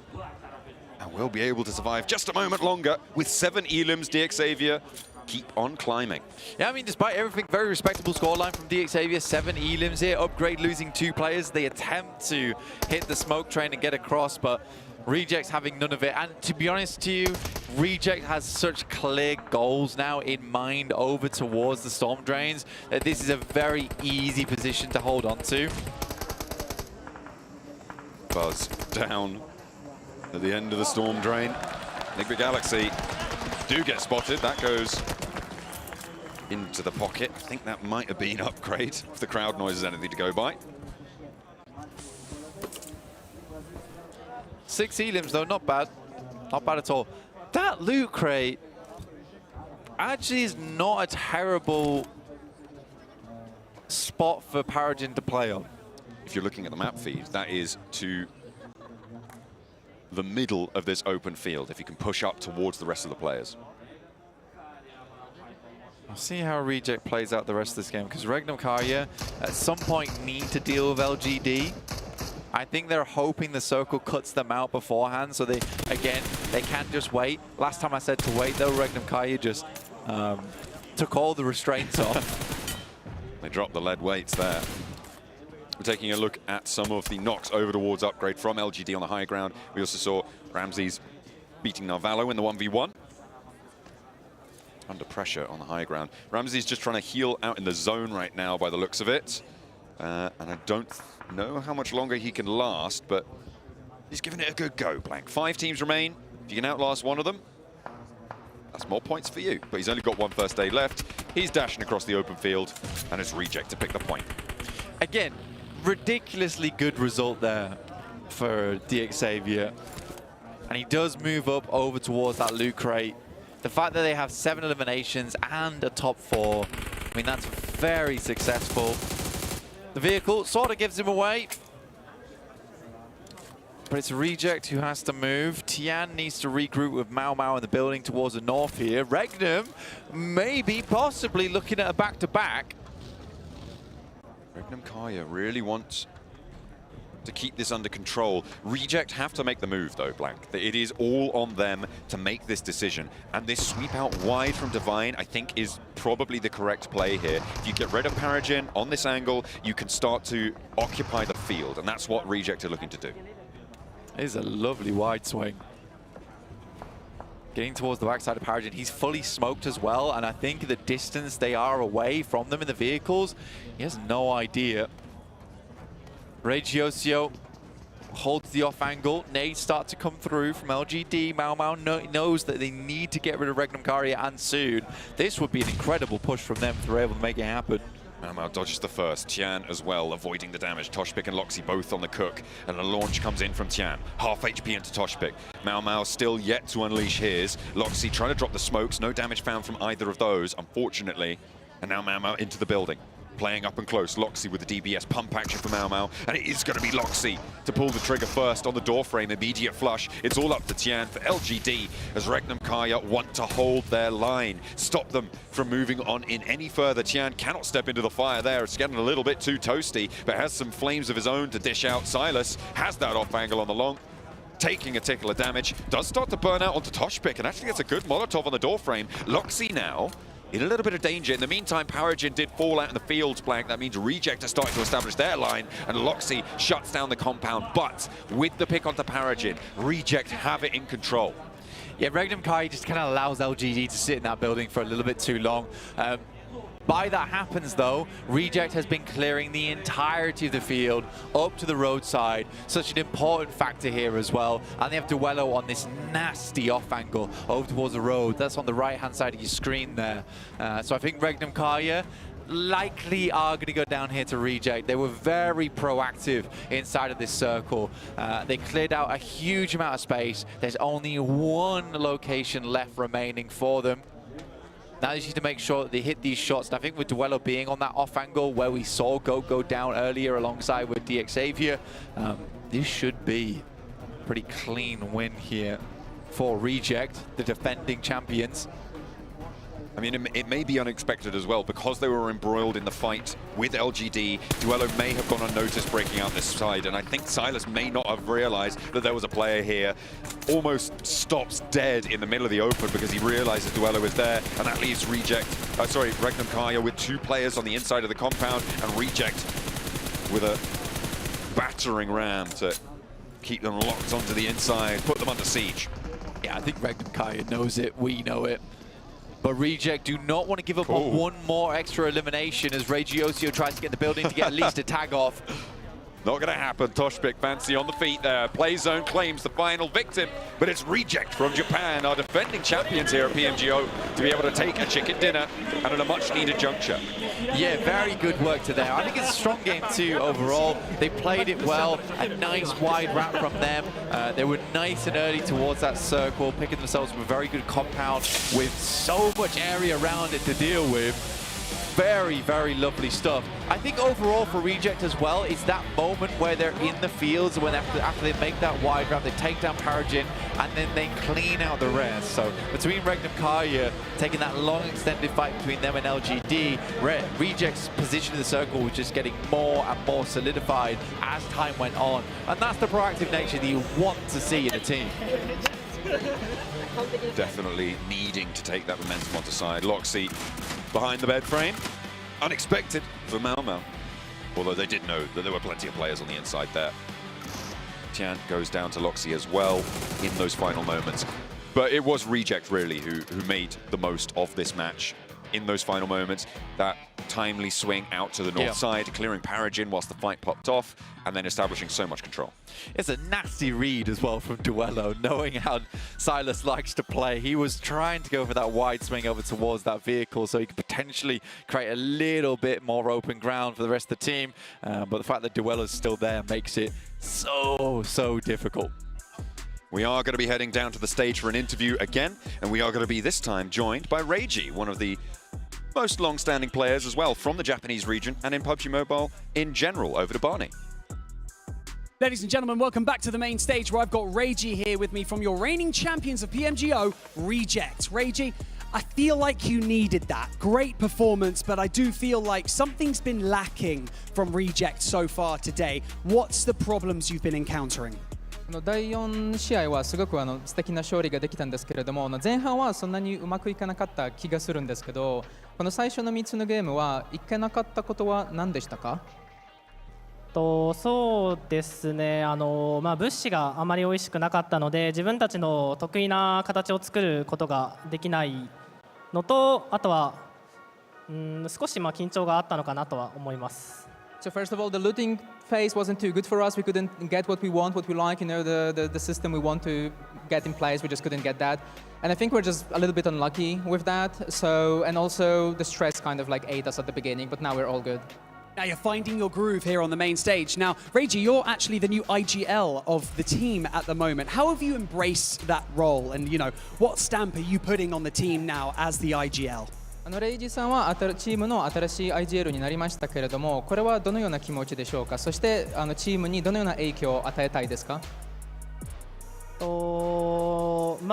のアンチのメタだったりチームの強みを生かせることが僕の長所でもあると思っているので、その部分を含めて変更したっていう感じです。So in this current meta, I feel like my role main is to get the strength out of my team, to let them shine in the current meta. So that's what I'm focusing on, and that's what I'm bringing to the table in the new team. Amazing, I love it. Reiji, thank you so much for joining me in this post-match interview. You guys are performing really well. Let's see if you can continue that momentum. And thank you so much to Victor as well for joining us here on stage. But for now, let's head back over to the analysts to continue day one of the main event. The 2024 PMGO and the 2024 PMWC MVP Reiji so there. That's what we've been wanting to see out of them. They were a little bit quiet there at the start, but good bounce back for Reject. Yeah, absolutely phenomenal stuff from Rejects. I love what they did there throughout the entire game, and I will be gloating a little bit later, but that's for later. What I want to talk about right now is the end of zone, Max, because that was very, very well played, as we would expect from a team of this caliber. I mean, to set it up slightly, you did just see it, but Paragin has that anchor point right at the north side, right in the middle of the field. It's not looking good because he actually controls so much of that open space, as do LGD, as you see here. MVP here, nothing to mess with. And also, who was it in the other thing? Regnum Karya, that's right. She didn't need me. I didn't even need you, I remembered. One thing, since you're bringing up Regnum Karya, we saw LGD versus Regnum Karya pretty much coexisting for the longest entire time. It wasn't Regnum Karya versus LGD. It was Regnum Karya with LGD. Yeah. They were working together Absolutely. in complete symbiotic relationship in that compound. And actually, LGD had a pretty smart play looking at some of the top players, by the way. We do have then Tian that has been a top performer for the team alongside the great nades from Mao Mao. Good stuff from those two players in particular. Yep.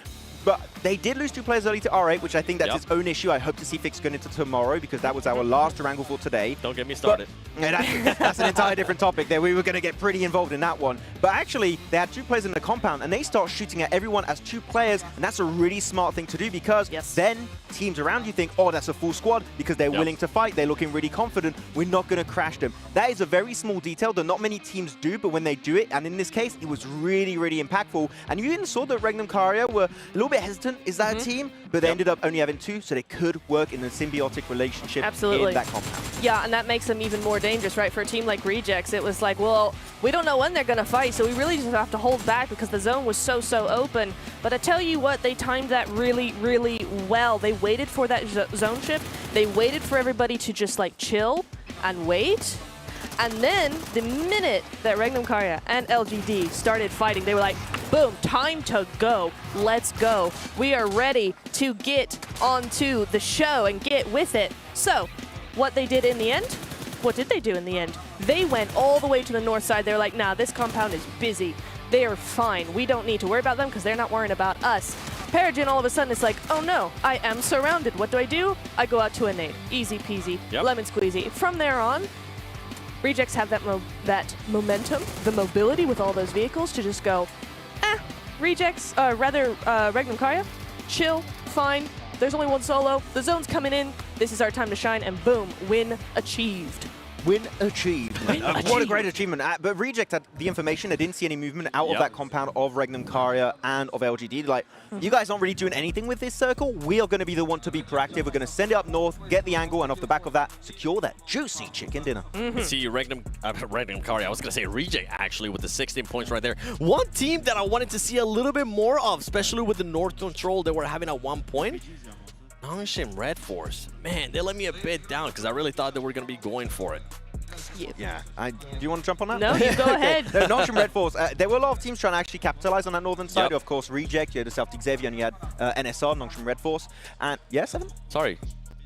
You remember that crazy split that Reject had, though? Yeah. I think it was Apollo. I really enjoyed that. That Scouting. was so, Yeah, he was really getting nice. actually some really, really valuable information, especially in fields. You never know. You might just have one player straggling around one of those hay bales. It's always an issue. You want to get rid of them as soon as possible. So scouting from Apollo was definitely really impactful. And the Nongshim Red Force would love to see them go a little bit further away. But when you don't have too many strong positions, especially strong buildings to play with, it is going to make it quite tough for you to play around that. So quite unfortunate. They're looking at the second page of these rankings. Yeah, Nigma Galaxy, unfortunately, not able to follow up with that win from earlier and a bit of a downwards trend. What are we talking about? 4 MV. 4 MV. Max, what was it that you predicted? That hurts. It's okay. It's all right. Yeah, you know what? Just saying. Just saying. But I know, Neptura, you do want to give us a bit more insight in regards to Reject and what they were able to do throughout that map. I'm ready. All right. You know that whole setup in the final game that we just saw? The way they did it, and I am going to gloat here. This is the gloating point. When Rejects did... Nope, wait. There we go. When Rejects did this, I was like, they're going to win. Because look at this zone coming in here. You have a zone like this. Sure, why not? All of these teams, a little bit off, but all these teams going here, and it's just one great big happy family to the south side. The minute that Rejects go, no thank you, we're going to go over to Gakka and basically stay there near Gakka, it was like easy peasy, so done, because by the time teams actually get to them, they're kind of done. All those teams are low, they've got no utilities, they've got no health, there's nothing for them. Yeah, one of my favorite things to see macro-wise is seeing a team understand how an entire lobby reacts to a circle shift and being able to outplay pretty much 15 teams all in one singular rotation. And that's what allowed them to get himself that chicken dinner and actually jump up nicely up on that first page in 7th position. But DX 42 points to get already halfway through to what you need to get to start smashing in that game. DX being consistent there just throughout those Erangels. And I'm honestly surprised to see LGD still there in second place with hot drops. With 2 hot drops. On a wrangle. No, wait, 7 with 3 hot drops. Sandhawk as well. 3 hot drops in their second place. This is an exception to the rule. Don't hot drop anybody. Don't do it.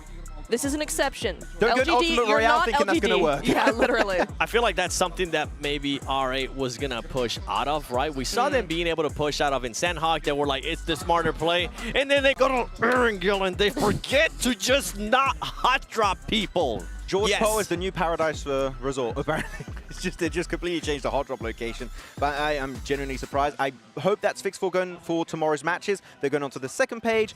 Upgrade, no. Yeah, you talked about it a little bit earlier. Here, Nimtura want to see them step up a little bit. 16 points, about to just maybe encroach on the top 8 position on these leaderboards. One thing I do want to see here for MV, I mean, I was giving you guys a break earlier in regards to it was match 2. Now we're way past the halfway point in regards for just day 1 of the main event. All of their points, Neptura, are coming in from eliminations.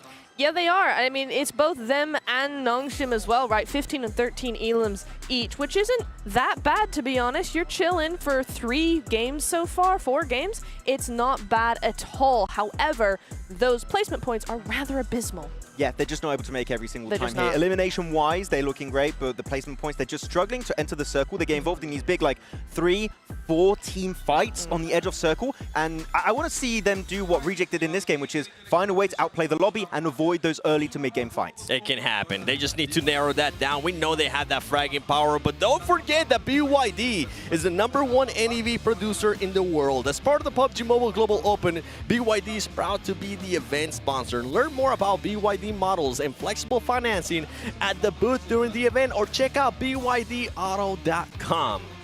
I still want to try one. Yeah. Just putting that out there in the universe. When we were driving here, I counted how many BYD cars I saw, and I saw a total of 7. There's along the road. I swear, if we get a taxi and it's a BYD, I'm going to tell the taxi driver in hand signs, in case he doesn't speak English or Spanish, I'll be like, oh. Me? And he's like, I don't trust him. No. Why not? Come on. Are you trustworthy? I'm not sure. No, definitely trust me. He's like, I'm you a can't reach the great pedals, driver. man. You can't reach it. That's actually true. You can move the seats, you weirdo. If he has a booster seat for you, maybe. This is, I'd be nice to him, too. You know what? I apologize. I'm sorry. I'm messing with you. I probably wouldn't be able to reach the pedals. But don't forget, we do have 2 Miramars left right after this break.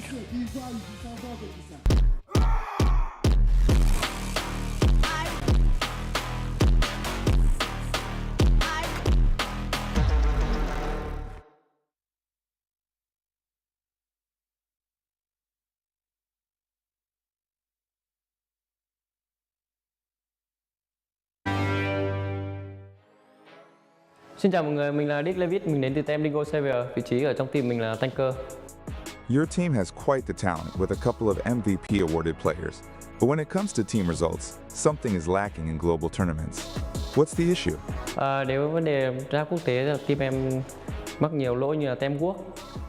Lần này ra bọn em đã sửa lỗi và vấn đề tem quốc của em cả đội rất là ok trong lần giải sắp tới lần này. What's the most intense match you've ever played, and what made it stand out? Trận đấu nhớ nhất chắc trận game solo ở SEA Games. Em nghĩ mang huy chương về cho nước nhà đấy là trận đấu em đáng nhớ nhất. How do you mentally recover after a tough loss in a crucial match? Bình thường em và cả team thất bại trong một trận đấu nào đấy, bọn em về cùng xem lại và giải quyết những lỗi lầm và các team làm và nhìn nhận nó để cố gắng mà làm cho nó hoàn hảo hơn trong các trận đấu tiếp theo. What's the best piece of match advice you've received from a fellow gamer or mentor? Cứ cố gắng thay đổi bản thân thì mọi thứ tốt đẹp sẽ đến với bạn. Which main event team do you consider to be the most formidable threat for you guys? Em thấy thì đội tuyển mạnh nhất chắc là FormV, vì họ có những nhân tố bí ẩn như là MVP thế giới do top chẳng hạn, và các thành viên còn lại cũng rất mạnh, cũng toàn ép MVP thôi. Cảm ơn các bạn đã cổ vũ team mình trong các trận đấu tiếp tới nhé. Bye bye.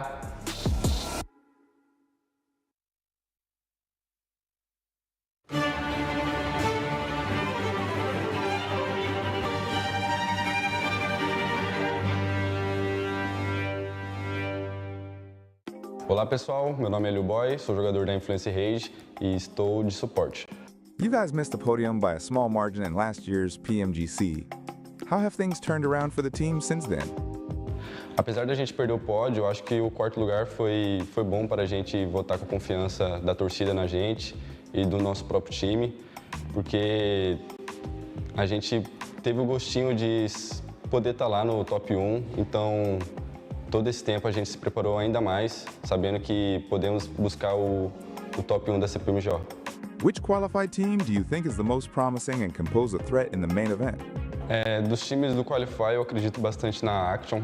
É um time brasileiro que a gente é acostumado a jogar contra e o poder deles é bem forte.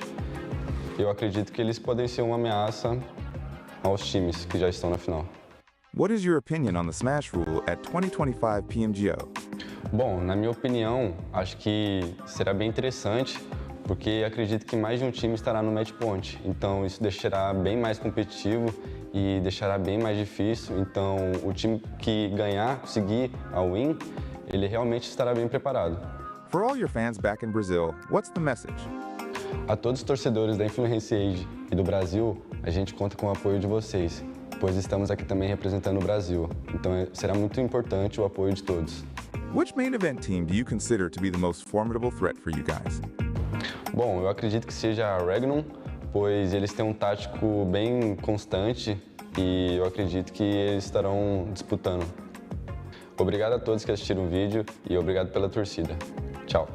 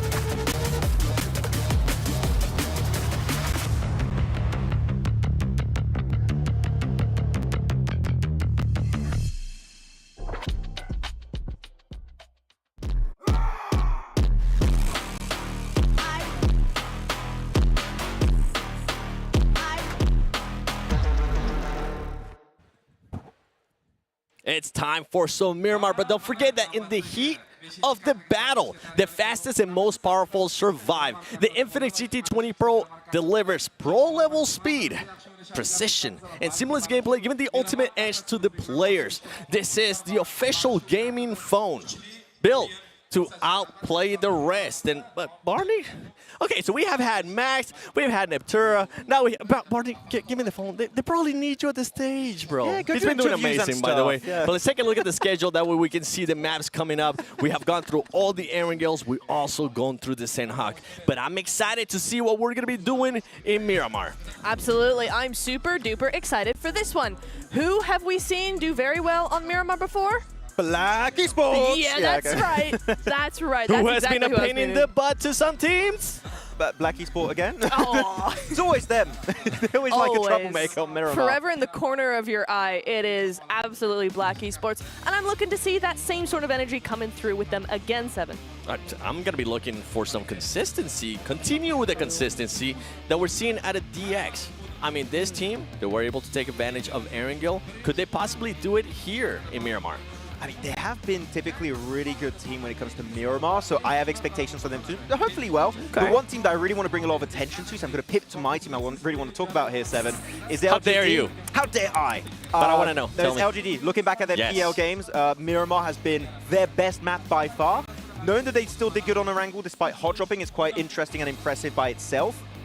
Miramar, I'm expecting a win for LGD. I'm expecting it to happen. 2 games. Hopefully it's going to be going down these extra matches. Yeah. You said a win. Damn. They are really good. Like, they're very proactive, doing 2-2 splits on the edge and scouting. I think they're very on point. Terrain knowledge is 10 out of 10. So that would be my prediction for the day. I'm with you. I think that the fact that they were able to hot drop into Erangels, lose players on top of that, and still maintain the top 2, that's quite impressive.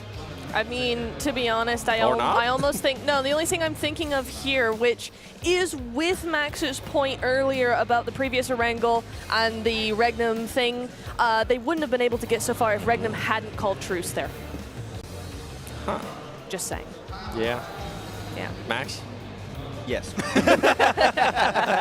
Not much to add to that one. Let's find out if it's going to be Black Esports. Let's find out if it's going to be D-Savior. Who knows? I know one person that's going to know. John Allen and Blank. I don't know what you're talking about. I don't know anything. I have no idea. What game are we doing? This is PUBG Mobile. Oh, I've heard of that. Yeah, I hope so at this point. We're heading over from the western side over towards Puerto Rico via the Mar. This is a very southern playing path, dude. Pretty unbelievable, honestly. Getting very difficult to get over towards that north side. You're going to hope for a south circle here, John. Certainly would if you're not, well, unless you want to head up to La Cabrera, try and drop split around there, get some loot on board. If you want to head north, then sure. The teams are well practiced who came through the qualifiers on that southwest side. We'll see if they are able to play to their practice or if they're going to be sent further afield. Things can get crazy over in the desert. We're going to see if there's going to be another hot drop as well coming through for both R8 and LGD. That was it. There we go. Got there in the end. Yeah, I had to run through all the replays in my mind very, very quickly there just to double check. But yeah, LGD, and the desk is right. The fact that they are in those top spots whilst still hot dropping in 3 matches out of the 4 that they've played is kind of crazy. Both R8 and LGD. Yeah, absolutely. It's a frustrating scenario, I'd imagine, coming through here. In the meantime, let's look at the circle. It heads over towards the eastern side of the map, so it's not too difficult here. It just means that we're going to be having teams somewhat crammed over towards this southern edge, and the traffic jams are going to get pretty nasty. Nobody talk about the islands. It's definitely not happening. I mean, it could do. Imagine. It could do. Imagine Ralph having to IGL that again. Yeah, that'd be rough. It would be very, very rough. All the way from the west side as well, where they're dropped. Near La Riera. So far, we have DX and LGD on top, somehow, some way. Despite all the mishaps they've been going through, they have been technically the most consistent. I think for LGD, they had a very, very good salvage game. That last match, I don't think we got to talk about it too much, but we'll talk about it now because they did start up in South George, had that hot drop between them and R8, who lose a player early here in Ida. The squad roll down, look at that. But 2 players making it to, I think it was 3rd place? Yeah, 3rd place is very, very good. Certainly nothing to be ashamed of and getting that far. Nice and profitable. First point goes over to Nongshim Red Force. They catch Ida on the rotate. They will be happy with that one to earn that point nice and early, nice and quick into the game.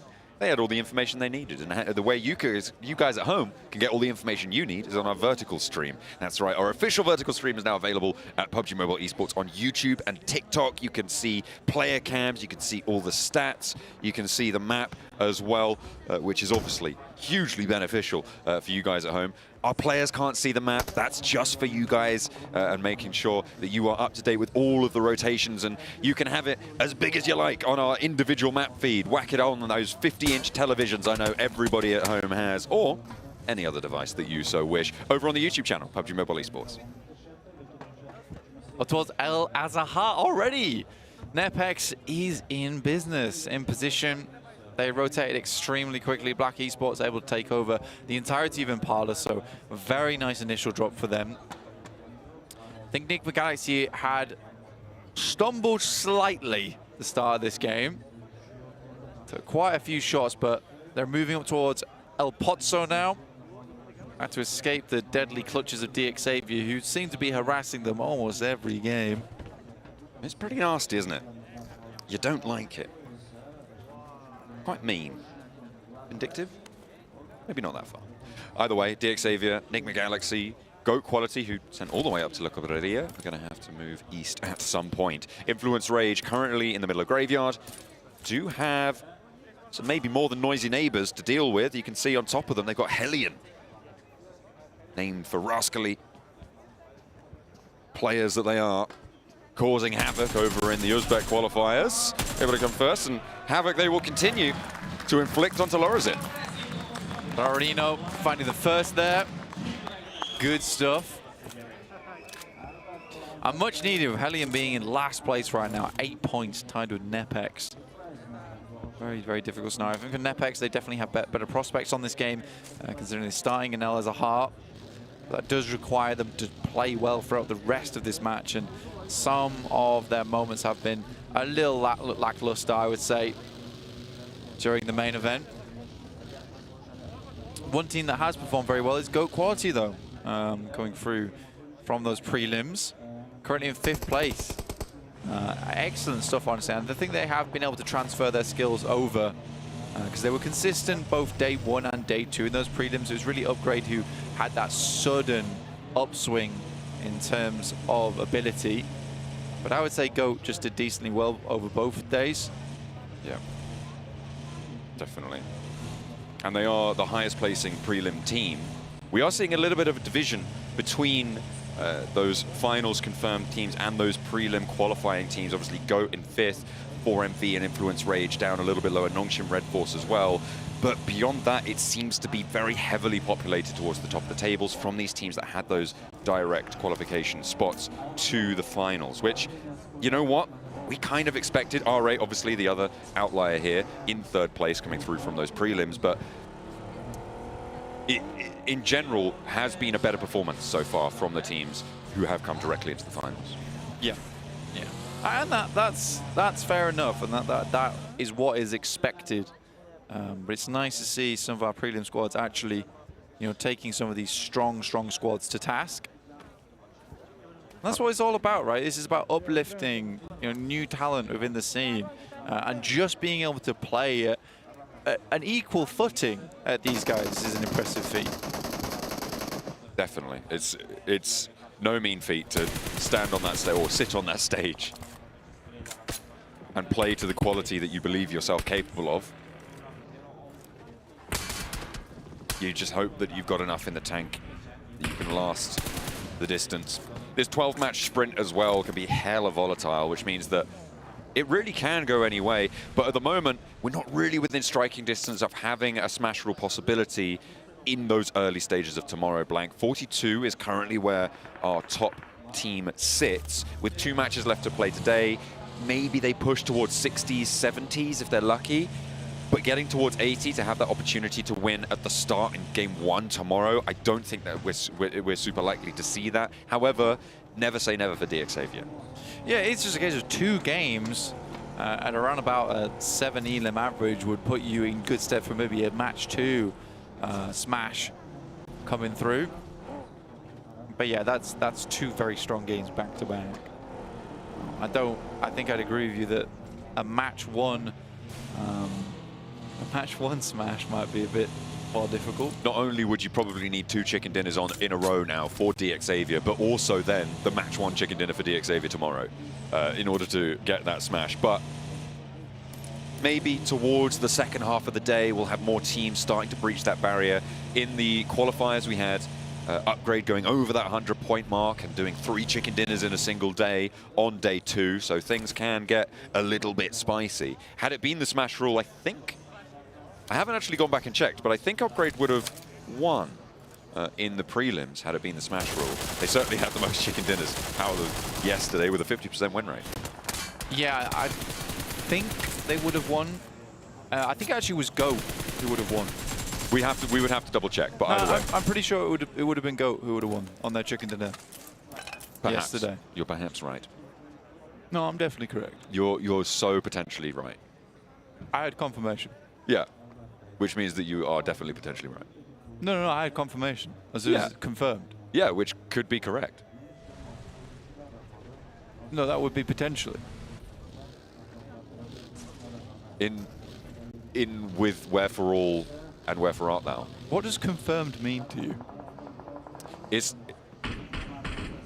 like how I can confirm that right now Nate is in the thick of Regnum Karya, because he is up against it, and I don't think that's going to be a good time. Silas, Wild, Toshpik, Loxy rocks on in, and Leviso, though, doing a lot of work from the high ground for DXavier. Paragin as well, we know how he likes these off angles, will enact that once more, but spotted by a third party. I think this is an FX on the east side, potentially getting involved. Lamborghini for DXavier, 2 around the bonnet. The first is good, the second not so much. Up to Leviso now to try and close it down against Wild. A nade over the top, that looks good. Could be right in the sliver of the crack that they're looking for. Not going to explode in time to catch Wild. Leviso falls and it's all up to Paragin. This is messy for Regnum Karya. Loxy will go down. Quick step up there coming through. And Regnum Karya is holding on by a thread right now. Wild not allowing this to go elsewhere. Oh. Steps up, takes down Rex. This is incredible coming through from Regnum Karya to hang on for this long. Going to look for the res here, but Domain already taking shots around the wheel.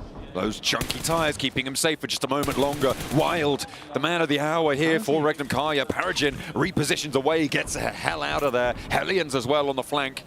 And trying to maybe have a little bit of a crunch impact on this fight, but it's Nepex really who are forcing the issue here. Wild down on the deck. The bounce off the bonnet of the buggy is unfortunate. That could have found Wild had it not gone up into the sky. Drops the smoke behind him, knows that off angle could be devastating if Nepex try and occupy it, but they disengage. I wonder if Regnum Karya can actually get Toshpik up here.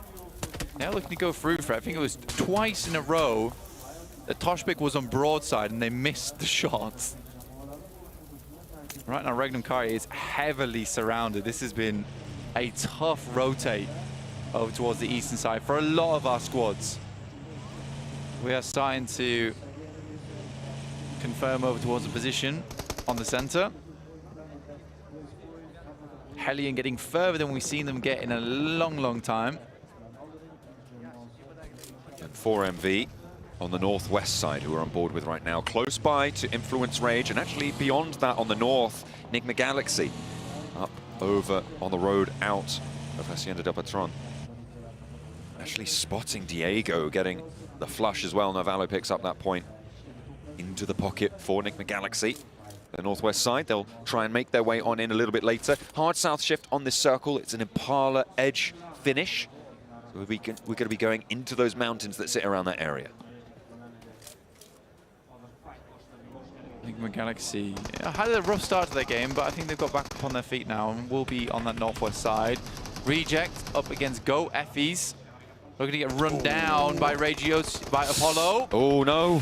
Effie's very low. Is that going to be confirmation as well? We'll have to wait and see. Duello moving around the side. Apollo trying to get out of danger.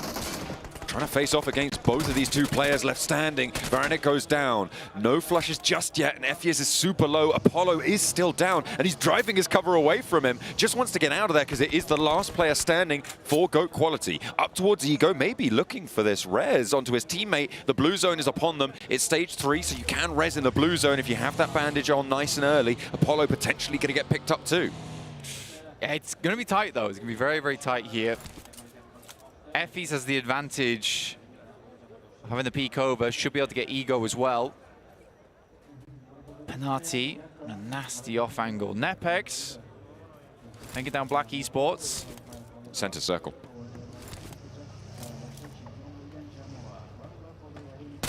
Reject, reposition, Divine trying to slide under the watchful eyes of Ego, and will be able to do so for just a moment longer. Low HP for Apollo as he still has to back off in the buggy. Meds are starting to look thin on the ground now for GOAT quality.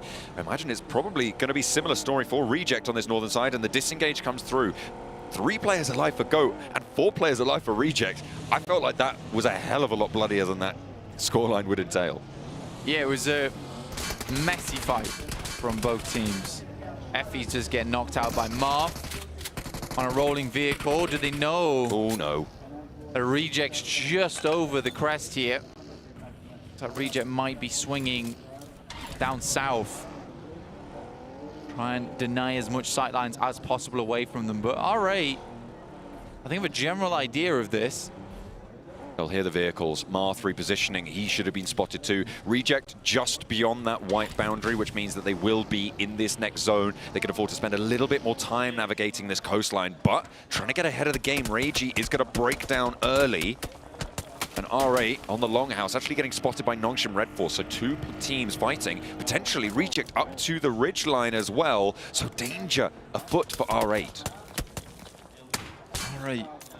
Definitely in a worrisome spot, but again, this position is pretty decent, pretty nice, gives you cover. Prestige going down, though, is not great news and could be the invitation to push in for Reject. Circle down towards the south on Impala. Always makes for an interesting finish with a high ground that sits on that south side, but it is undecided between the high ground on the north and the south. Got a lot of open ground over towards the west. That's Wild moving through from Regnum Karya. You do have both players still alive. The Tosh pick did get picked up.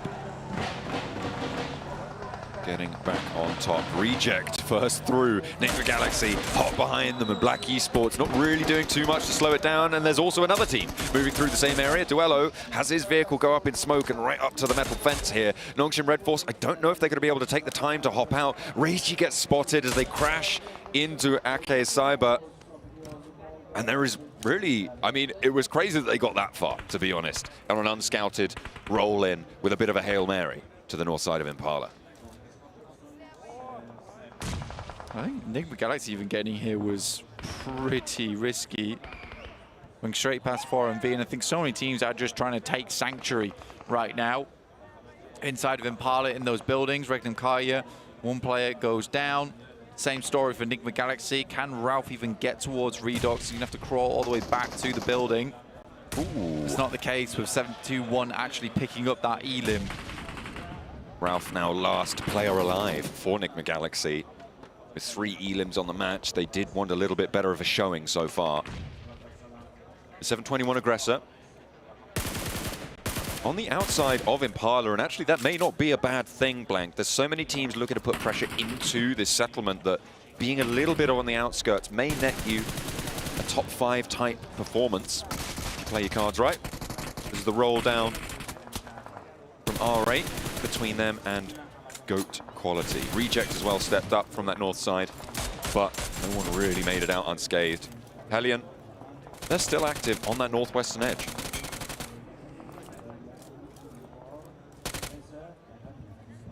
To be honest with you, Hellion's position is not terrible. It's just, it's not in where we imagine this circle to go. Like, crossing that road has always been historically very difficult. Upgrade getting down towards that southwest, though, that is definitely interesting. I think the crowd is roaring and wanting Upgrade to do a little better here in the main event. We need to see that same kind of prowess that came through from yesterday, as something just switched in the mentality for them. SK Tong getting taken down. That's over on the north side. These teams enter Impala in dribs and drabs and are playing fairly split from one another. Regnum Karya playing as 2. You've got Nigma Galaxy as a solo. You've got Upgrade as 4, which, as you highlighted earlier on that southwest side, might have quite an impact. Reject as 2 as well. Ake Cyber currently split 2 and 2, it looks like, over the Impala Hills on that higher ground beneath LGD. But we're going up further north, Blank. And this is a fairly indecisive circle. You talked about it before, that north high ground, that south high ground, having that conversation with one another, and it still has not resolved.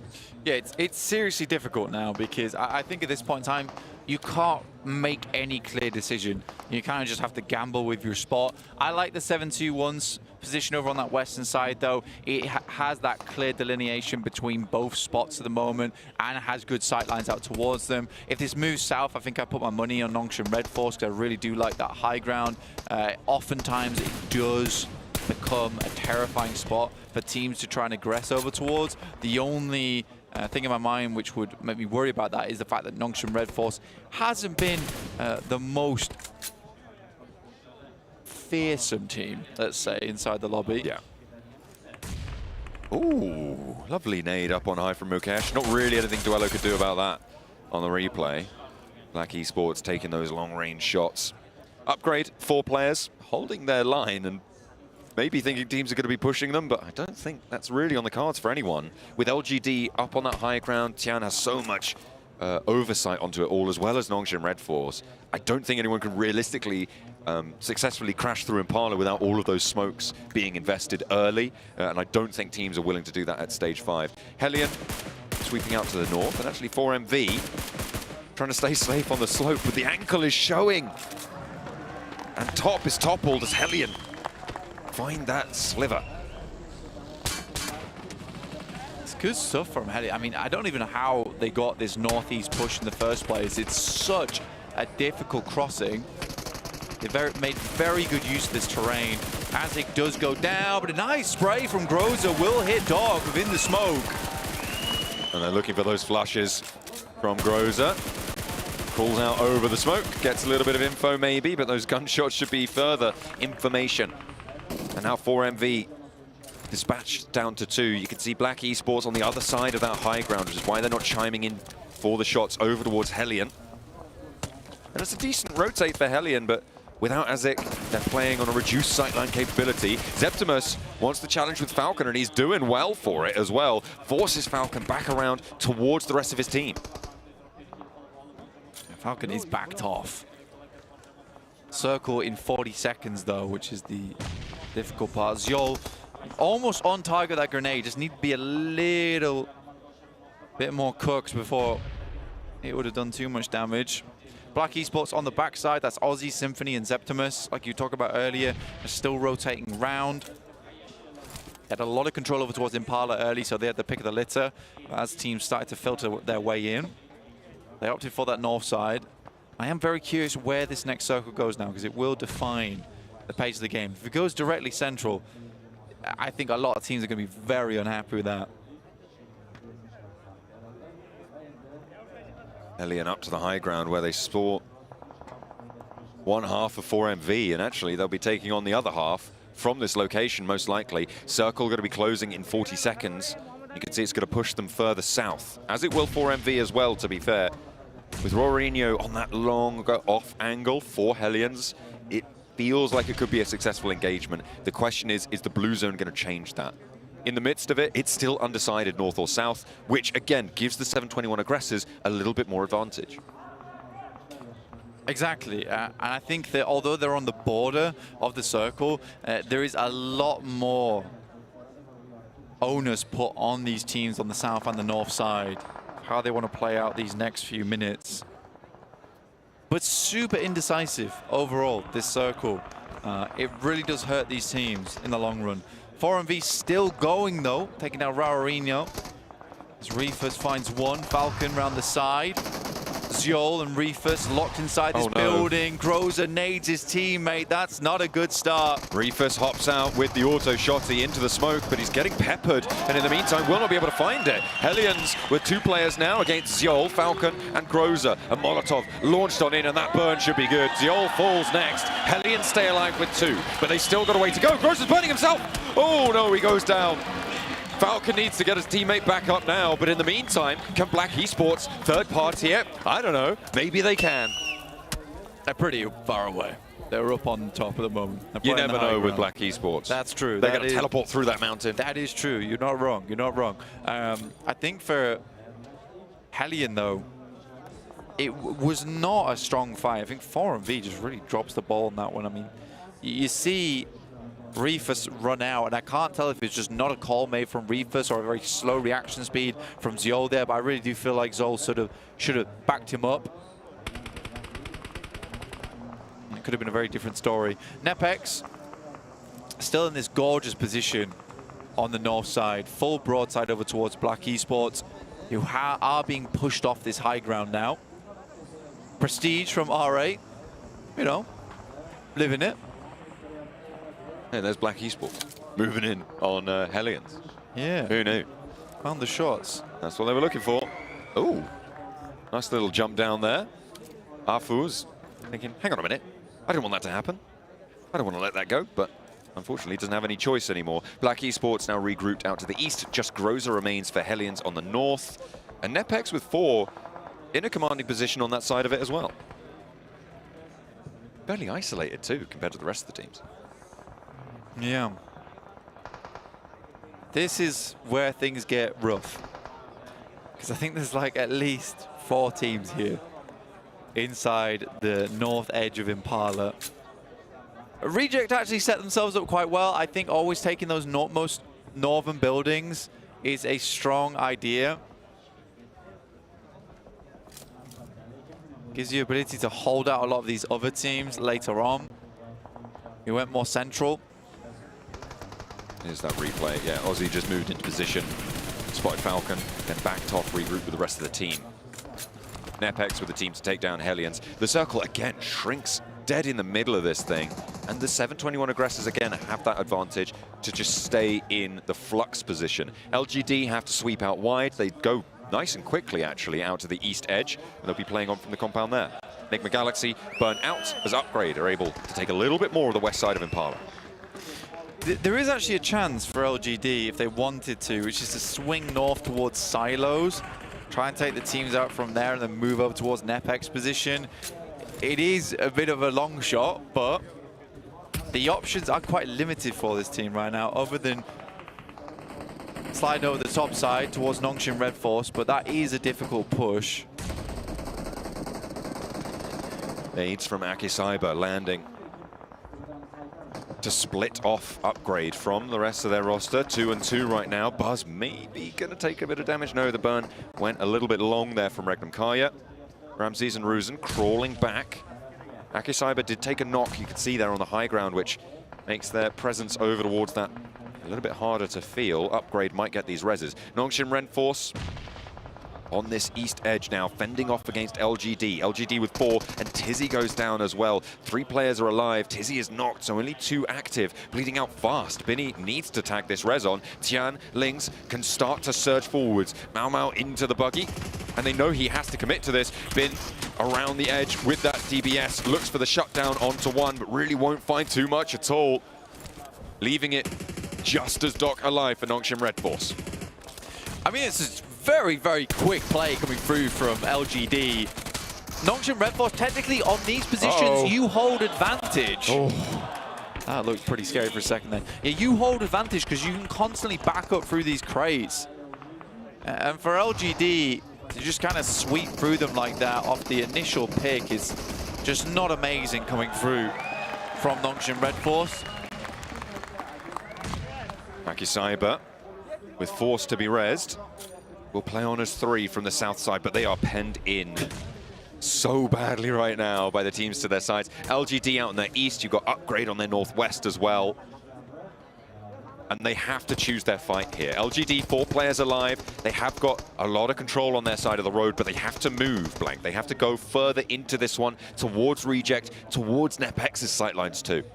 Yeah, usually by this point in the game, it either shifts a little bit towards the west, in which case 7-2-1 have the advantage, or a little bit to the north, in which case Nepex have the advantage, or it shifts back down towards the south, in which case teams that can hold this top corner of Impala tend to do very well. It's still not done any of that. We're in stage 8, so after this, we're just closing straight in onto the road of all places.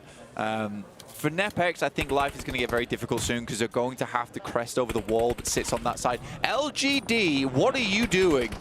They're making a streak for the center here, right up against Reject, right in the face of Nepex, and maybe they'll find something. Tian goes down first, and I think they've got 2 players forward here. Lings is there as well. Aki Cyber nade over towards 2 of them, a huge opener from Force.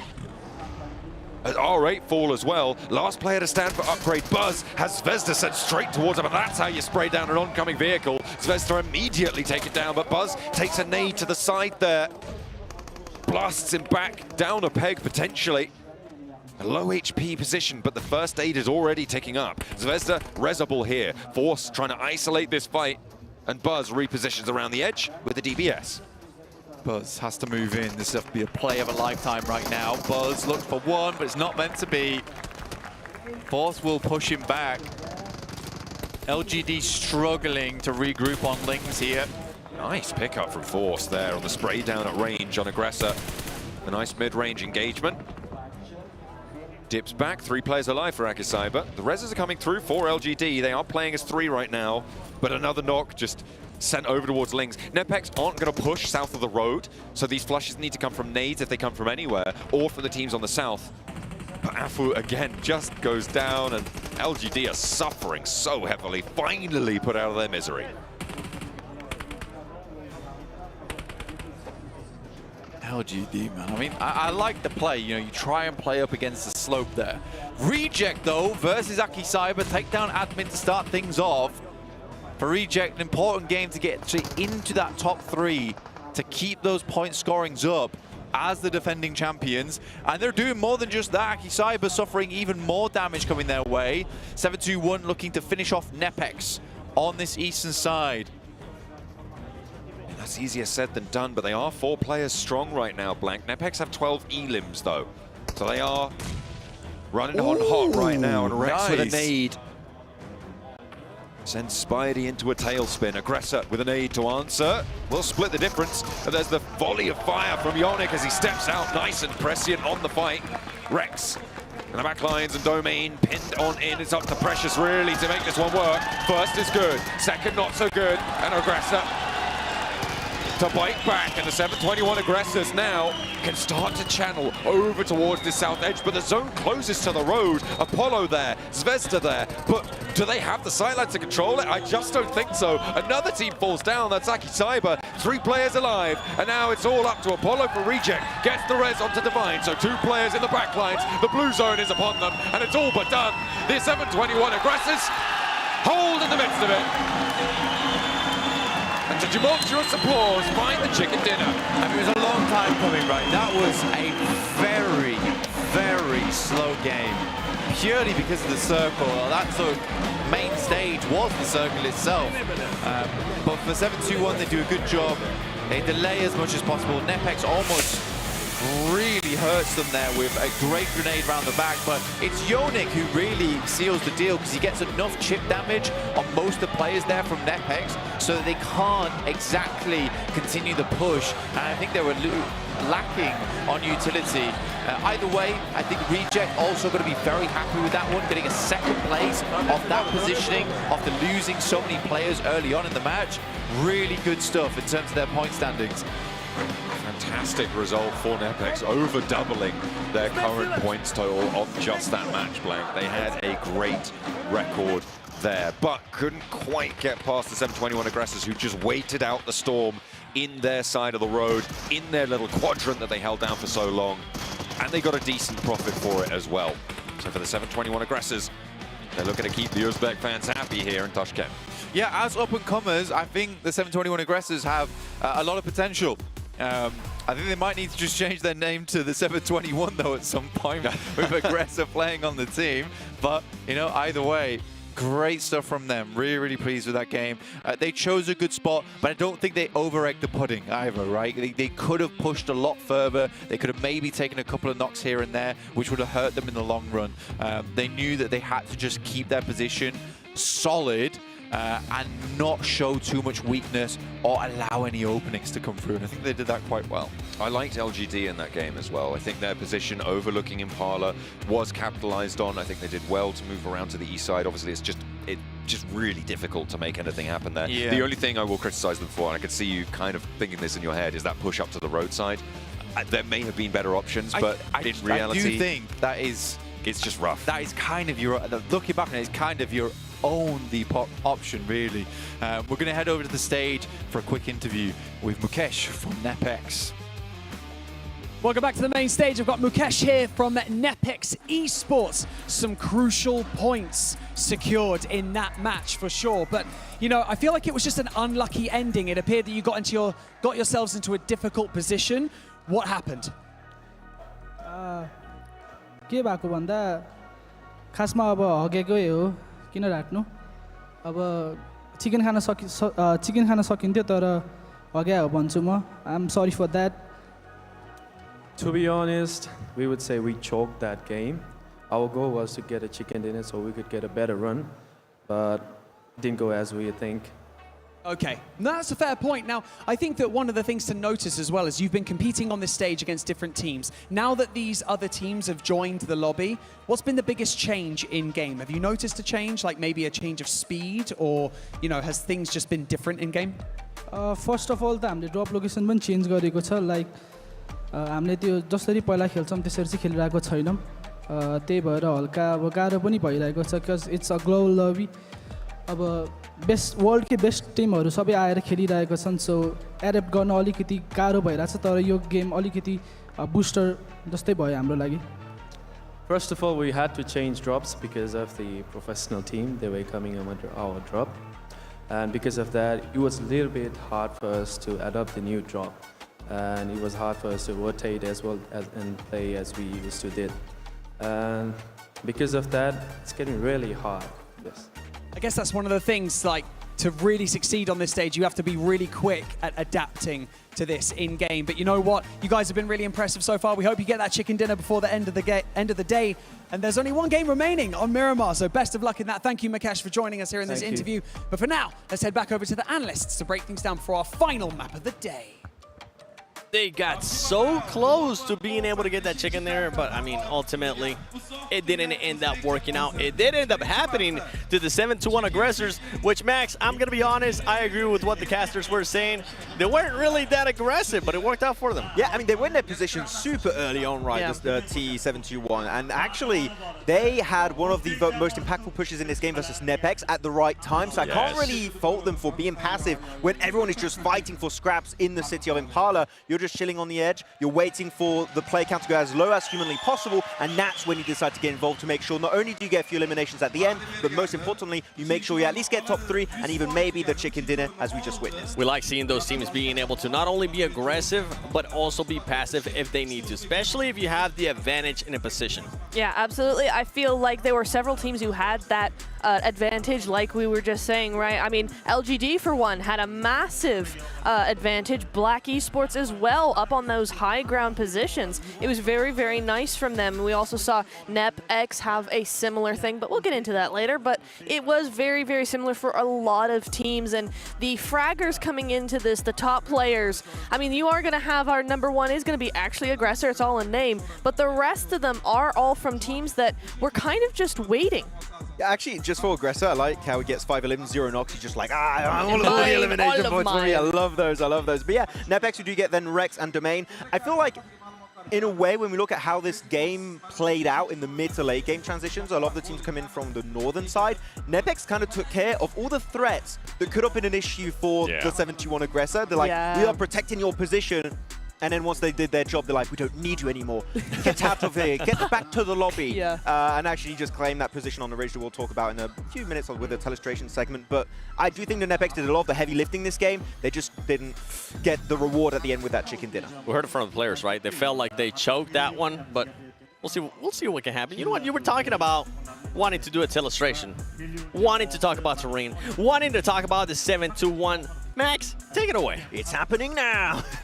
No, actually, I really want to talk about this game and how it played out earlier on because we had a very unusual circle. Circles that end on rivers or roads, it happens quite commonly around Iptera, but what would you have happening quite rarely is actually a road trifecta. You have 3 roads intersecting in the middle of the map, creating pretty much 3 play zones entirely for these teams to play, turning the entire match pretty much in like 3 mini battle royales, weirdly enough. Only 1 or 2 teams will come out alive of their own respective play, but one part of this terrain is very interesting, which actually is the northern side of this road. What this position actually allows is actually pretty much a ridge, is allowing you to have a defensive position against those southern teams. The moment we see this terrain come up, we just know this fight of the 7-1 aggressors versus Nepex is going to be so important because whoever wins this fight, off the back of this fight, we'll be able to apply pressure on the team in the 2 other zones separated by the road, which we saw once they eliminate the northern side, they go for the push, get the engage onto reject, and end up taking the chicken dinner. The terrain knowledge of the 7-2-1 aggressors was 10 out of 10. And it's great to see them be passive when back in the prelims in Ventura, they tended to be a little bit overly aggressive. Absolutely, and we heard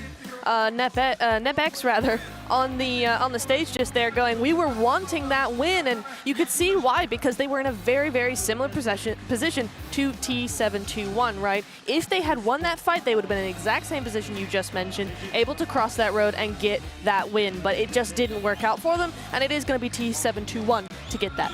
It's good to see there on the first page. I'm happy to see Helion. This team has been needing those points. We saw them go up against 4MB. They knocked 2 players, and then they continue it up and fully eliminated them. Yeah, they absolutely did. It was very, very nice to see another team stepping up, though.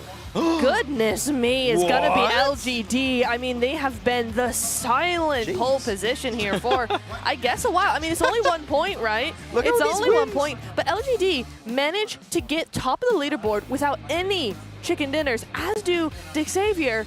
But what is this time seeing? 3rd to 7th all having a win? Yeah, all the win and yet not in 1st place or 2nd place. That's quite interesting. But eliminations is the name of the game. Clearly looking at LGD 31, Dick Xavier going himself 28.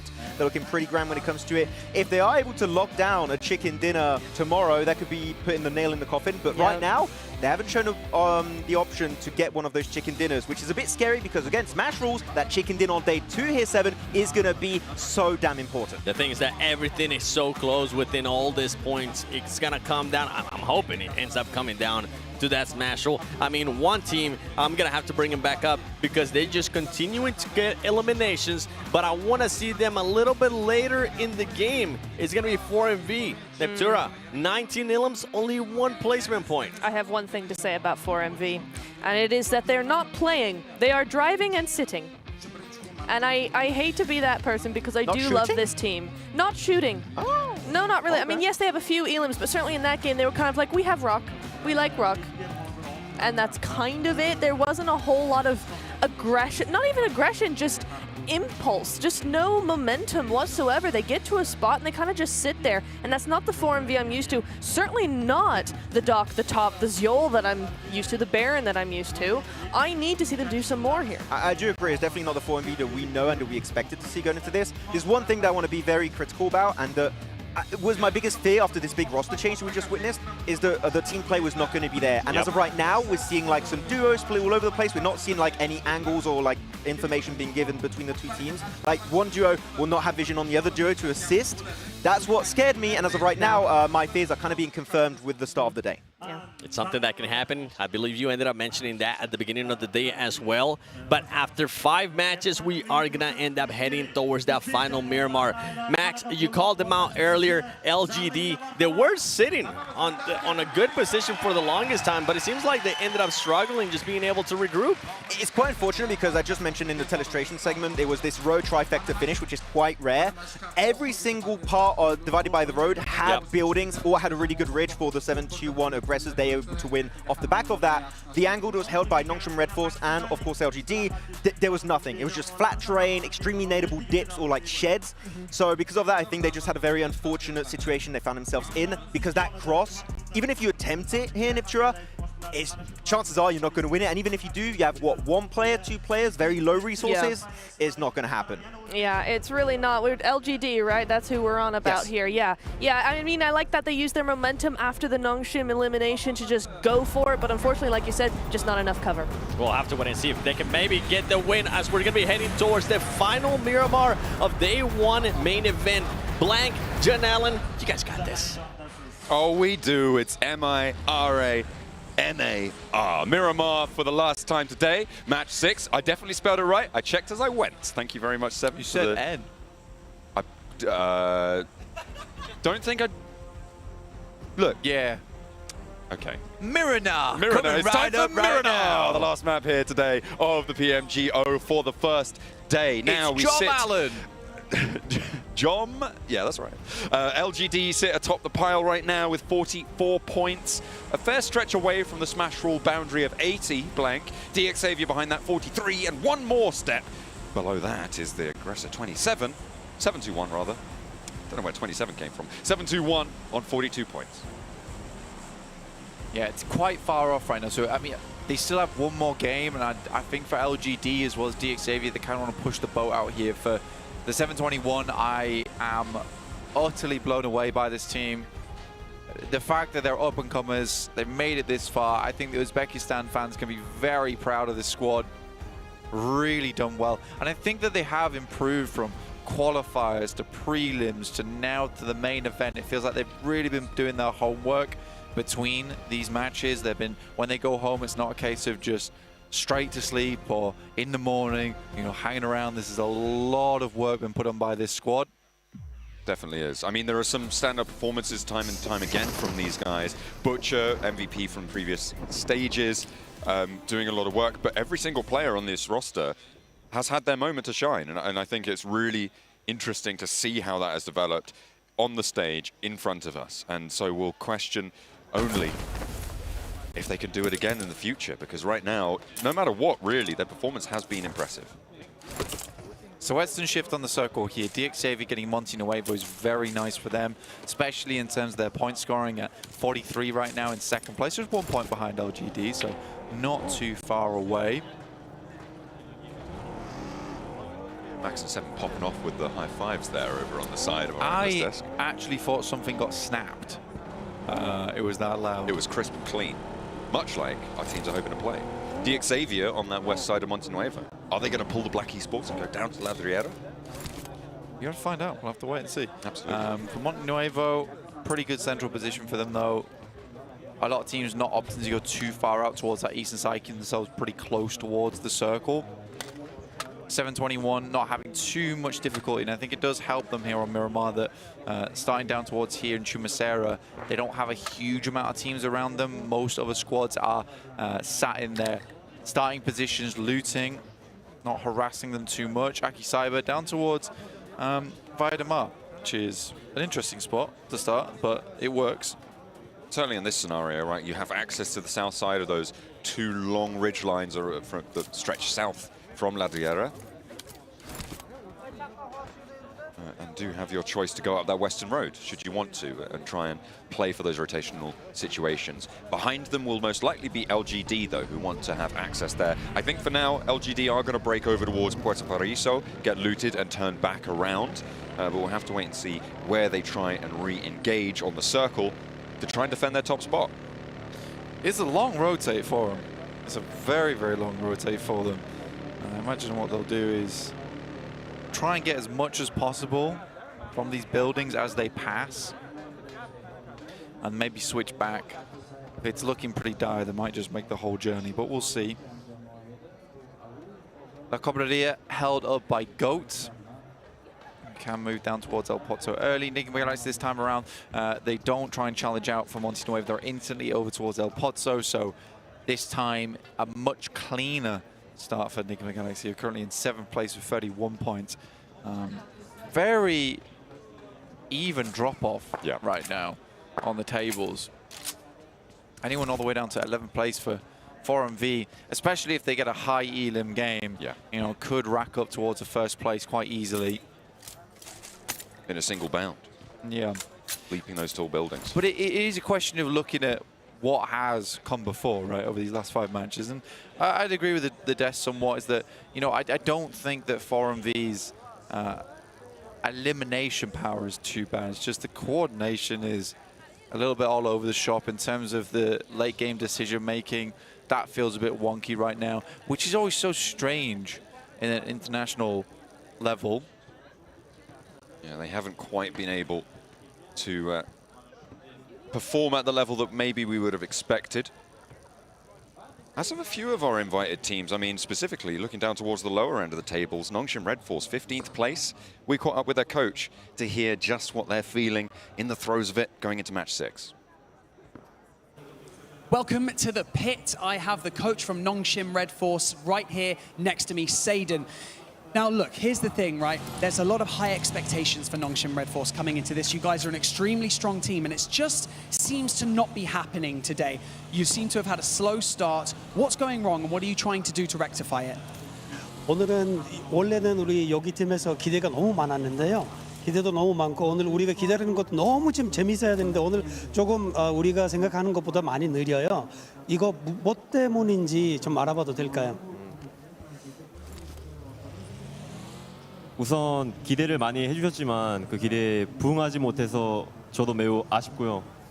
저희가 지금 당장의 성적이 안 나온 이유는 아무래도 저희가 자주 해보지 못한 팀이 많다 보니까 그래서 정보가 조금 많이 없어서 오늘 조금 더 조조한 것 같습니다. First of all, thank you very much for expectations. Anyway, we are doing the best, but the main reason is we didn't contest before with these teams today are playing, but that is why we are a little bit slow, but we are analyzing the situation. You're trying to pick up the pace and get back into the game by analysing everyone for now. Well, I hope you guys can do it quickly because we're in smash rules, so everything's going to be super fast-paced going into tomorrow. But thank you so much for joining me in this interview, Sadin. Can't wait to see what you and the team bring to the table. And for now, let's get back into the action. I mean, Barney's right. It does need to be faster pace, and as good as it is that you have the attitude of we're analysing, I think into match 6, for my money, it's kind of not good enough to say, oh, you know, we're analysing the situation, we weren't playing against these teams before. You had the opportunity to be watching them the entire time. There's been live broadcasts. We've been here, live broadcasting it for them. So as much as, you know, I respect the quality of player there, I'm not sure about the idea that, oh, we're just not warm. Yeah, I think for Nongshim Red Force, it is slightly difficult because as a region, they are a little bit less exposed to these sorts of squads. It's also nice seeing Sadin as well in a coaching position. That is true. Prolific player in his own right. Yeah, definitely. Again, you can analyze, but we'll put it this way, is that PUBG Mobile isn't always about first place. It's nice, and we celebrate it a lot because it's an achievement, especially here at PMGO. But even just getting into the top 5, that's a good statistic to have for yourself. Not the ideal thing, but PUBG Mobile can be so many times an RNG-based game that you're just wanting to average out towards that top side of the lobby into that top 5. And I think Nongshim Red Force could even that out going into tomorrow. I think it's unlikely that we see a Nongshim Red Force win. But I think that they could go home proud of themselves if they get into that top 5. Yeah, with 12 matches to be played, I mean, it is so easy to find that volatility, right? They are currently at 14 points, which is 30 points behind LGD.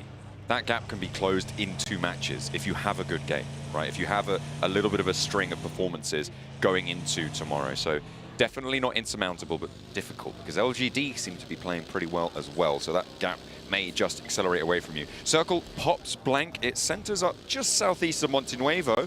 So DXavier, again, fairly happy with this. And Regnum Karya, pretty chuffed. Hey, Regnum Karya getting into a nice central position. I think Regnum Karya has been very good at finding the small alleyways to success in these maps.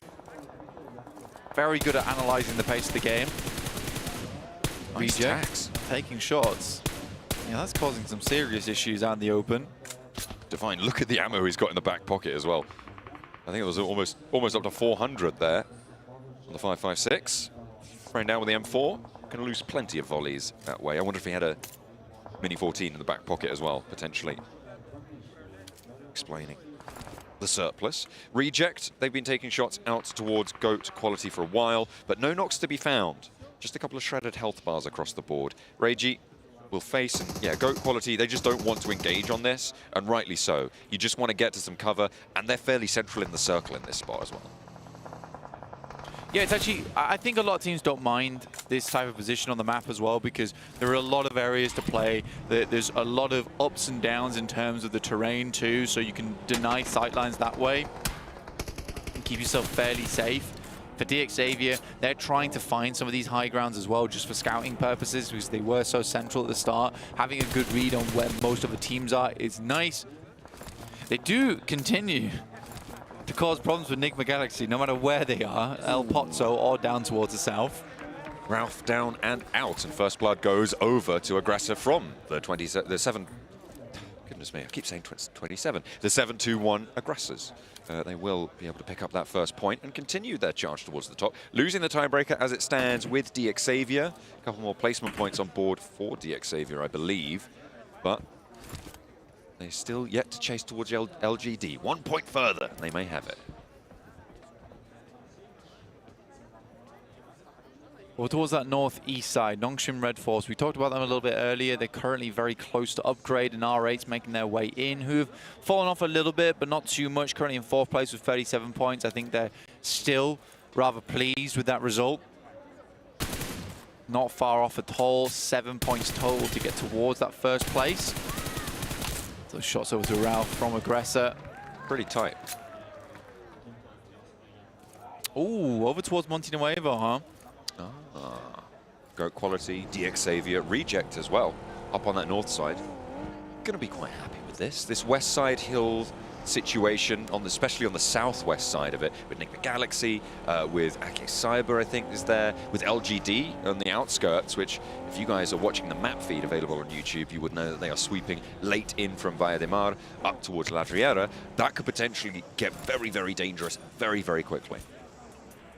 It is an awkward circle to play now because there is a city towards the center and then fielded area over towards the west and the east. So very open ground. So you're either forced to play on these outskirts, on the south side, on the northeast and the northwest, on the hilltops, or send into Montenuevo. So could very well likely be a bit of an urban finish here.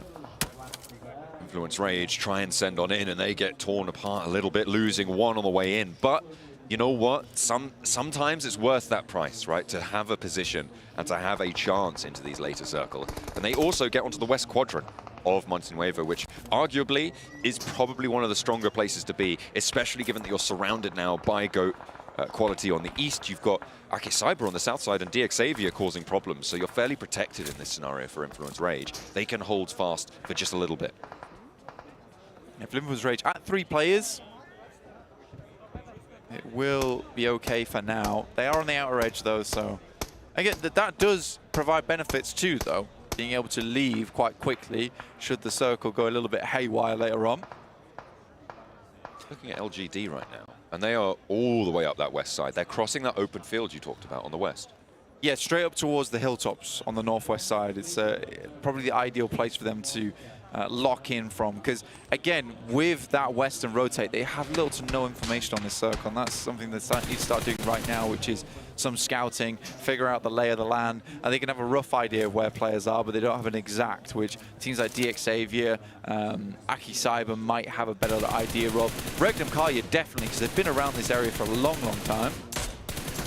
They have got all 4 players alive as well, which is a nice boon. We're getting replays of DX Xavier. Goat Quality, a lot of scraps going on.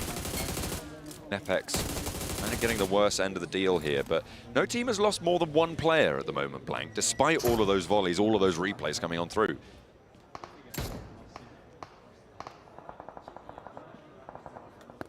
South side. For this stage 4 to come through, 14 seconds away.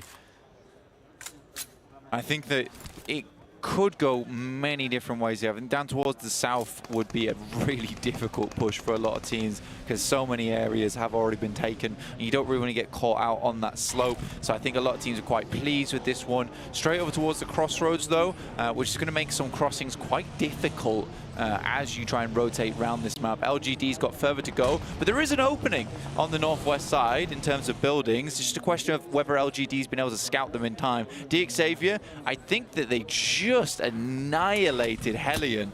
Yeah, I think you might be right there, Blank. 4 elims in first place now. They've pushed Vietnam up towards the top of the tables as it stands and resolutely maintain the embargo on giving Hellion any points in this tournament so far. This is a wrap and a half from LGD over towards Leviso.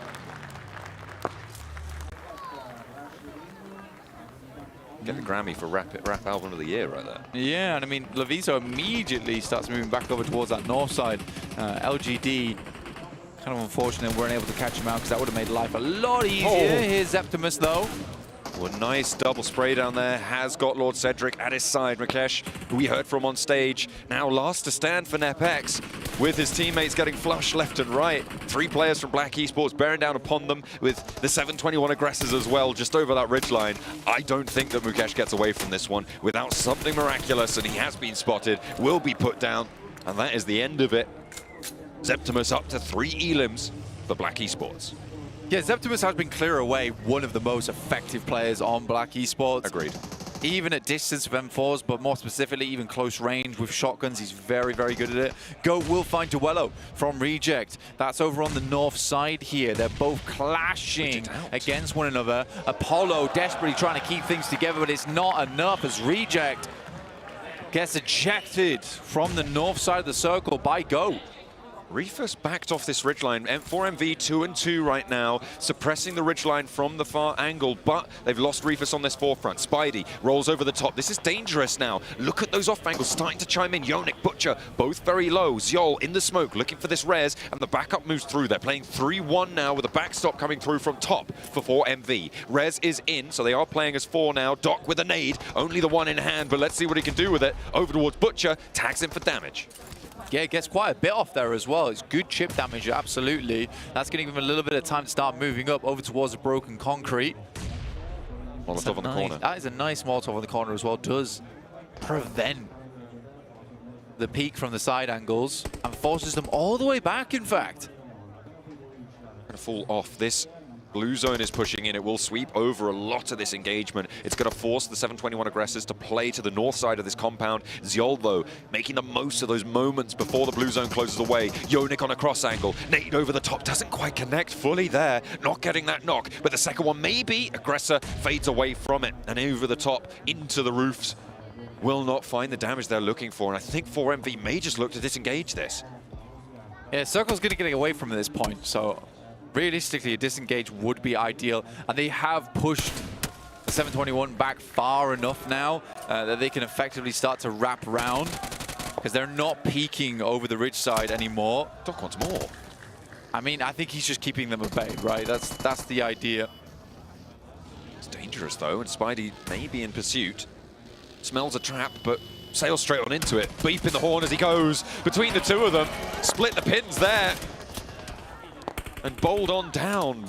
Not too sure what he was hoping to achieve there. Maybe didn't think that there were 2 players on the angle. There's damage sent toward the back lines of 4MV, but now there's chiming in shots from DX Xavier across the way. The 721 aggressors lose their first player in this fight. That's an excellent readjustment there from 4MV. Very well played. And really shuts down the gameplay there coming through from T. 721. Really good stuff. Doc wants more, though. I think he can take the vehicles. Very bold, though, dude. Okay. Butcher, happy to pick that one up. The 721 aggressor. Keep control of their vehicle. I agree. I'm not too sure what Doc was hoping to achieve with that. They've sent 2 players forwards over the top. Goes Butcher for another shutdown onto Reefus. Can the rest of his team help him? No, one is down. Aggressor needs to pick Yonik back up as DX Xavier are turning their attention this way. But they've slowed down 4MV just the same way that 4MV slowed them down, Blank, which means that perhaps they'll be able to extract some value. Black Esports, by the way, in the midst of all of that, sent straight into the middle. They crashed into a couple of players. Upgrade took one, LGD took another, and it's all now down to Lord Cedric. Yeah, Aki Cyber underneath. What that was a Doc play. Hubris. Like, it honestly made no sense. I mean, me and Max practically at the same time, both just throwing our palms upwards at that play. Nongshim Red Force down to just 1 player. Not a great way to finish out their day, honestly. Definitely not. But LGD over towards the southwest side looking very comfortable on that high ground. 4MV closing their day in 11th or lower now as they go out as well. LGD getting a flush over towards DX Xavier. Doc is giving Regnum Karya a little bit of a run for their money, but he is still against 4. Toshpik takes some damage from the nade. Not the Doc we're used to seeing with the nades, but still plenty effective here for Nongshim Red Force. Just send one over the top of it was Toshpik, who immediately moves out the way. Good read. Very quick reactions. Excellent stuff. The Loxy Wild, nades of their own. Drops smoke on the inside, trying to slow things down. Loxy nade on the bounce, and it's good. Regnum Karya stay as 4. 3 elims, they're chasing the top spots. Yeah, very clean. Yeah, for Regnum Karya, I think they'd want to finish out the day kind of neck and neck. right about that first place. I think they've had several good games. Lovely nade from Levi's. And the last player from the 721 aggressor sits in the shack, a nade on towards it. No, it's just a Molotov. They're going to put that one through the window. We'll be able to close down that entryway. Shots from across the way. That is from RCB. Sorry, from Regnum Kaya. They don't have that B in their name anymore. Drop that one. Oh, you remain resolute, though, on this eastern side hold and actually flexing Silas out all the way down south. On the off angle, you can see him there off in the distance. Very split, but behind a ridge, has plenty of cover. Paragin trying to hold out LGD all on his own. Is down. Yeah. Refrag, though, from Nate in the back lines. Over towards Mau Mau on the off angle, and Leviso can move on in for the challenge and actually go very, very low. Danger abound, and it's LGD to surge forwards with Lings. Now Nate, last player to stand, can't face into it. And LGD able to push in on the west edge. 721 aggressors breathe a small sigh of relief, but not too deeply, because LGD will pick up that mantle, as will Silas, knowing exactly where he's playing. Yeah, I kind of understand where Levi was going from there, where you want to just try and send in as fast as possible and try and capitalize on just that sense of shock factor. But for LGD, it's a quick turnaround. They've rotated down towards that south side. I mean, they were playing the hilltop on the west. I respect they've got away from it early. Too many teams sit up there for too long. Silas, the vehicle almost goes up in smoke there. But he gets ahead of the curve now, and Aggressor goes down immediately. Hops out, bang, bang, job done. Stop shooting the car. Beautiful stuff. Scratching the paintwork, mate. Can't be having that. He'll send you the invoice. He's having not a bad spot. I wonder how this is going to play out, because it does feel like more and more this is pushing away from that northwest side, and Regnum Kaya could have a very strong game off the back of this, but we are cutting sightlines in half right now between the road and the northwest, and I think Regnum Kaya and LGD is something that's going to have to conclude. Tarmac rivers running through the center of the circle, splitting up these areas, and through all of this, Blank kind of quietly, Go Quality have got 8 elims out of this match, and they're on the north side, a fairly decent 2-2 split.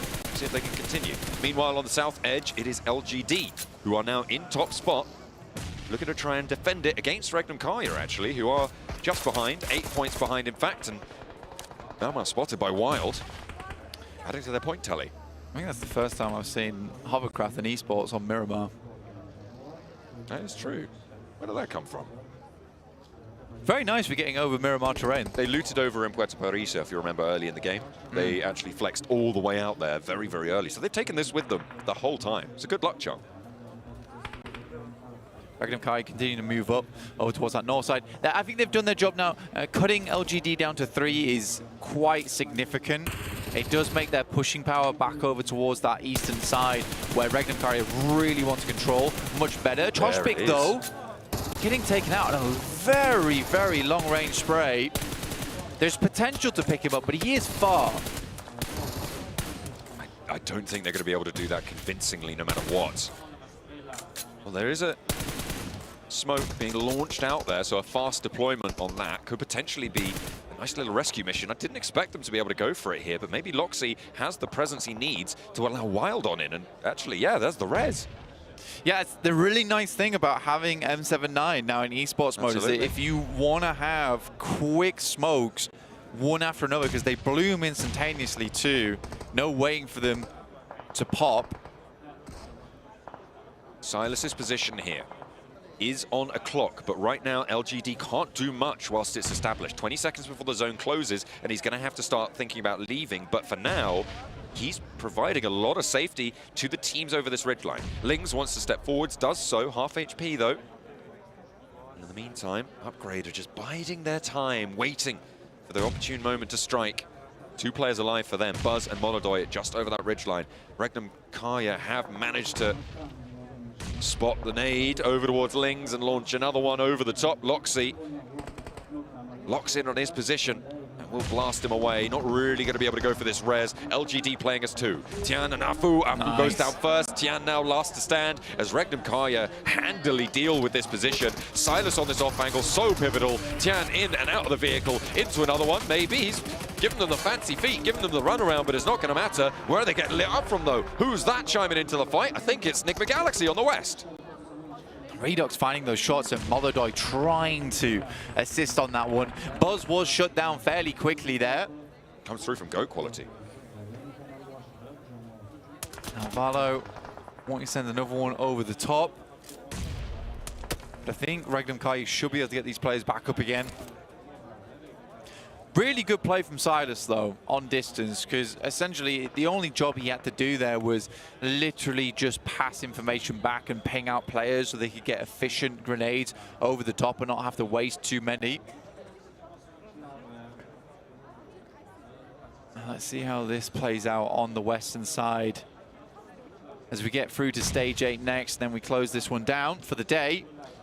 I mean, for Nick McGalaxy, they might be two players, but they do have two options, right? Both sides of the road, the only team to actually be split over it. And it is such an open ground, and now AKE Cyber will be in a command position over this western edge, force all these other teams to fight for their amusement beneath them. But they want the points too, Blank. They're in 8th place right now, within striking distance towards the top of the tables, but Regnum Kai keep racking up these points. Nick McGalaxy lose their south side outpost, and now they're the only team on the south of this road. This is insane. Regnum Kaya could have a massive jump up here. They've got 12 eliminations this game. It's huge. And also their only team right now on the eastern side who can just blast all these squads trying to exit from Monte Nuevo.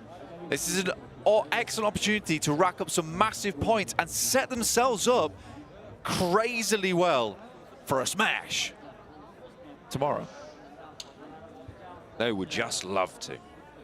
It would be top of their list of things to do on Sunday. Crack on, get a smash in. What do they want to do on a Sunday? Get a smash in. That's right. That's right. They're on 48 points right now. 80 points is the barrier. Currently, the closest is LGD on 50, but the placement points haven't been added for Regnum Kaya yet, because we don't know how many they're going to get. They can get over closer and closer to 80. They're going to have a good time. You can see how evenly split the damage they've been able to do as well is on this roster. There is a thought here for Regnum Kaya, because they've got 4 players right now. They want to start stealing eliminations, which means they need to get a little bit aggressive on this one. Try and extract as much value as possible, because they know that they've gone very far here. They already find Ida. That's Toshpik picking that one up. That's a potential of 2 elims on that southwest side available to them. Look at that ridge, though, on the other side of the road. If this fight on this side concludes with AKE Cyber, with GOAT Quality, with RA, they can start to think about going there, but until 2 of those teams have gone down, they just can't make that break. All the while, Regnum Kaya are taking shots on the broadside. This is stage 9. It closes central and it closes on the other side of the road now. And you can see there, they're starting to pick up these points. Marth trying to break across, will be spotted by Silas, but not quite shut down there, unfortunately. Not going to be able to land the shot. Silas not going to have that one beat. GOAT Quality making the smoke train march across the open and actually getting to some ridge lines. They are in nade range, but Silas has to send these nades over 4 nades. Thick and fast. He has a lot in the pocket to make this one happen. But he is getting bombarded himself. Huge. Massive. But again, they can't let these eliminations get stolen away from them, because Aki Cyber's picking them up from the backside. Admin finds Wild. That's a massive amount of damage done over towards Regnum Kaya. Toshpik's down, Wild's down. Loxy looking for the res. Silas trying to hold his nerve against the push from GOAT Quality, and is able to do so. Effius stuck on the back line here, as AKE Cyber really the only team that can have a say. You've got Effius actually already across, but trying to just stay alive in this corner. The blue zone will push him on out. I think you just go down to the blue zone, try and survive for as long as possible, maybe find a second place, and they will be afforded it. 15 eliminations seen. Come on, Silas. Silas won't find a sliver of it. The play zone claims the final blow, but it is RC to be able to find the final chicken dinner on the day. 15 elims, 25 points to close down the day. A massive turn up for them. One step closer to getting that smash. I'm pretty sure that sits around about 61 points by the end of that, which is a fantastic result going into tomorrow. One big game, and they get to that 80-point threshold, which is massive for them. Denied the opportunity at a global title by 1 point back in London at PMGC. They're looking to try and go out all guns blazing here at PMGO. Maybe a redemption arc on the cards, as they will close down day one in first place. The question is maintenance, or will they get smashed from that top spot?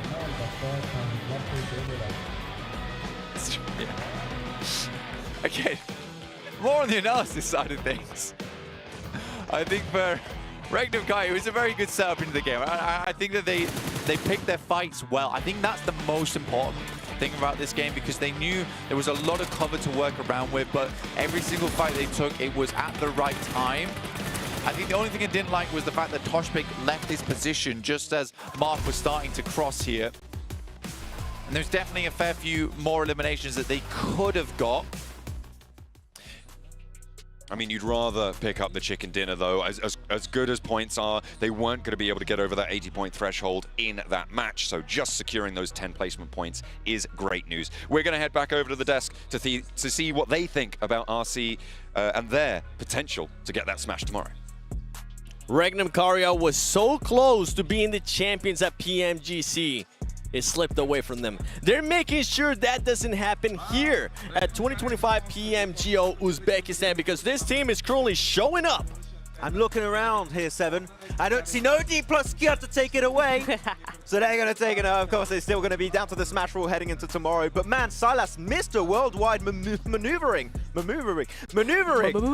Erangel, maneuvering around Miramar to get 2 chicken dinners, 1 on each battleground. Shut up, you two. Has been just an incredible IGL. And one thing we really need to highlight this game in particular, Niptura, has been those 2-2 aggressive splits to just kind of keep teams at bay. Have really just allowed them to secure that southern side of the road pretty much from the get-go. What I really love about this and their strategy is this was completely repetitive in a way, right? Because they've done this every single game they can get. They have done this exact same 2-2 split. Go mid, wait, 2-2 split in the middle or in the end of the game, and then just run around looking for all those positions that they want. So it is a really, really nice game that they've played all day today, and it really shows with those 2 wins now. Yeah, I mean, fantastic stuff from Regnum Kari here. Getting closer to that 80-point barrier too, right, which is going to be very important heading into tomorrow's 6 matches. You know, it's going to be going. Though actually, we did talk a lot about Regnum Kari, how they got themselves this chicken dinner.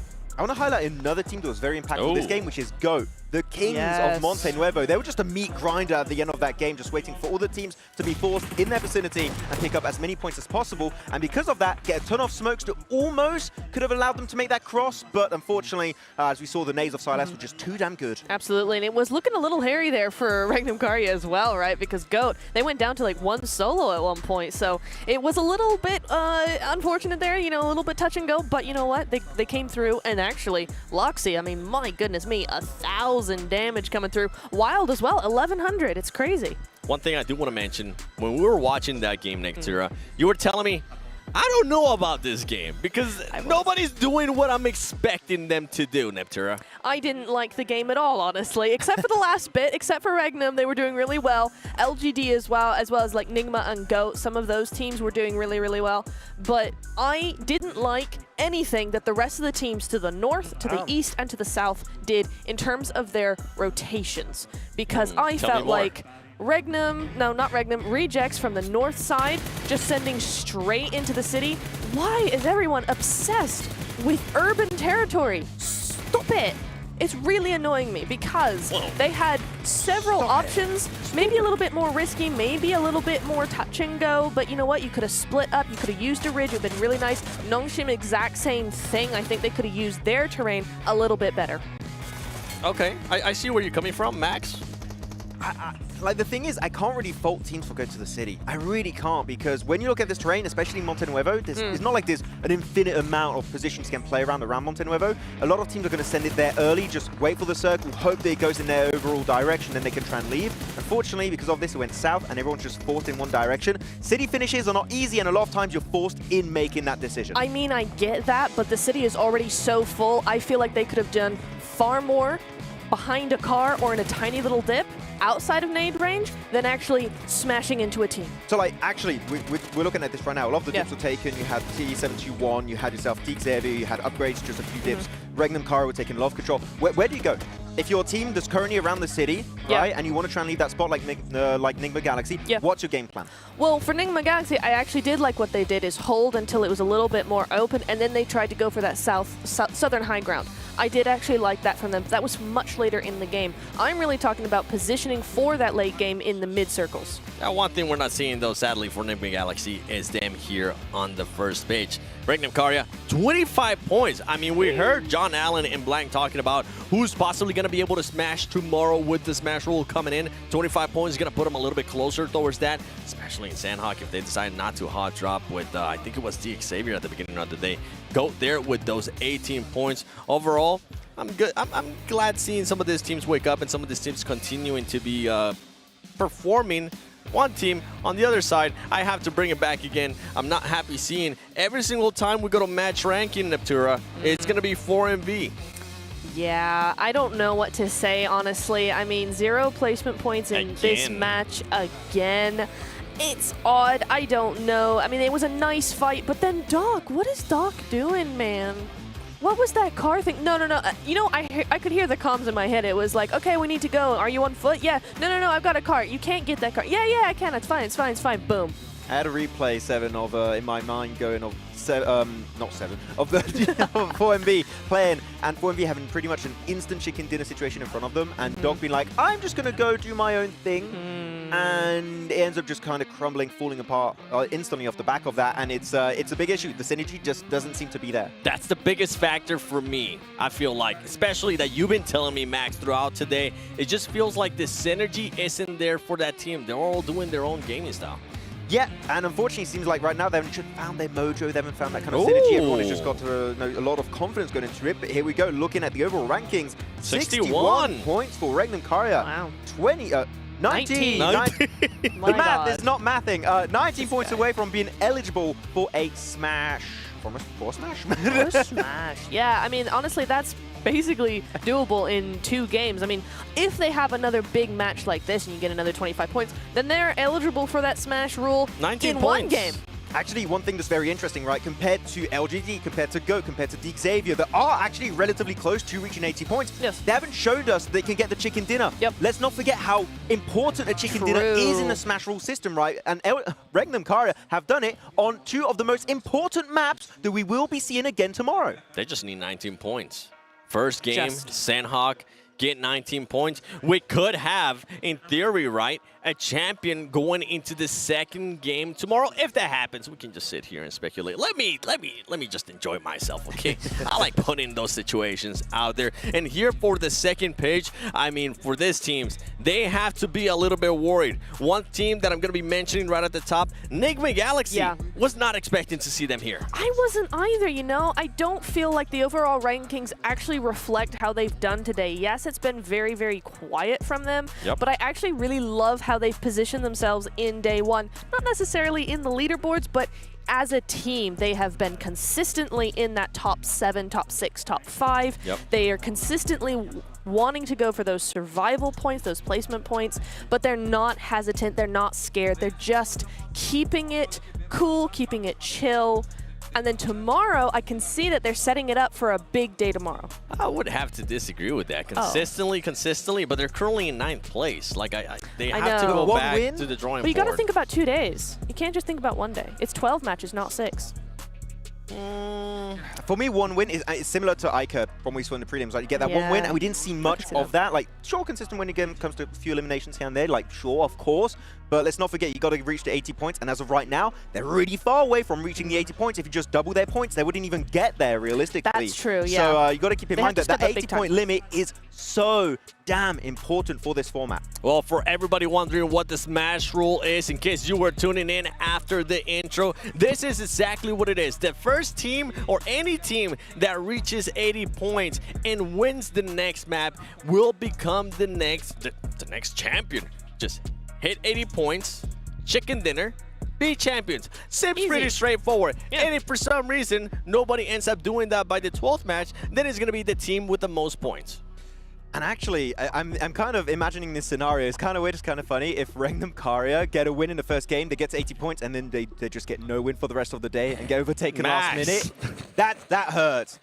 I don't know. That's like the worst case scenario, and I just imagined it in my head. I was like, oh, that would suck. Oh, no. That would be a repeat of PMGC. And now you've said it. You've spoken it into reality. Oh, my God. This guy does not learn at all. Get closer over here, Max. I'm coming. Yeah? Oh, no. Get closer over here, Max. Yeah, sorry, Nature. What's up? You can't say that! Okay, sorry. I wasn't talking. Please smack him for me.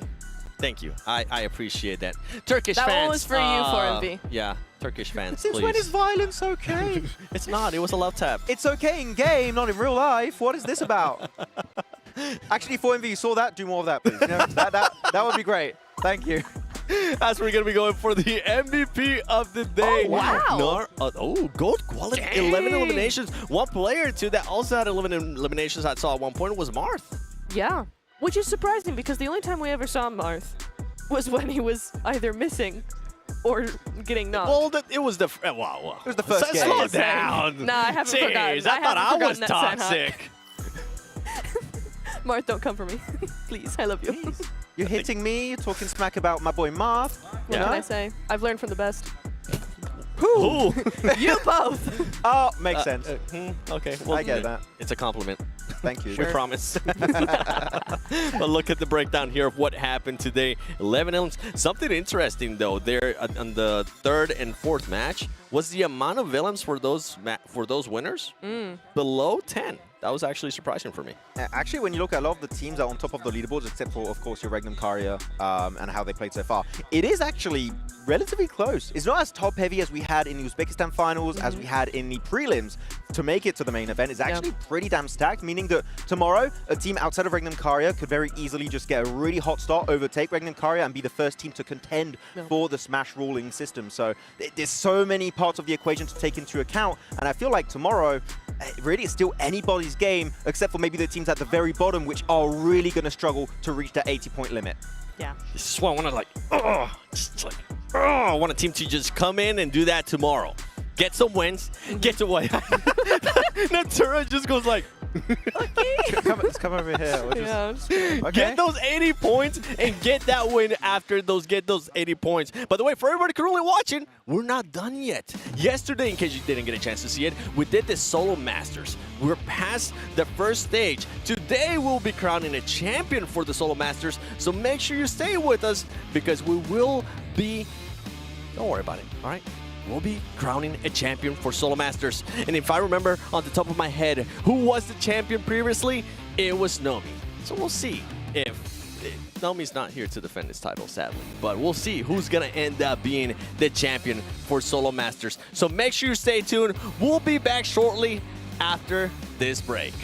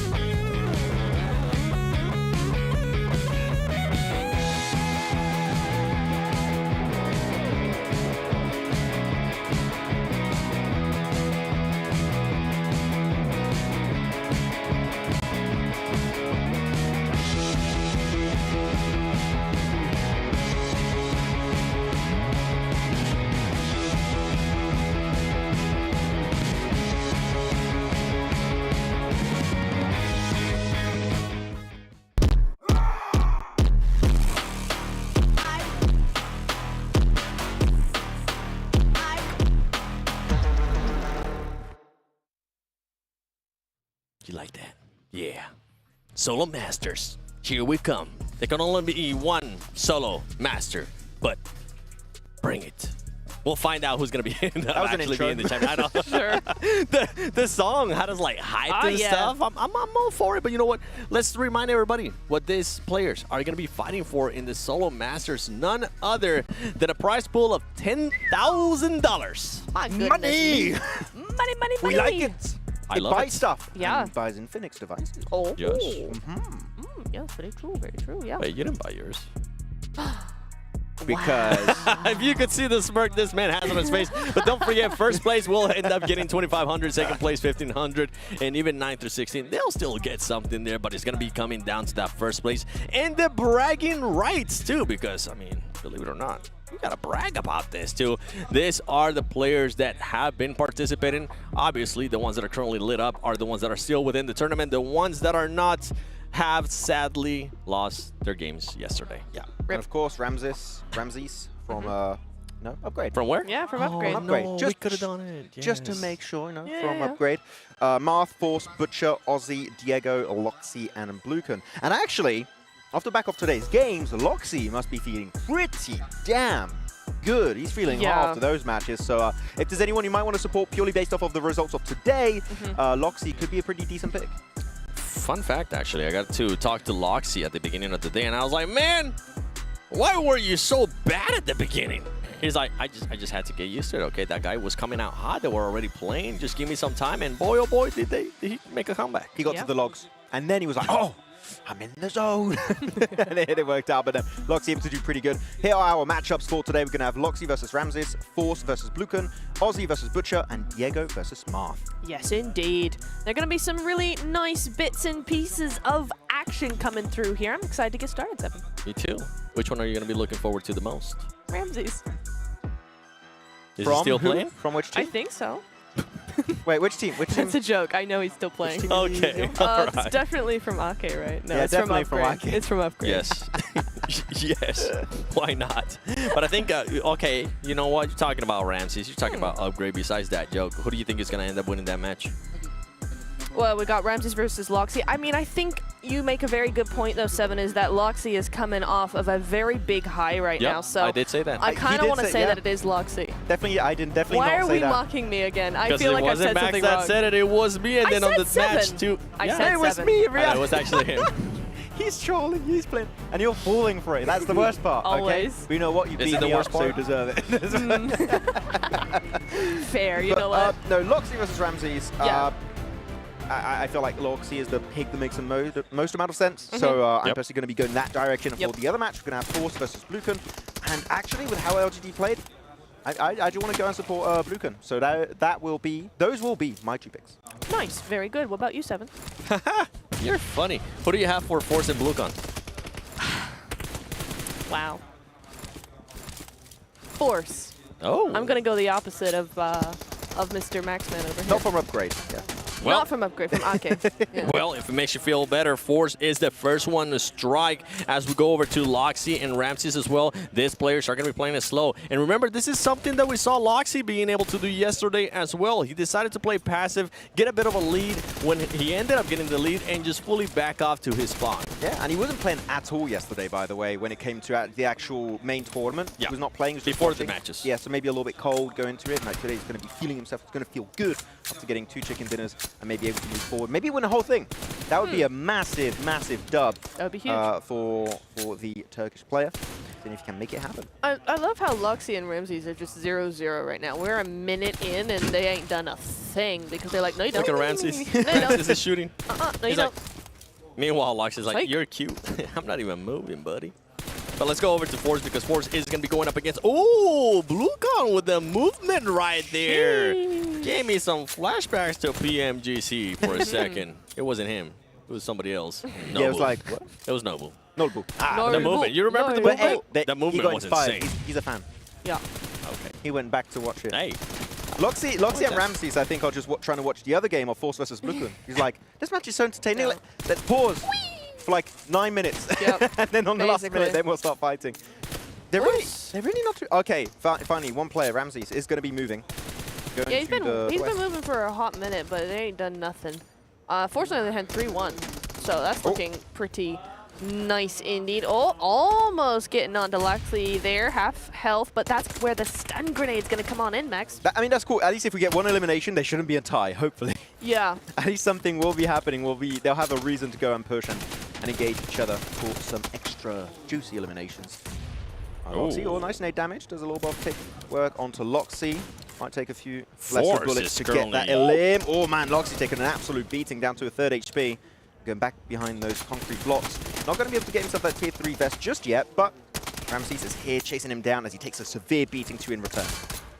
I kind of like what Force and Bluekin are doing, though. 4-2, but it seems very evenly matched, right? Just because Force is ahead right now doesn't mean Bluekin can't get some nasty shots over onto Force. Oh, Loxy! You're going to get pushed, man. You better run. You better get the hell out of here because you need to start regenning up to 100% HP. He has a good idea. Oh, no, actually, hang on. Ramses does not know where he left, and there you go. He's back to 100% HP, and he saw him finally try and sneak behind that crate. That's quite unfortunate, but Loxy doesn't go out and gets that tier 3 vest. That is a big win for him. I don't know how he managed that, Max. That's insane. He was tap dancing on them toes trying to get out of there, and it worked. It seemed to work. Ramses picked up the M249. Not street legal. Can't use that one. Got to stick to the M4. Yep. We actually talked about secondaries being pretty important yesterday, right, Nap? And here Loxy does have himself the... I thought it was the Scorpion full second minute does. The does P1 have a 8C or something? Yeah, a handgun. Yeah. A pistol. The one that goes... We saw a bit of a difference in strategy in regards to that yesterday, right? I can't remember. I think it was Red Ox from Enigma Galaxy. Didn't end up working out for him, but he was using the shotgun, and he would try to just go in between the both. Hit him with the shotgun first, super low, and then being able to push him. Yep.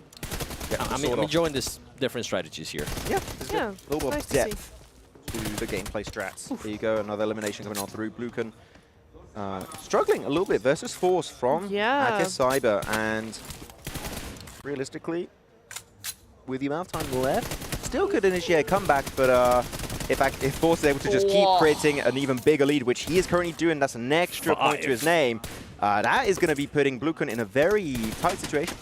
Yeah, it's going to be an interesting one to watch as the last few minutes count down because, I mean, Force is just kind of running away with it now. I mean, you can see that the gap was not very big, but I just feel like Bluekin is definitely trying. I'm not going to say he's not trying here or that he's struggling, because he's definitely putting that work in. It just seems like when it comes to that last shot, it is all on Force to get it. So, not sure what needs to change here for Bluekin, but something does. I'm going to start paying a little bit more attention to how Bluekin is moving, because I'm not seeing very, 10,000 IQ movements. I'm seeing very, typical movements that I would do, which is not a compliment.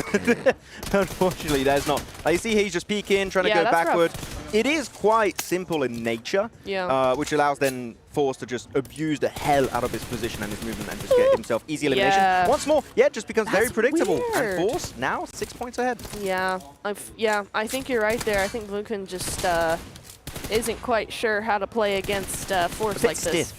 It's a bit stiff, yeah. It's a bit like I play, you know? Still 0-0, by the way. 0-0 is insane. I stopped paying attention to the left side because nothing was really happening. They took so many shots at each other, and yet nothing happened. Actually, tier 3 helmet, tier 3 vest for Ramses. Yeah. He's going to be a tanky boy. The thing is that, if I'm not mistaken, Loxy is currently on Ramses' spawn. So, by him doing that, by Loxy being able to move over there, now pretty much Ramses has had all the time available to go pick up that level 3 vest, to go pick up that level 3 helmet. And they're truly, I feel like, as much as we might not like this strategy, they're truly waiting to see until the last moment and make a go for it. They're both might be a little bit scared to engage because of what's at stake, right? It is a lot of money on the line. Yeah, it's a lot of money. You are right. It's a heck of a lot of money, and I could see why maybe Ramses and Loxy are like, no mine, no mine, no you, and it's just it ends up being this 0-0. But 3.5 minutes rather, is an insane amount of time to have 0-0. That's crazy. What happens again if we end 0-0? It will go to the tiebreaker, if I'm not mistaken. It will end up being another match, but it's whoever ends up getting the first elimination. But what if they stay like this for this point? Yeah. You know it's what? Not anything. Like, if we go Do to they the get tiebreaker, disqualified? are they just going to stop moving for like 2 hours and a half or something? Like, Yeah. We need, might be here a while, boys. Yeah. Well, let's see. Loxy, Ramses, we're not entertained right now. Not entertained. Definitely not. We're going to have 8-point lead created for Force versus Bluken. Nice little angle through the window to be created. Bluken, though, able to close that gap, able to make his way around in the entrance of the warehouse position. Force, though, going pretty low when it comes to the ammo count in that magazine. Able to make himself over the cylinder blocks, and he's able to actually get that tier 3 helmet. That's massive. Ramsey's starting to make a push. is making the push forward, and will be getting eliminated. Force gets an extra point. Ramsey's now starting to make the push here towards Loxy. Loxy's still holding that angle. Remember, they ended up using all the grenades earlier on, so nothing's going to end up happening here. I think they're starting to feel the pressure of that time. When we're talking about it, they're starting to feel themselves out. Ramsey trying to get the angle. Ramsey being the aggressor. I appreciate this out of him, but Loxy making sure that he doesn't end up giving an angle. Meanwhile, you have Force on the other side with a 10-point lead. I mean, at this point, something to keep in mind, too, is that Loxy, even though he does have a level 3 vest, it's not currently at full. From what we were able to see earlier from Ramses, those level 3 vests, the level 3 helmet, that was at full. There you go. Loxy's going to be making a push for it. Ramses making the push. He's hunting him down. He knows that he was able to tag him, but remember, you don't want to wait too long because they will end up regenerating health right here, and that's exactly what happens. Loxy goes back to full heal. Ramses picking it out, trying to go for the push. He's able to get some shots there. He ends up, missing by a tiny bit, and they're just playing cat and mouse here with us. Oh, yes! Oh, we got the first elimination. With a minute 23 to go, we get the first elimination between Loxy and Ramses. And now the problem is for Loxy is that he's only got so little time to actually get it back. Oh, hang on. Is that street legal? Oh, I mean, it's a spawn, right? I don't know. That we saw an M249 being used earlier. I was like, not too sure about that one. But anyways, Regnum Karya. Loxy now has to push. He's going to stop running away. So actually, we are going to be seeing some Loxy action right now. Go on. Oh, but no, That's a Ramses. good nade. That's a good nade. Oh, and he dodges it. He's using his own spell against him. He's trying to run around the Rosie by as much time as possible. He's just playing hide and seek right now. Yes. 46 it's solo seconds. master tournament, not hide and seek, guys. Oh, he's on top of the roof. No escape here, Ramses. You have to take the fight. You have to take the encounter. Already a little bit of damage taken, down to 2/3 HP. But will we see Loxy jumping on down? Because currently he's holding on to that rooftop position. Now 30 seconds. They know exactly where they are. The other game. There you go. Loxy's going to be making a push for it. Loxy's able to tie it up and shoot the boxes. Calm down, everybody. You guys just got 2 eliminations in 10 minutes. Oh, 20 seconds left, though. Like, we need to see an extra elimination now. Otherwise, as you said here, Seven, we will be heading on over to another match for the tiebreaker.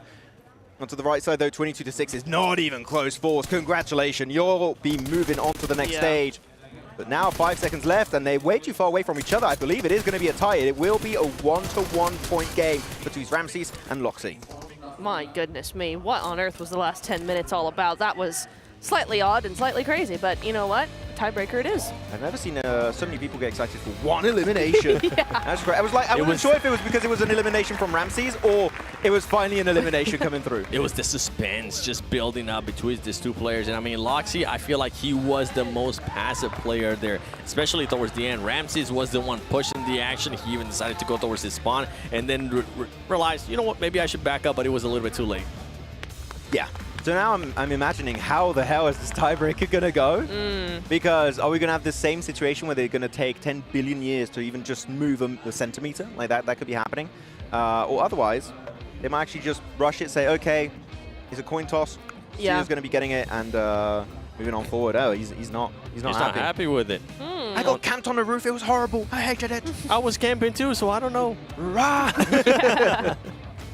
Yeah, I mean, kind of that was just the battle of who can hide the best, honestly. I mean, it is what it is. We are going to see a rematch coming in here pretty soon, either before or after the next matches come on through. We'll see how that goes, but for now, we're looking at these players and Lukun, man.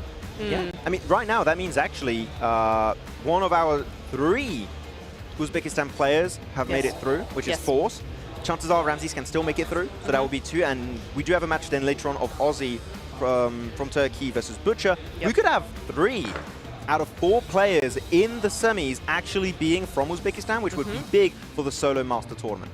That would absolutely be the case. I mean, it's more representation than we're seeing from any of the other players here, right? Because you do have Diego coming up here who's Brazilian. You've got Marth in there as well from R8. And so, yeah, you are looking at probably several opportunities for actually Uzbekistan to come out on top here. So for everybody wondering what's going to happen there between that match between Loxy and Ramses, we are going to have that rematch where we'll set up another match. It is going to be the first one to get an elimination, which is going to be interesting because these players did go, what was it, almost 7 minutes without one elimination. Yeah. Will they possibly be a little bit more aggressive? I don't think Loxy is going to be the aggressor one. I think if there's anybody that's going to be a bit of an aggressive one, it's going to be Ramses from Upgrade, because he was pushing the action and he does have a bit of a pressure here from his home crowd as they are truly waiting. As soon as he got that elimination, the first one, everybody that's still here in the crowd went absolutely nuts. I think we're going to see a similar thing to what we witnessed in PMGC 2024 Grand Finals, where we had Nomi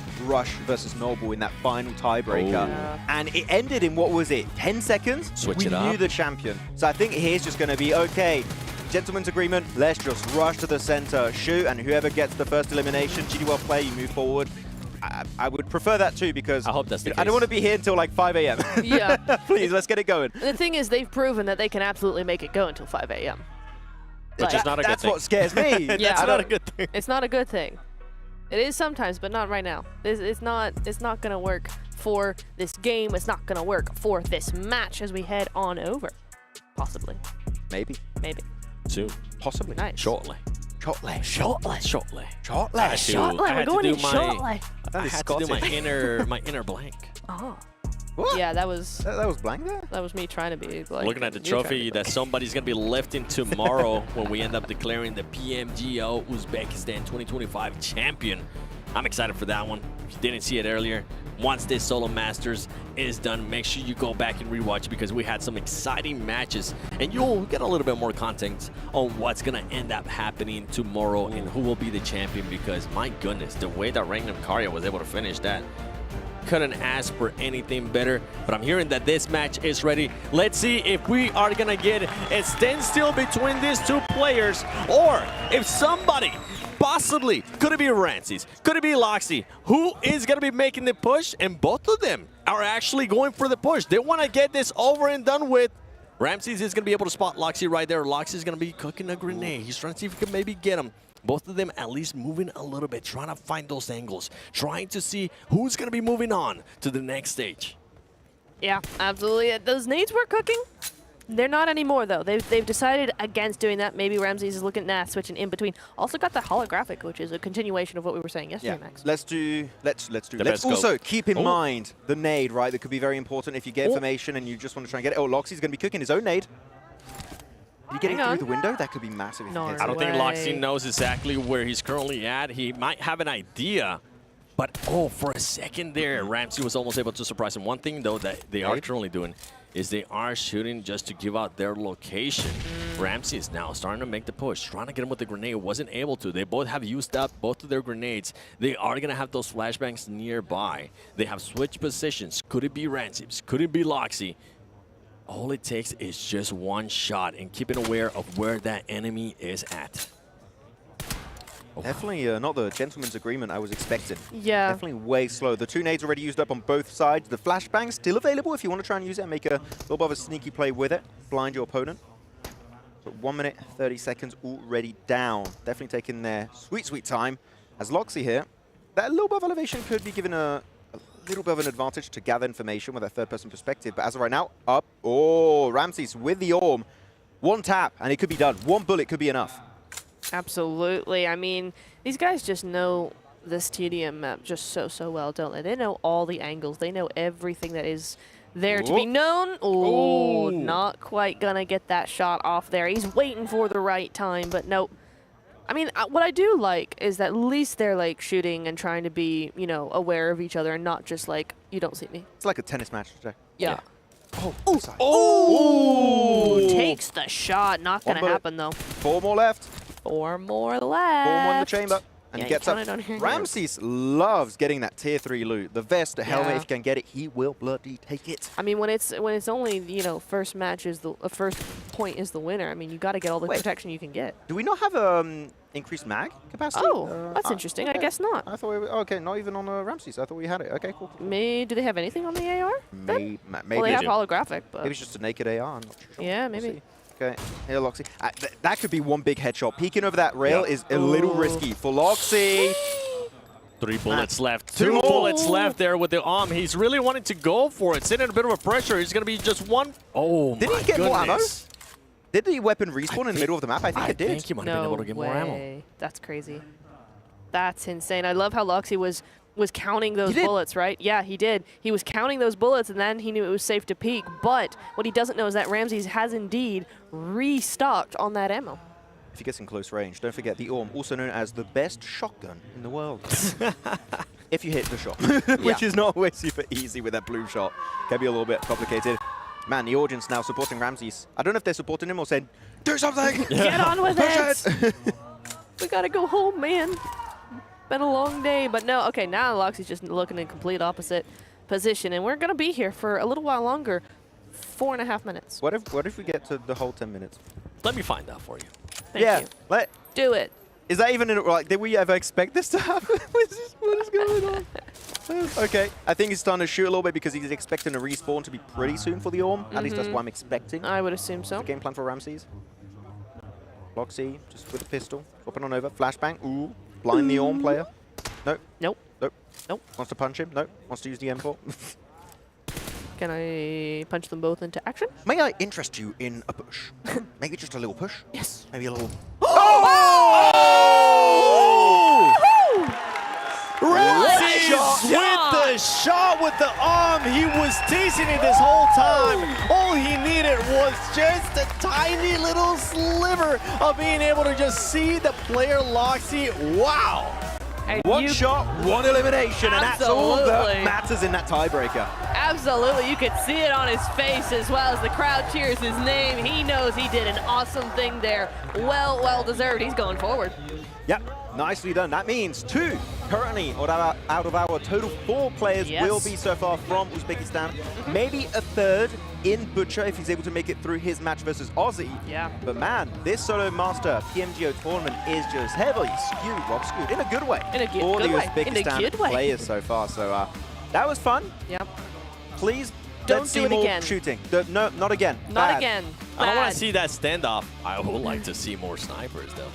I wouldn't mind that. That was nice. That I wouldn't mind. He was setting up that shot that whole time too. And the awareness to just be like, okay, you know what? I think I'm going to start teasing him. Maybe make him think that I'm going to run out of ammo and then go restock the ammo. Worked out perfect. To be honest, Loxy was playing with fire the entire time. He was just peeking against an Orm. You don't bet an Orm. It might work out 90% of the time. That one shot is all you need, and it's just instant elimination. I'm going to say it.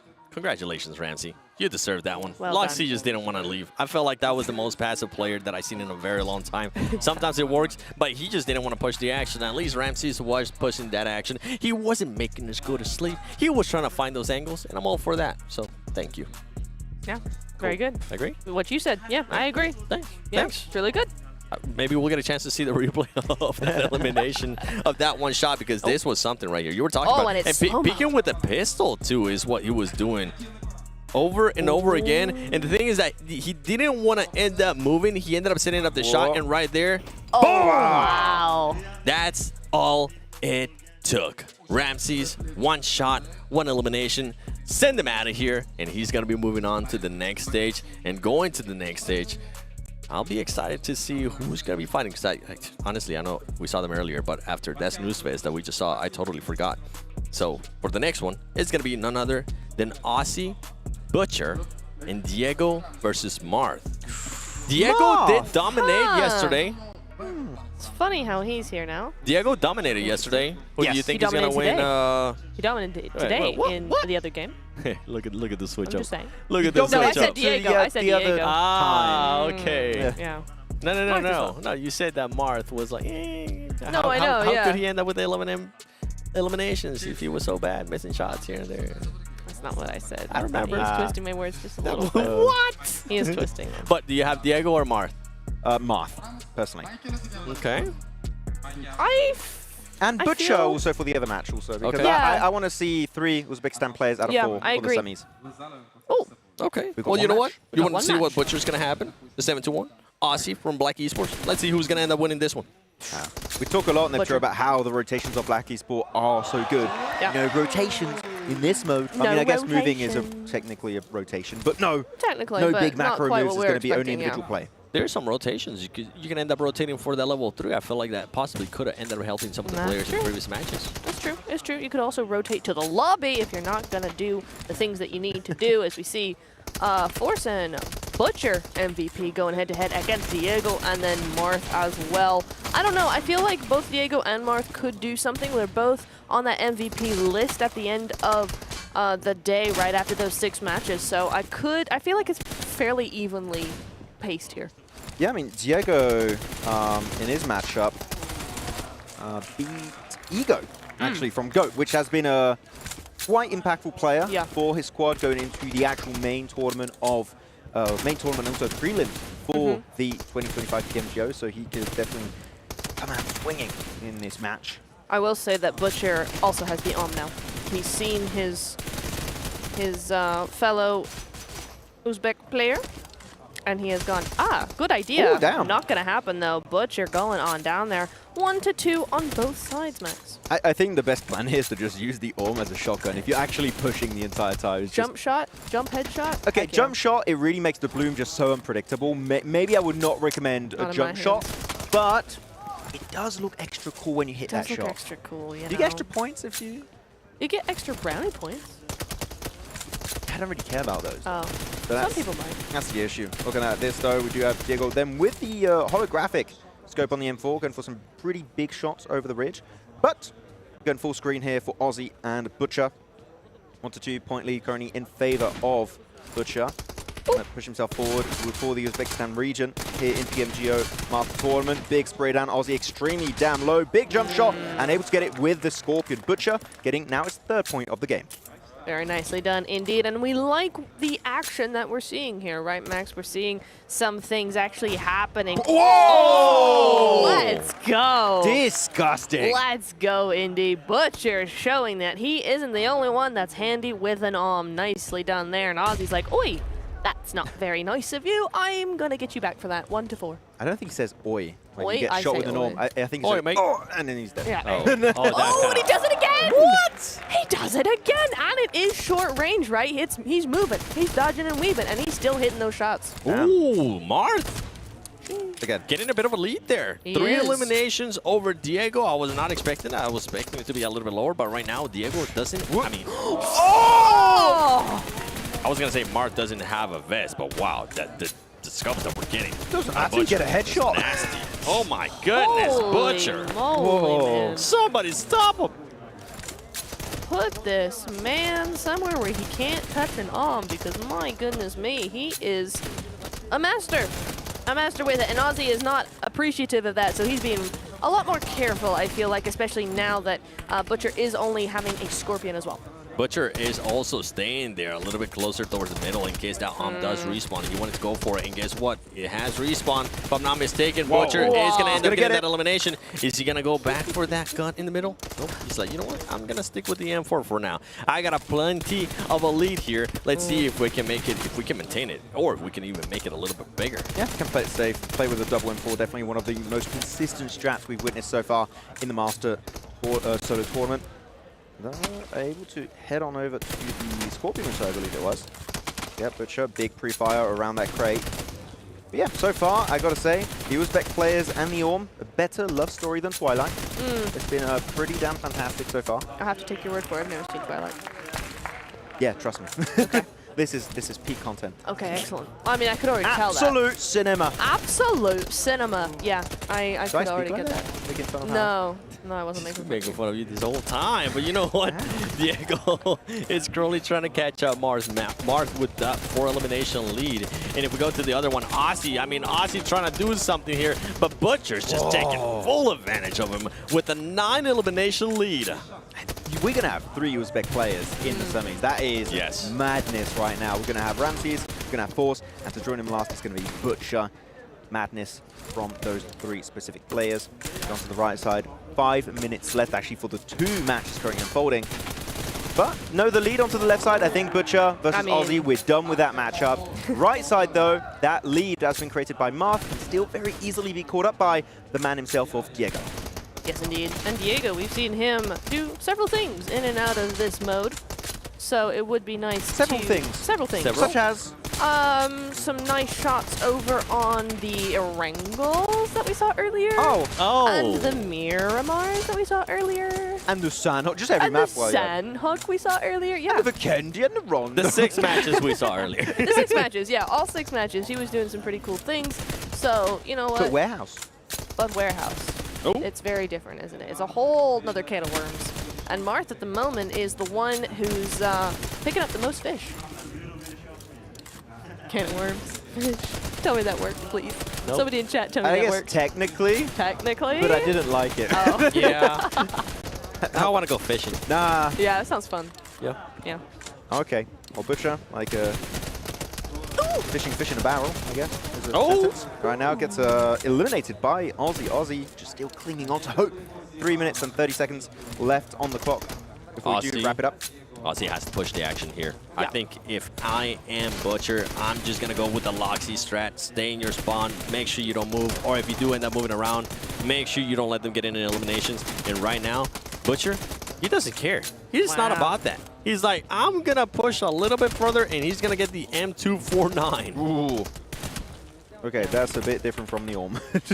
Doesn't quite work the same way, but not exactly one tap, is if your movement is on point, your opponent might run out of ammo for that Good clip nade. on the M4. It could actually be a really impactful weapon here. That nade able to bounce on over, able to do some work, and actually Butcher does follow it up with a few shots and gets himself an extra point. 13 points on the board. The tally is so much higher for Butcher than it is for his opponent. So yeah, again, that left side match for me, it's done and dusted. But actually a lead has been created that's even larger in favor of Marth. He's kind of looking to make his way to the next stage. Yeah, I mean, 5-10, it is still playable for Diego, right? It's all hope is not lost just yet, but now Marth is doing the strat that we saw in the last game of just kind of sitting up there on the roof and kind of just dodging and weaving either side. It didn't work on that Sun-Off game, but might work out here. So, there you go. Marth able to get himself on top of that crate, get himself a tier 3 helmet, and going super. Whoa! Okay, I thought that was going to be in the bag, but unfortunately, no, it will not be the case. And Diego able to get himself his sixth elimination of the game. But things are, again, pretty damn close. 2 minutes on the board. We are getting to that point where that lead is going to be hard to come back from. So Diego needs to be, again, hyper damn aggressive. Oh, and Diego right there. Oh, no. The elimination that he needed to hopefully start some momentum towards his side, it doesn't end up going his way. And for Ozzy and Butcher, honestly, with 1 minute and 40 seconds, we were talking about this yesterday, I don't think it's going to happen. I think the lead is just too much. Even with the timing, the other player might just, even if he ends up getting a little bit closer, the other player is just going to be like, you know what, you're the one that has to push the action. Right now, I feel like Butcher is giving him a bit of a chance. And to be fair, Ozzy is starting to push the action a little bit more. But Diego, currently 7-12. With 1 minute and 20 seconds left, he has to push it more. And talking about a player that's currently just holding and waiting for the angles, that's exactly what Marth is doing. And at this point, I'm not against it. You got the lead, you went for it, you were aggressive at one point, and now you have the comfort to actually sit back. Yeah, absolutely, especially with 1 minute to go, right? You don't want to risk an upward trajectory coming through from your opponent, because it is very easy that once you get one, you start bringing it all back, and it gets smaller and smaller and smaller, that gap anyway. So, yeah, I think they're in the right here. I think they're in the right to actually just, like, chill and wait and do something. And 40 seconds on the clock, 5:16. I think now he can kind of just go, well, you're not going to, it's impossible to get that many amount of elims on me in 30 seconds. So actually, I'm just going to have fun. Yeah, just give us a cool elimination to wrap it up. That would be cool. Even if you lose it, that is fine. I would respect it. But Marth says just no. Sit down, go back to your spawn location, get invincible, because that is the only way you can beat me. Is if I cannot do any damage to your character. Here you go, 20 seconds to go. And then, yeah, to wrap it up then onto how things are going to be going, then Butcher making it 3 out of 4 Uzbekistan players into the semis. That is, like, how many did we have total actually? We had 1, 2, 3, 4. We had 4, so 3 out of 4 actually made it through the entire Solo Master Tournament so far, right to the actual semi-finals this 7. That is an impressive ratio to have. Yeah. It is impressive. Does that mean that we could end up with the finals of just Uzbekistan players? Could be. Yeah, it's That would be entirely sick. possible. Yeah, that would be pretty cool, actually. Oh, Marth, there he is, winning. I don't know if he's happy or angry. I can't tell, and I think he's possibly telling his support, stand up, come on, give me that support Let's that you go. were giving for the whole team earlier. Where's that support for me now? That's Yeah. what in my head, that's... It was for Neptura, I think. It's like, oh, what are you saying, Nep? Huh? I'm You're sorry. talking smack. Okay, that's for you, Marth, right there. Yeah. It flew away. But, I mean, okay, we got in some couple matches here already done. We've gotten an idea of how these players are going to be playing. I'm intrigued to see how Ramses will end up playing the next section of this matches. Is he going to end up playing it passive, or is he going to be a little bit more aggressive? Because I think maybe the aggressive might work a little bit better for him. With the Orm. With the I would love that. Let's absolutely have that. Let's just have Om to Om, honestly. That would be so much fun. Especially when it comes to Butcher and Ramses, because we've seen before how good they are with them in that close range. But you can't both have an Orm, that's the issue, because the respawn time is so damn long. Maybe the only way you do is if you have a gentleman's agreement. You take an Orm, I go back to base, I wait for it to respawn, you get an Orm, and then we start shooting. Yep. That's the only way, but I just don't expect it to happen whatsoever. Marth, again, great movement, especially when it comes to the verticality side of the warehouse map, able to just surprise his opponent a lot of times, especially when, again, he had the lead, the point lead for a lot of the time in that match. So he knew he was controlling the pace. He was controlling who was fighting, who was engaging, who was defending. A lot of the time he was defending, and because of that, he created an even bigger lead. We have the matches set up for the semifinals. Ramses is going to be going up against Force, and then we have Butcher versus Marth. And you know what? We're going to go to the first one. Ramses versus Four. Who do you guys got for that one, Neptura? I'm going to go with Ramses. Okay. This and is our for- worst matchup, actually, by the way. Force know. versus That's true. Wait, who is so... Who? No! And for true. Butcher versus Marth? You know what? I'm going to go Marth. Marth? Oh, Yeah. okay. I'm gonna All go right. Marth. Okay. Max, Butcher versus Marth?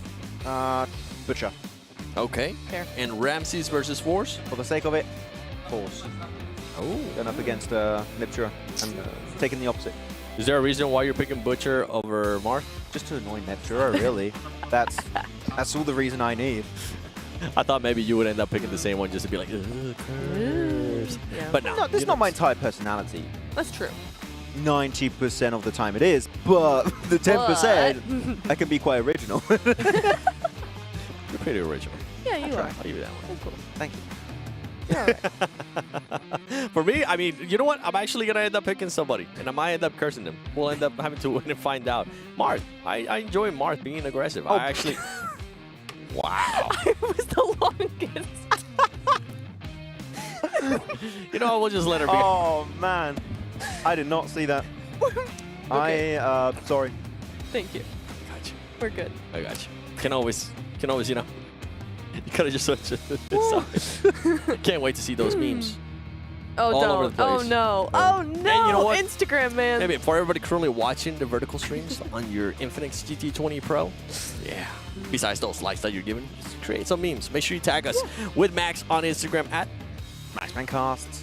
Neptura on Instagram at Neptura_network. Trust me, she keeps refreshing that thing. See, oh my God, I got another follower! Hey, And I'm then at you 1,028 now. can check out my Instagram at the 7WG to see some cool behind the scenes here of the PMGO Uzbekistan 2025. Well, like We're me starting to dancing? Is that... That was a great behind the scenes. It That was pretty really good. actually. That was great. I enjoyed that one. If you want more me dancing, go follow 7.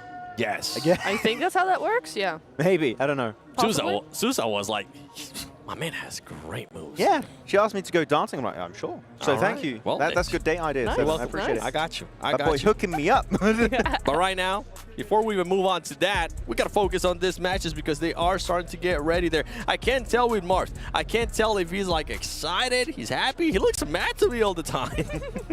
It's kind of true, right? He doesn't look particularly pleased, but you know what? He should be because he's just that step closer to a little bit more of that prize pool. When you talk to him, he's just one of the nicest guys possible. So I think he just might be in that zone. In the zone. He's got to be Concentrated. focused. He's like, you know what? I'm going to put my game face on. Sometimes people kind of have those personalities. They gotta switch Jason. it up whenever you are within the games. Some people have it, some people don't. It seems like Marth might have that, you know, beast mentality. Marth is Jason if he was a gamer, and if he was playing in this tournament. Like, he's nice in reality, just full of sarcasm and mean looks. Yeah. Look at him. Look at him talking all that smack. He's not here, he can't defend himself. Yeah. He's on the other side of the desk, yeah. He's over in Italy. I don't know. Maybe he's traveling or something. I have no idea. Hello, Jason. What's up? Hi, Jason. Ramsey's getting ready for this match. We'll see who's gonna end up taking it. I'm really hoping it's not one of the same stuff that we saw earlier. I want to see that aggressiveness, and I want to see some of these players actually be rewarded for it. And I want to see what kind of rotation some of these players might end up doing around the warehouse map if they're going to be going for that level 3. Which level 3 are they going to end up prioritizing? If you were in that situation, Max, would you prioritize the armor or the helmet? Helmet. Because I feel like helmet, you can just instantly get a little bit unlucky and just get double headshot and you're just pretty much done. As of, no. It just happens a lot. We've seen so many headshots happening in these matches. So for me personally, I would have to go helmet. What about you, Nep? I think I'd probably actually go armor. I've been thinking about this with some thought. And tell us. I don't really feel like the headshots are all that clear. I think especially if you're going up against an AUM, it's less likely you're going to get a headshot because you don't have as much time to actually plan the shot out. So I feel like if you get an AUM short range to your chest or an M4 to your chest, you know, with all that hip fire going on, you're going to need your armor. Yeah, but like 90% of the time it's the M4. So like that's... No, I know. Yeah, but even exactly. the M4. So, yeah, but even the M4. Yeah, I'm just looking at the hip fire sprays. They do have quite like a few headshots here and there. They do, they do. But it's mostly body, I feel like. Yeah, it is. Like a majority it is that. But I feel like that one time it gets you, it just Yeah. takes your HP away That is so true. quickly. It's kind of Well, crazy. To be fair, both of the matches already have one elimination. So we can put any worries that we had to this side as Force right now currently tied 1-1 with Ramses. And we go over to Butcher and Marth. And right now is none other than Butcher just leading that match. But it's only just by 1 as he tried to connect there with a beautiful grenade. He was barely able to connect. Yeah, we are getting, by the way, way closer to that line share of $10,000. Currently, the bare minimum you get for just playing these matches is $1,000. All of these players are getting minimum $1,000, right, if I'm not mistaken, with the prize pool distribution. I'll tell you what first place is going to be getting, which is going to be 2,500. 2,500, that's the one that they are actually going to want. We'll see, though. Right now, both matches at tied. You got Butcher versus Marth, 1-1. You got Ramses versus Force, 2-2. It is going to be closing right now. At this point, I don't want them to switch anything. Don't start switching that strategy. You can see, Ramses having to back off a little bit here as he needs to wait. Nice. He decided not to wait. He decided to go for that peek, and Force makes him pay for it. Does indeed. And same over there with Marth versus Butcher there. 2-1 and 2-3, so still very, very close. As we get closer and closer to the end of this tournament here, you're really seeing them start to just try and guard themselves a little bit more, a little bit tighter with those angles that they're peeking around, and getting a little bit slower as well. I did double check, by the way, Yes. Mr. Seven. 1,000 for 3rd and 4th place. Oh. So, everyone here, minimum, gets 1,000. So congratulations on Very that. nice, But yes.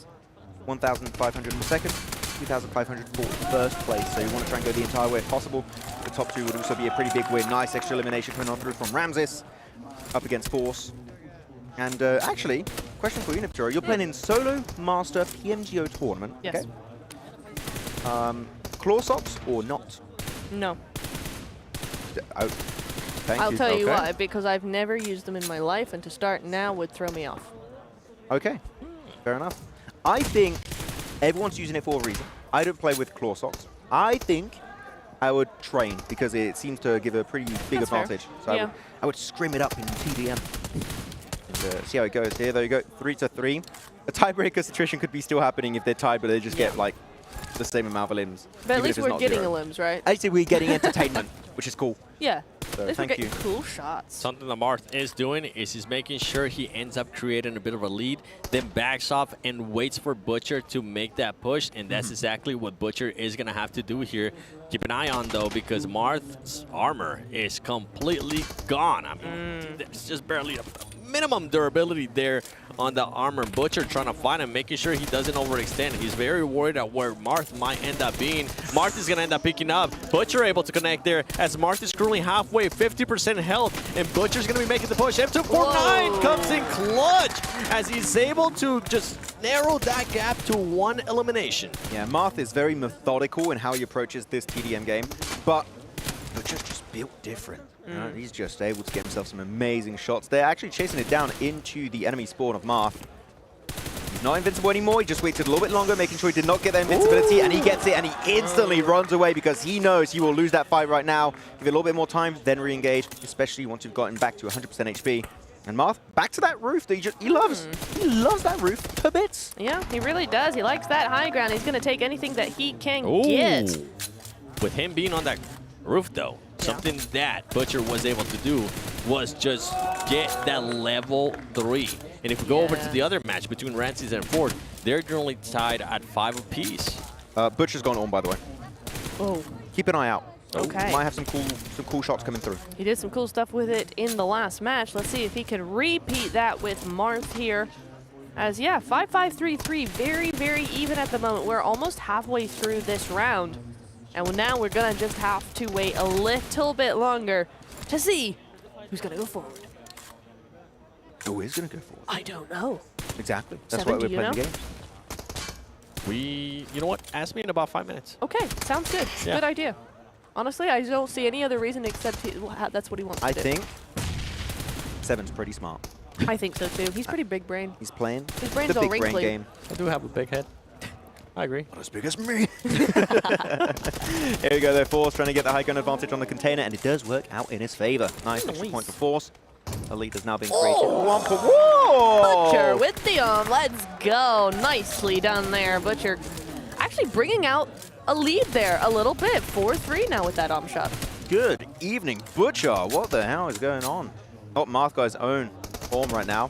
We're going to have an Orm clash right now. You're going to use it like his sword in short range. We'll have to see. Yes, he does!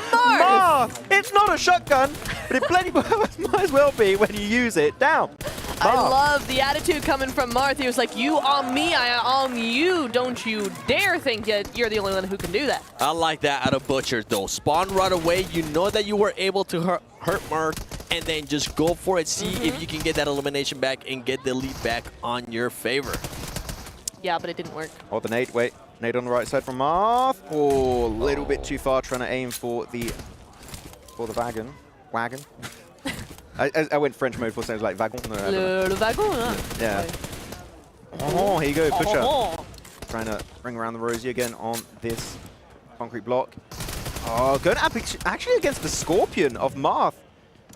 He was pretty low ammo when it came to his M4s. He was just going to be going for a secondary weapon instead. Now he has 2 M4s, and he does go also for an M249.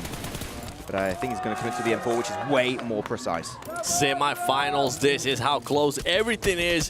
The match on the left of your screen, 7-7. Upgrade, Ramses being able to tie it up. Now he's wanting to get a little bit of home advantage here by seeing if he can possibly take the lead. And if you go to the other side, you got Butcher versus Marth, tied at 5 apiece. Butcher waiting a little bit longer. He has ended up catching Marth on the offensive, and it ends up playing on his favor. Right now, though, Butcher just backing up all the way to his spawn, and it might be a bit of a standoff here for these 2 players. Got a double tie here, 7-7, 5-5. Are we going to have a double tiebreaker? Could be literally happening. But no, it seems like Ramses is looking to go for the push, be aggressive. He does get himself an extra elimination. And I like the strategy we are witnessing right now, Neptura. We see the elimination because it's a tie. They get the point. They move back to their base to make sure they are in control of the battlefield. And the reason why they are able to do it, Neptura, is because that elimination that he had earlier on. And on top of that, he knows that Marth doesn't have any more grenades. He was able to use them earlier. He has all the advantage. You know what? I'm just going to wait at my spawn. Yeah, absolutely. I mean, why not, right? I mean, yeah, there you go. Force going down there. Ramses now running away with it ever so slightly. I mean, he's not running. I think he's walking away with it at this point. It's two-point gap. 9-7, very easily comebackable though. I do like it for the left matchup, Ramses versus Force. The audience, because they're true Uzbekistan players, they're like, yeah, like no matter who gets the elimination. No but there's matter a little bit more hype for Ramses though. I do have to say, Upgrade has had a lot of supporters here locally for PMGO, especially for the Solo Master Tournament. Good angle for Ramses though over there. Most of the time the angle is just getting the info, knowing where to push so you don't get instantly shut down the moment you go for the engage. Though getting close quarter combat once more, Force taking a severe beating, and so is Ramses. Swapping on over to the secondary on the Scorpion. That's an extra point. 10-7. Ramses, if he plays his cards right, with 1 minute 20 seconds on the clock, he should be moving on to the next stage of the Solo Master event. Yeah, now the gap is widening 10-7. I mean, still 5-5 for Butcher and Marth, but how much time we got? Just over a minute. Butcher and Marth need to hurry things up a little bit here if they don't want to go to a second match for them. But meantime, Ramses and Force, I mean, now the gap is 10-7, as I said a minute ago, and with less than a minute left, make that 11-7. I think we're seeing who is really going to come out on top here, Max. Yeah, that is just not possible to come back from, I do believe, unless we just have the fastest bunch of eliminations happening in a row, then that would be possible. But unfortunately, as of right now, yeah, with 40 seconds left over, and Ramses looking like he might just get an extra elimination to really seal the deal of this match. No, actually, nicely done. Force does get a little bit of an engage and a nice angle on top of that crate. But 11-8, Ramses don't need to really push too much. Looking on the right side, though, 25 seconds. Do they just want to go to a tiebreaker? Because as of right now, it seems like no one is willing to push, and they will be going for that second game. The thing is, though, is that the tiebreaker is going to put them in the exact same position as it is Exactly. now. So just do it. Just do it now. 10 Just do it seconds. now. Come on, rush it. Yeah, Butcher. Come on. You know you want to. Don't make us go to another one, because again, the exact same scenario. Just 5-5 versus 0-0. It's the exact same thing. My goodness me. Right, so we have another tiebreaker on our hands here at Max and 7. Tiebreaker Saturday is what the trend we are witnessing right now. The good thing, though, is that Ramses is going to be moving on over to the finals, as we still have to make sure we end up finding out who is going to be the other person joining him in the finals. Is it going to be Butcher? Is it going to be Marth? I think it was so close that they both resorted to, you know what, let's just play a little bit passive here. Let's see if maybe we can get a bit of a reset. You can see the cool man, the one that's focused. Marth, wondering what's going to happen here on this tiebreaker. Yes, looking indeed. Undeterred. He's just in the zone. Good word. Undeterred. I like that in this Out context. of dictionary. I just found it. Wow. I was looking for synonyms. Very nice.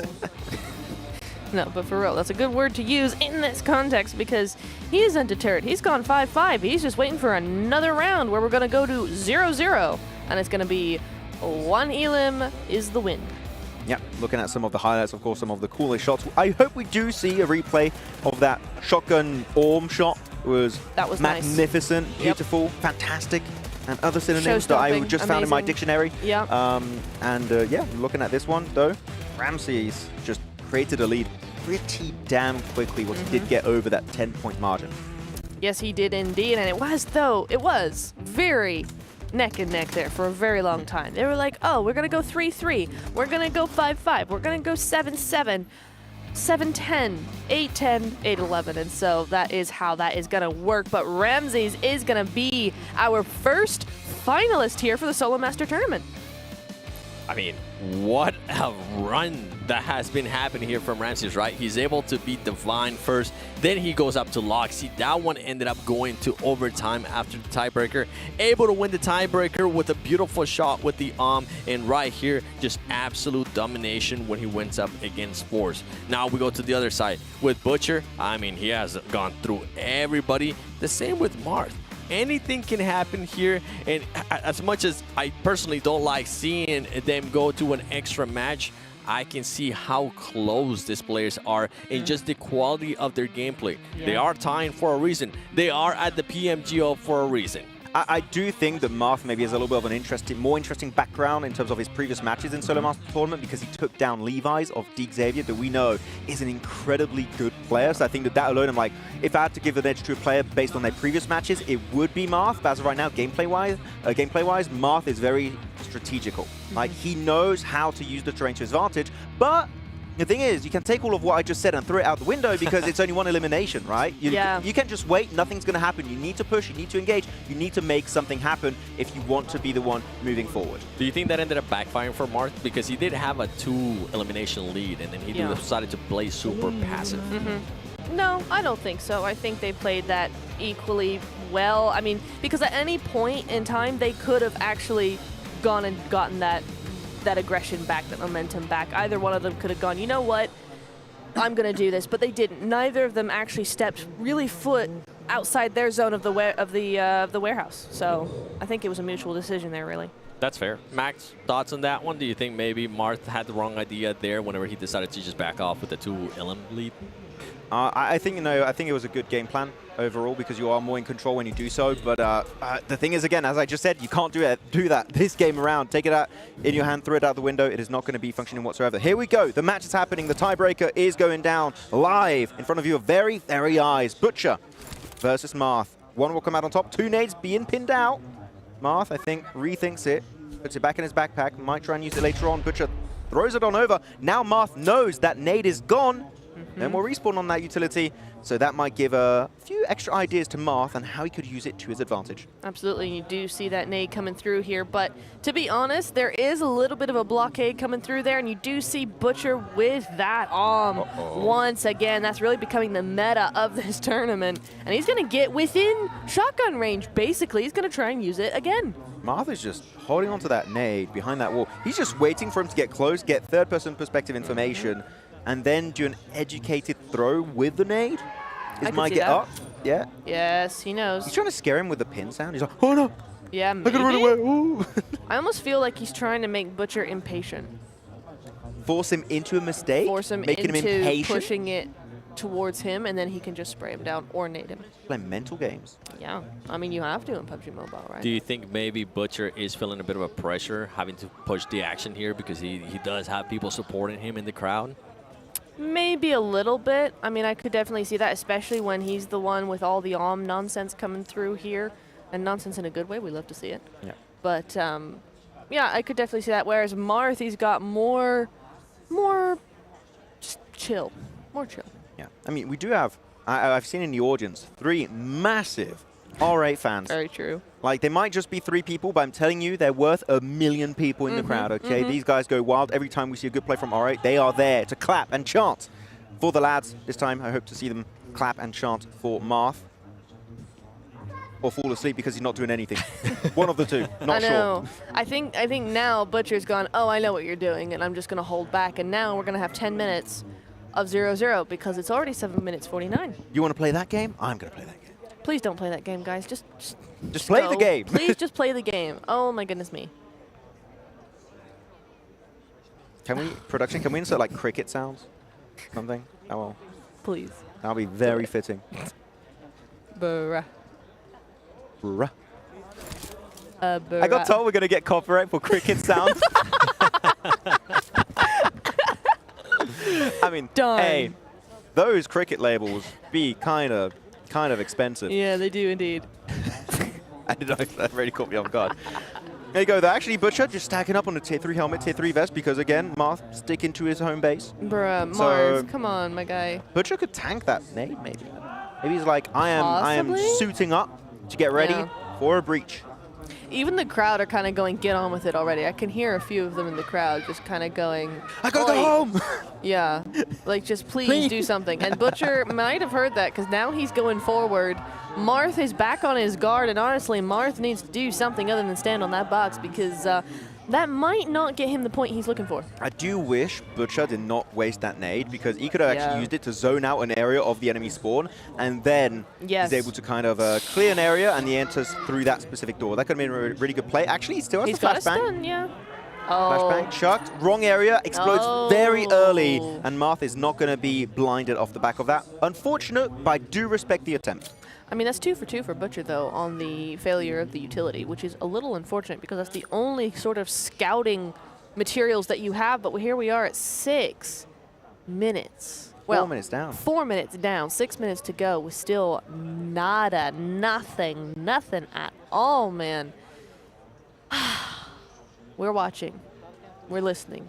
We're waiting. I mean, at least Butcher's closer now. Yeah, I'm just appreciating the textured details on this Oh, wall and this so palisade. nice. It's nice. It's like got gold accents to it. I'll buy that to my house when I get back. Yeah, you know what? Actually, because you got a rose bush, that would look really cool. That would Actually, look so pretty. I think we're cooking. yeah, I think we're cooking. Marth and Butcher not cooking. Us? I mean, I think Martha's been Ideas? cooking that nade way longer For- than anyone has ever been cooking a nade. Yeah, he's got the world record. Imagine for if he sure. accidentally forgets that he's actually cooking. He's the nade cooking. and He's like, just blows oh himself no, up. no. Yeah. Well, will the Ilum go to Butcher? Yeah. Hopefully. Yeah, it would. Actually, I don't remember. Yeah, does it does. It does. You sure? I'm pretty sure. Sure? 100%. I'm gonna test it. If I'm you're wrong, gonna go. Everybody on YouTube, 87%. TikTok, whatever it is that you're watching, please let us know. Is Neptura correct or wrong? I better be. I don't think it did. I remember I self-naded once. It was a mistake. And the enemy Once. didn't get a I'm pretty point. sure it's happened more than once. I think they didn't get a point for it. So no, was in. Oh no, it was in gun game. So actually, that doesn't count because you Yeah. didn't. Yeah. Okay. Yep. Yep. That Yep. was awkward. Awkward. Okay. Cool. We're gonna skate right past that and go right back to the silence that is this match, guys. You're not even looking at the screen half the time. What are you doing? I know he's locked in. Look at Mark. He's locked in. Yeah, I know. I'm making a point. You know what's his biggest enemy right now? Finger cramps. True. It's like too long in the same position. And itchy fingernails. Look, he's scratching his fingers there. Yeah. Look at him. He's rolling his eyes. He's like, bruh, when is this guy gonna push me? It's your fault, Yes. Marth. You're in your Push home him. base. Don't roll your eyes to Butcher. He's got those shades on. He's looking cool. He's feeling cool, and he's doing nothing. He is serving nothing. All right. Oh my God. This is I'm getting mad now. Matura. These Hold on. children. Do not give in. Don't do it. Stay strong until the Do very not end. become us. Chat. I have a question for chat. What did Yeah. you guys eat for lunch? Yes, Tell us. I'm very interested. I'm looking. If you ate lasagna, you win. I don't know why. I just completely like This lasagna. sounds quite good, actually. Mm-hmm. It actually, it's pretty banging. That's some amazing breakfast. Interesting. Breakfast? Breakfast? What? What is? Breakfast lasagna? Nah. No, I said I had some Oh. amazing breakfast. I was like, my man's skipping steps I was right gonna now. be like, nah. Maybe that's Like, what I they're know thinking about savory right now. breakfasts are a thing, but like 7 no. minutes, Butcher's thinking, wait, what was it that I had for breakfast? Country breakfast? Yeah, the country breakfast. It's delicious. Two And then fried some eggs, two cakes. sausages, Production some had fresh quiche. Production had quiche. They just said quiche. Oh. Quiche? Ooh. Yeah. Very nice. But now, what kind of quiche? Let's get in the details. Yeah. Tell us more, please. Tell us more, please. Well, the chat's definitely on the side of Butcher in this one. I'm watching them. Now look in. Yeah, I'm having a Chat. little look-see. They're a Be little chatting. bit behind, but you know what? It's fine. Yep. Chilling. This KD Oh of my 0 God. is Mars is not haunting taking me. out his gun at all. At all. At all. Does he even have one? Hey, he does. I was At all, at all. I was like, did he throw it away or something? I have no idea. Okay, Butcher. Okay, Oh, Butcher. okay, no, here oh we my go. God. Come okay. on. No! The tease. Butcher, please! Please, Butcher. Please. He just baited us. Oh, he's going back in. He doesn't even have a gun in hand. Oh, wait. Oh, pushing on over. He had enough. He's making a push into the enemy. Oh, and he's going back to the other building, back to the roof. He made him use the grenade, though. That's massive. Got the flashbang. That's huge. He's got the He's orb. got the arm in hand? Really? Wrap it up with the orb. That'll be extra cool. Really? Oh, he let it out, though. He knows Oh, that. Oh, no. if he can get up there, he's going to have him trapped. Okay. Come on. Come on. I respect I mean, this. honestly, I respect the... I want Butcher to win. Same. I'm usually unbiased. Usually. Yeah, just Try because to the not arm. We Trying want to the get on arm the to roof. win. Let's be I'm real just, here. honestly, it's not even because of the Oh. arm. It's because he's pushing the There you action. go. He needs to be careful, though, now. Marth starting to push a little bit out so he doesn't end up getting trapped. It is going to be 1 minute and 49 seconds left on this match. Butcher having the arm. Are they going to be switching over positions? They are, took and his they're spot. just playing cat and mouse here with us. That's a nice wall. I want to be there too for like 9 minutes. Here we go. One bullet's been here we taken. go. 4 bullets remaining. Marth able to get on top of the roof. So he's going to be playing ring around the rosy once more. Marth Butcher with needs a to be high gun careful. advantage. He's 23 bullets. He's got to be careful. If he misses the shot on the M4, he might just struggle. Butcher needs to be careful, though, with the arm. He's trying to get a little He's bit too trying to fancy. get it. It might end up backfiring. I know you want to get fancy with it. Marth's going to be pushing it, but it is Butcher with the arm shot sent down. The crowd goes wild, and he gets to go to the finals. Oh, you could see Butcher how he put down the device. He's like, I've had enough. Go back home, Marth. You pissed me off. I'm making it forward. I am making it to the finals. And that means here, ladies and gentlemen, the Solo Master Tournament finals will be between two Uzbek players. Absolutely. What a phenomenal way to win that tournament there. Really, really good stuff. You did see Marth, though. He's like putting his jacket on. He's like, I'm out of here, man. I am out of here. I spent like 6 minutes in that match holding a grenade, and it's time to go home. Please go home. Back to your hotel. Come back tomorrow. I'm happy. As I said, I'm happy that Butcher won. He was the one at least trying to push the action. Marth didn't leave his spawn for at least 7 minutes. Bruh. It was up until the point that Butcher decided to push up that baited that grenade. I felt like that was the big one. I think Parth in his mindset, he had an idea of what he was gonna do with the grenade, and he stayed with it on his hand for so long that he just became too tunnel focused with that, and Butcher was able to take advantage. I did get a little bit worried though, Neptura, with Butcher just trying to go for that one shot, as you're gonna be able to see right here in the air, to sit down, go back to the lobby, and let's just do it one more time. Oh my goodness me. What a play coming through there. I also shared your concern though, right? Because he was like, I'm so frustrated with how this has gone. I just want to go for that ego like clip, put it on social media, get something out of this at least, you know, at least try and go for it. It is very risky. I didn't love it, but you know what? It worked out and worked out in style, so I can't complain. He got the clip.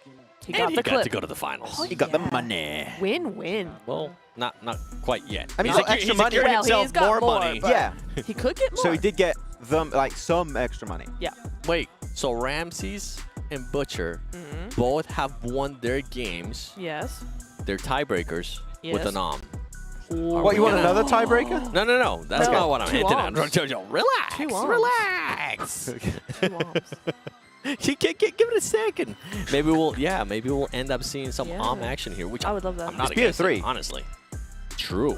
So we actually, the odds of a tiebreaker, like there technically. If we do have a tie We're not even on gonna the think last about game. that. I'm just excited to see who's gonna end up being the champion. There you go. You can see the path of these players all the way to the finals. Ramses, where's he from, Ventura? Ramses, he's from Upgrade. Did you just have to look at that? No. She looked at the logo, I saw it. No, She was didn't. staring at the logo. Saw She's nothing. like this. Yep. Okay. No, I was looking at it anyway. And Butcher, the 7-2-1 aggressors. I'm excited to see who's gonna end up winning here. You know what? Any ideas on who you guys think is gonna win? Oh, Put that's you on the really spot. hard. Butcher. Butcher, you think? I respect. You know what? I respect the 50-50, fast let's go answer. Ramses. Thank you. I don't know why you respect it, but thank you. It was just quick. I like okay. it. Nice. Not bad. Unlike that last game. Oh, sorry Thank again. you. Oh my god. Oh my god. I think she was just like, to be honest, you missed that window of time when it's like optimal to do a fist bump. Nah. Yeah. He's So- blaming me, guys. I say 50-50. But think we that's blame Marth gaslighting. 100% for that tiebreaker. Yes. We do. yeah. Yeah. I'm cool with that. I'm just cool with shifting the that too. blame. Agree. We can agree on this thing, yes. You know what? While we wait for that next match, can we just replay that? Yeah, Can can we just go back Can we do it real again? quick? Parth, That was Roman. so good. Yeah, just let me see the Come arm on. shot again. You know you We wanna. had it built up. It was about like 9 minutes building Please. up. Please, Give us another just 10 give me the seconds. Come satisfaction on. of just Come shooting. on. And then We once wanna we get see the shot, rewind it again and then play it again because I just want to was so see how he was good. able to line up the shot. To be fair, it is a very hard shot to hit So with hard. the arm while the player is on the air. Yeah, let's go. Here we go. Marth All right. gets on top. Oh, I'm loving the Parkour. slow-mo. Gets on top. He goes for it. The thing is, Butcher didn't even have full HP. He switched up, took off his legs, boy. That's insane. Send them back to the lobby. Oh, yeah. Oh, one more time. Just because. It was beautiful. Oh yeah, I'm gonna get him. Oh yeah, Butcher. Oh, you're nothing. Oh my god. How do you do it? There's no way That's he what should have Marth hit was that saying in shot, that game. honestly. To be fair, Marth was probably thinking that. He's like, okay, I was able to hit him earlier. He has the arm. Maybe he's trying to go for that lucky shot. He ended up getting the lucky shot. It's crazy. Happens. It does. He took damage only to lure him into a sense of false security. Yes. And it worked out. It's true. I think that's what Marth was trying to do, and it didn't work out for him. It's like, oh no, you 7 shot me. minutes. Oh, I am weakened. Please don't come over here. Yeah. I want to fight you. If Ramses win, maybe this is the confidence booster that they need so Upgrade can possibly end up doing good tomorrow during the final day of the PMGO. He's like, yes, I'm the champion now of the solo master. I'm just thinking, like, he's so hyped. He's like, yeah, guys, I'm Ramses. I'm so good. Look at me. We're so ready for PMGO for the last day. And his other teammates were just like, sure, bro. Yeah. Bro, Cool. yesterday we're so happy for you. we sucked. Yeah. Congratulations for you. Maybe his mood is infectious. Who knows? Maybe he's the energy his team needs, but no. I don't know. I don't think so. Sorry, I don't know what that was. Please. We've been here a while, okay? At the minute. What? Guys, we're losing over here. It's all right. It's all these, you're it's the all these mature one. tiebreakers. Take it away. All right.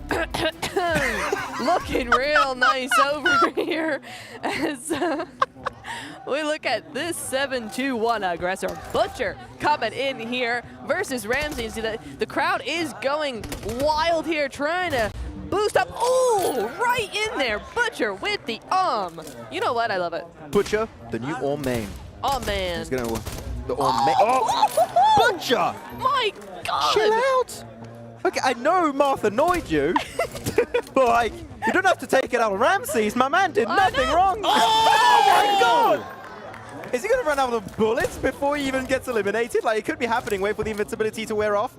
Go on, one more. Do it again. Do it again. Do it for the boys. Oh my God! Do it again. For real, please. Keep it going. Do it, one more. Oh, no, okay, it's fine. Hey, you know what? Butcher, 4 out of 5, good ratio. And now, yeah, 4 out of 5 is insane. Oh, he gets chased down. But wait until the Orm respawns once more. Or will Ramses go for it? He might. Suspense built up. No, double M4, Kimbo M4. It's going to be the game plan for Ramses. Imagine you can hold 2 at once. Oh, that's a nice headshot. Ooh. You will know this is me in game though when I'm starting to be like, ah. That's what I do. It's going to be Ramses who's picking up that It's true, now. so I'm just voicing it. Okay, Yeah. Barney's here. Oh, Barney. hi, Barney. Who's winning between Butcher and Ramses? Come on. Butcher's winning. Barney said it, so that means Ramses is going to win. Let's go. Okay, we'll see you here wrapping around the concrete blocks once more on one of those doors from the warehouse. And we do see the Orm once again in play, able to jump on over. The M4 is going to be swap, but Ramses uses that Orm, the trusty Orm. Doesn't even need to scope it in. And he gets that elimination, 3-4. It's so damn close. So again, this is going to be a BO3 match. The odds of a tie a little bit lower, but in the final game, it could be going the entire way once more. Good nade. Doing a little bit of trickle damage on Ramses. Hopefully nobody ends up choking up this lead because anything can happen here as Butcher trying to get the angles there. Butcher currently with a 1-point lead. Meanwhile, Ramses, he does have the He's going to be switching it to an M249. Oh, yeah, he's spraying with it. Oh, jeez. No need to reload with that bad boy. Yep. He's trying to put that scare tactic in him, isn't he? A little bit there with that M249. I keep seeing people look at me and I'm cracking up a little bit here. Okay. 7 minutes on the clock, 3-4. At least we have a lead this time, Max. Okay, all right, and we're going forward with me some more because everybody wants to hear my voice. I'll be right back at like 6 minutes. Okay. Yep. Okay, So just gonna go get a glass This of is water. all you? Going down the stairs. A lot of very funny. Ooh, headshot going on here. Was that you're going down the stairs noise? Maybe. But very We're not nice with here. the M249. This is all you. Got it. Alrighty. As we see Ramsey. Oh, Butcher going, absolutely not, sir. I want to nade you because you were very mean to me earlier. 4v4 or 4-4. As we're evening things up at 6.5 minutes going on the board here. But really just kind of running away, and I have to shield my eyes from these two next to me because they are not very mature at all. Making me giggle. And that's not very professional, is it, chat? Not at all. See what I do for you guys? We're seeing, oh, M249 on the board right now. Ramsey's going, dang it, there's no I can't get him back with this one, but he can still get those tasty, juicy headshots in here. Again, though, I kind of feel like we're going to be going head-to-head here. Oh, look, back up the Max stairs. Max 6 is minutes. back. I'm on time. Nicely done. Came back at the right time there, Max, as Ramses is able to get an elimination. Takes the lead. This was a player that was down by 4 eliminations. Guess what? The M249 is doing to him what Butcher was able to do earlier with the ARM. They are pushing the action. They are wanting to be aggressive. Butcher, very low HP. Ramses gonna try to get an angle here on him. He knows that he's gonna be low, and there you go. Ramses takes a 2 elimination lead. Yeah, still got the M249 if he really wants to commit to the bit. But though he has to wait to regen a little bit more. Ramses though going to get pushed up by Butcher. One nade in hand, can try and use it. Oh, he tries to get the tier 3 vest and actually not able to get it. 5-6, 1 more point and we'll be back to a tie. I've seen too many ties for a lifetime today. Don't want to see another one, that'll be fine. Thank you very much. Ramses, nice big little pre-fires here around the corner of that door for the warehouse building. Double nade cook. Oh, but it does get unpinned for Ramses. Does do so much damage. And Butcher with the Orm now swapping on over to the M4. I think he knows he did a bit of damage with that nade. Jumps on over, trying to get himself that drop shot, and he gets it done. 6-6. The biggest comeback of the day, the biggest comeback of the decade, maybe of the century. Am I overhyping it a little bit, guys? No, you're good. Keep going. Of the millennia! Wow. Okay, is that, so where's the limit? Like 500 years? Like where are we? Yeah, 400? something like that. 400 sounds about right. Or 600, you know, 6 and 6? A Does that equal millennium? 12 then? 1200? Isn't a millennium 1,000 years? Yeah. Yes. So like we're putting in between. Like I went to 100, then 1,000, then you said too much, I'm putting it. Yeah, you're Price is quite right. You're quite right, but the arm still is here! Oh my goodness me.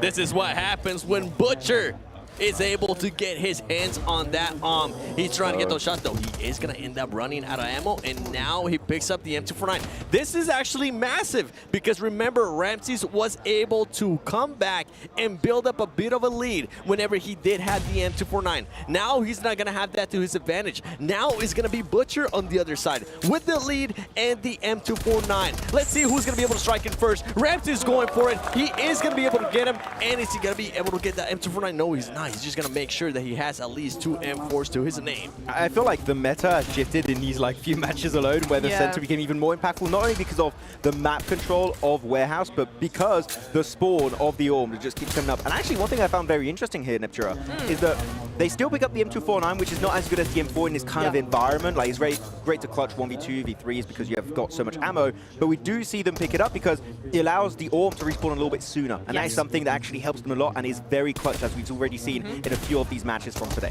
Yeah, absolutely. It's actually very strategic, isn't it? It's very, you know, Nice. I agree.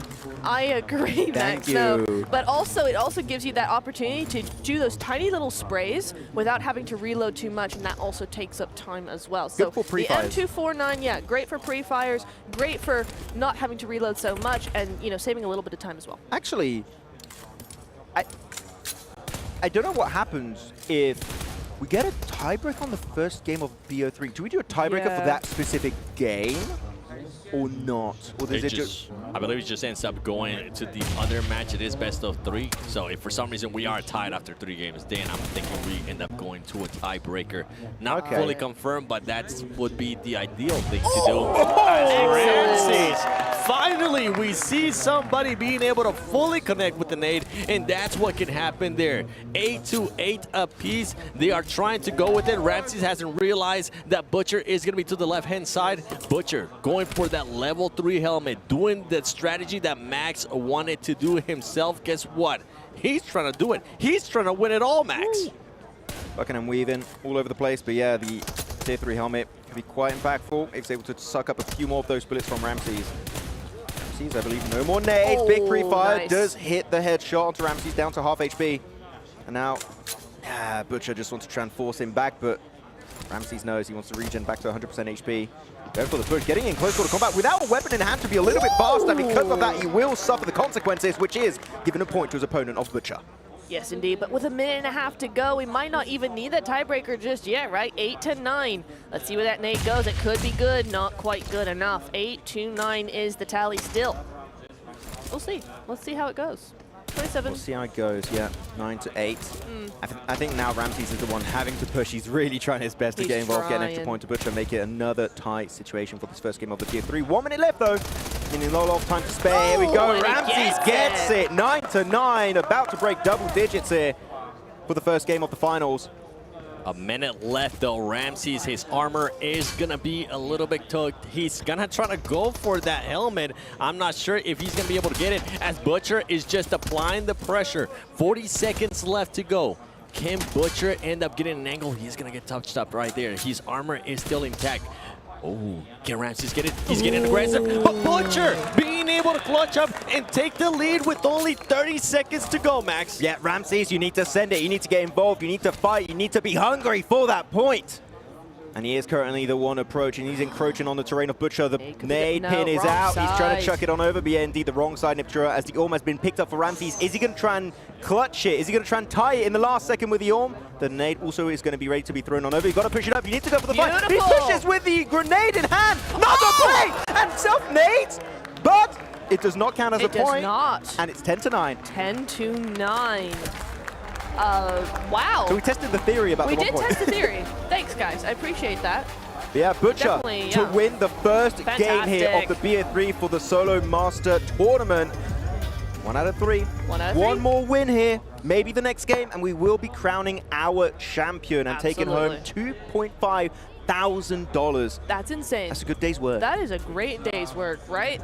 But we are going to be looking at now so many things coming back, right? Ramses is going to be like, not on my watch. He's going to be playing extra hard. Yeah, and Butcher's going to be like, yes, please, on my watch. Yes, true. You're quite right. Those shots that Butcher was At able the to start. get at the start, So good. the lead 4 that in he a was able row. to get, yeah, those 4 in a row, that's what you wanted to see. And honestly, he was rewarded there at the end. You don't want to end up pushing up with the grenade. It ended up backfiring for him. But I'm glad we got to see some action. Now the pressure is going to be on Ramses. Can he bring it back, and can he force a third match? It's entirely possible. They have been so neck and neck, honestly. It's been, and also they've been very, very strong this entire tournament, right? They have gone head-to-head with many different players and come out on top. So now we've got the best of the best going head-to-head. We've never throughout the entirety of this Solo Master Tournament had a lead created before the game even starts. And I think that's going to be changing the mentality quite a bit in favor of Butcher. He's going to be in control from the start. Even when it's 0-0, he knows I'm currently leading this game. I can control the pace of how things are going to go down. So Ramses, he needs to try and prove himself. He needs to make it a tie once more, 1-1 in this BO3. So Ramses, he's the one that has to prove himself in this match. I think it's going to come down to that pressure. Can Ramses do this? Can Butcher just hold on to that lead and, you know what, finish it with 2 matches? That would be absolutely lovely. For everybody currently watching all over the place, let us know in the comments below. What do you think? Who do you think is going to be the solo master, the last one standing, the one? I'm excited to find out. I'm excited to see if we're possibly going to end up seeing some more action, because that, the takeaway for me out of this whole tournament is I want to see more Same. It's the best. It is so fun. good. But actually, 7, before we get, actually, we're getting into this one. Do you think we're going to a match 3? Or do we think 2 matches is all we're getting?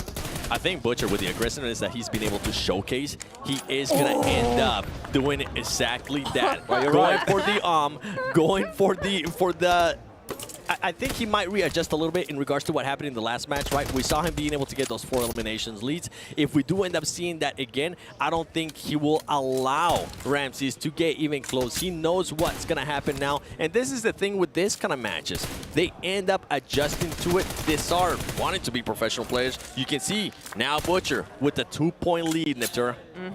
Yes, indeed. But still a long way to go just yet. Butcher trying and failing there with a little trick shot. That's what I was trying to say. Trick shot with that Once again, just 2 bullets left. He knows where he is, though. He's trying to get that pre-fire going, but it's not quite going to work. I do like the strat of Butcher, which is Orm if he's pretty far away, and he swaps on over to the M4 when he actually is getting pushed. Yeah. You saw that few of times, but even when he's getting Like pushed, that? it just works out. Like, he was like, you know what, I had enough of my strat I initially had and the theory of this commentator, so I'm just going to be switching it up a little bit, and it ends up working greatly in his favor.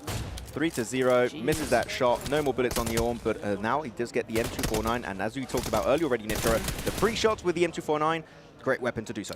Yeah, absolutely. And you're going to probably see a lot more of that coming through here as Butcher just distances himself just a little bit. Meanwhile, Ramsey's trying to get those super tight, quick shots coming through there, and they're going to see what's going to go on. The nades are possibly going to be traded here. We did see one on the side of Ramsey's doing things. Oh, trying to do that quick little shot we saw from the other day, and it does work for Butcher. He's now got that level 3 armor. Yep, the little animation cancel, and also the angle that was not expected from Ramsey as Butcher is able to claim himself his 4th point.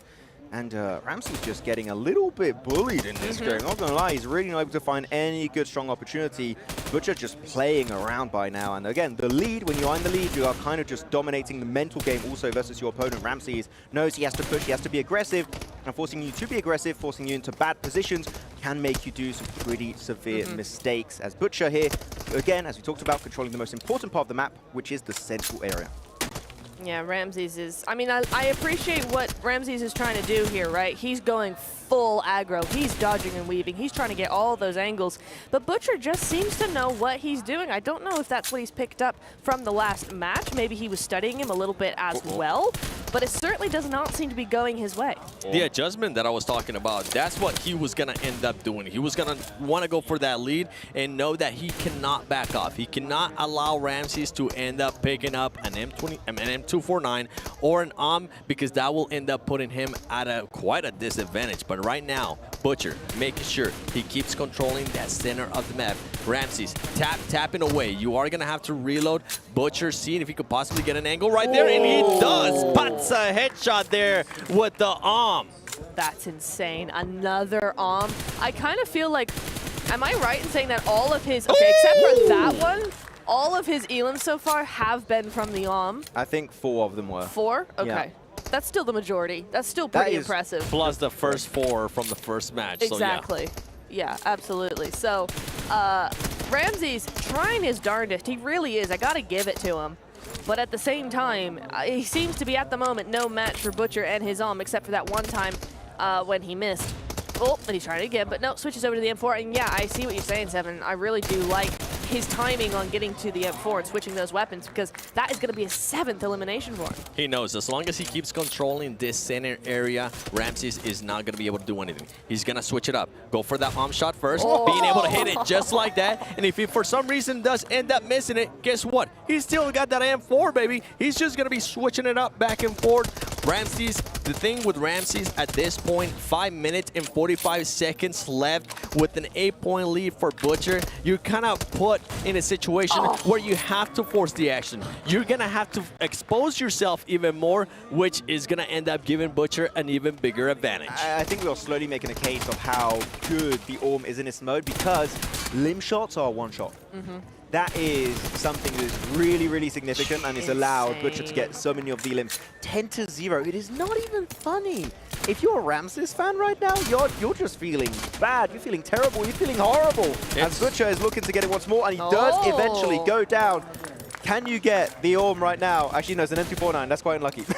No, it is good for him. Remember, he was able to bring it back with that M249 in the first match. This could be the thing that Ramses needed. But for Butcher, I love all the adjustments he's been doing. I love him keeping the pressure on, and right here, he's still getting the angles. He's not doing any of the other stuff that we have seen in the previous matches. He's not staying back. He's making sure he keeps going for it. Ramses, he has to be the aggressor here. He needs to. We need to see some urgency out of Ramses besides just holding angles and getting shots. But the thing is, Butcher is just waiting for the right angles. He's going for it. You can see him being able to connect right there, trying to see if he can confirm that into an elimination and make it a 10-point lead once again. Yeah, we're now going to be 4 minutes and 20 seconds away from possibly crowning our solo master tournament champion.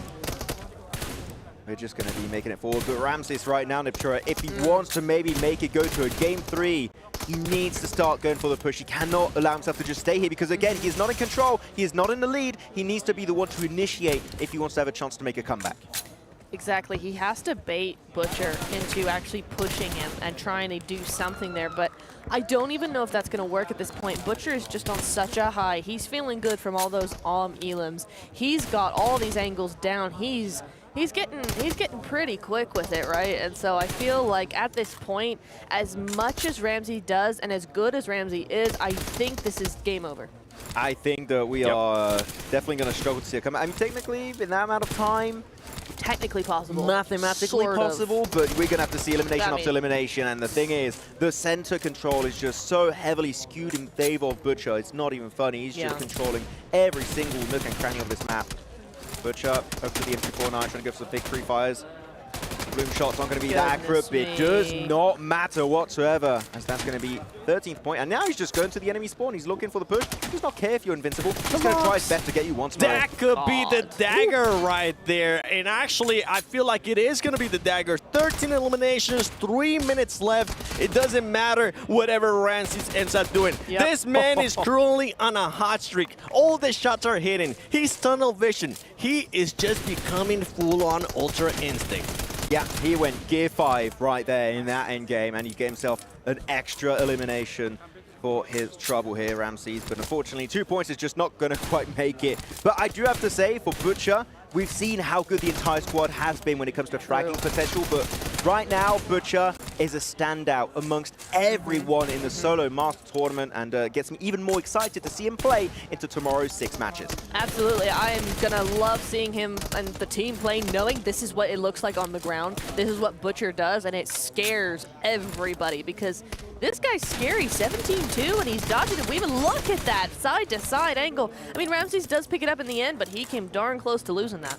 Yeah, I mean, no, at the end, it doesn't really matter. I think Butcher knows it's in the bag. He's just playing maybe for the clips, maybe trying to get himself the orb once again in the middle of the map. I do respect that Ramses is trying. He is pushing. He's trying his absolute best to get something done in this game out of pure desperation. But no amount of desperation will make this comeback possible. It does not matter. But Butcher still trying to maybe breach a 20 elimination game, which we have seen a few times, but those are quite rare. And it would be the crowning jewel moment to have it happen in this final match. Absolute domination that we're seeing here from Butcher, from the 7-1 aggressor, a player that came in from the open qualifiers, gonna be taking the solo master. There you go, Ramses at least being able to save some face. And at this point, I'm just thinking about it for the future. Whenever we do have the solo masters again, I would like to see a match between Butcher versus Nomi. Yes. Yeah. That would be a fun one. You can see these players now at this point, 519. Honestly, it's absolutely impossible for him to be able to catch up. It really is. It is game over, but I know we keep saying this, but he's really giving it the old college try, and he's doing a darn good job of it. I mean, he is up to 5 elims, right? In any other scenario, this would be a good, decent amount of elims, but the thing is that Butcher has just run away with it. He has sprinted, galloped even, so that 5 doesn't really mean anything. Yep, and the lion's share of $10,000 is just around the corner. It's 30 seconds away to be exact, and he better start thinking about what he wants to buy with that, because I'm telling you, he is going to be enjoying that prize pool. He's going to be enjoying that crown on top of his head. As Ramsey's trying his best to maybe try and reach 6 eliminations. He does get it. You know what? That's nice to see. But the 20 elimination bomb has in fact happened, and Butcher will become your solo master tournament for PMGO 2025. Butcher being the one that was able to master the AWM. That is, ladies and gentlemen, your solo master tournament champion, Butcher, from the 7-1 aggressor. This is when legends are born, and this man right now has put a big target on the back of his head, because a lot of people are going to be wondering, can they beat him on a 1v1 in a future solo master tournament? I can't imagine either his Instagram DMs or if he streams his chat. 1v1 me, bro. 1v1 me, bro. It was like, hey, can you trial me for the team, please? Yeah. I want to try. I want to see if I can fare in the battlegrounds myself. And if I'm Butcher, I'll be like, yeah, I'll 1v1 you. Sure. For $100. Pay me first. Dude, yeah. That would be so nice. This is a pretty good gig if he's doing that sort of thing. But no, I'm going to be very excited to see what he can do after this now, you know, going back into tomorrow, like you said. I think it's going to be interesting to say the least. I kind of wonder now if we are going to see perhaps Ramses being like, I'm going to get you tomorrow. You are mine. In-game. Yes. But like, I'm going to get you. Well, I wonder. as much as we want to speculate here what could happen tomorrow, make sure you tune in. But what I'm going to do now is I want to see him re-crowned as the champion. Yeah. So let's send it over to Barney on the stage. Welcome back to the main stage where we have found our solo Masters champion. It is, of course, Butcher from the 721 Aggressors. We would like to present to you a check for $2,500 and crown you the solo Masters champion of 2025. Demak, qadrli do'stlar, yakkalik bahslarida barcha raqiblarini dog'da qoldirgan chempionni taklif qilish payti keldi va u 2,5 ming AQSh dollari bilan taqdirlanadi. Qarshi oling, Z721 Aggressor jamoasi a'zosi Butcher!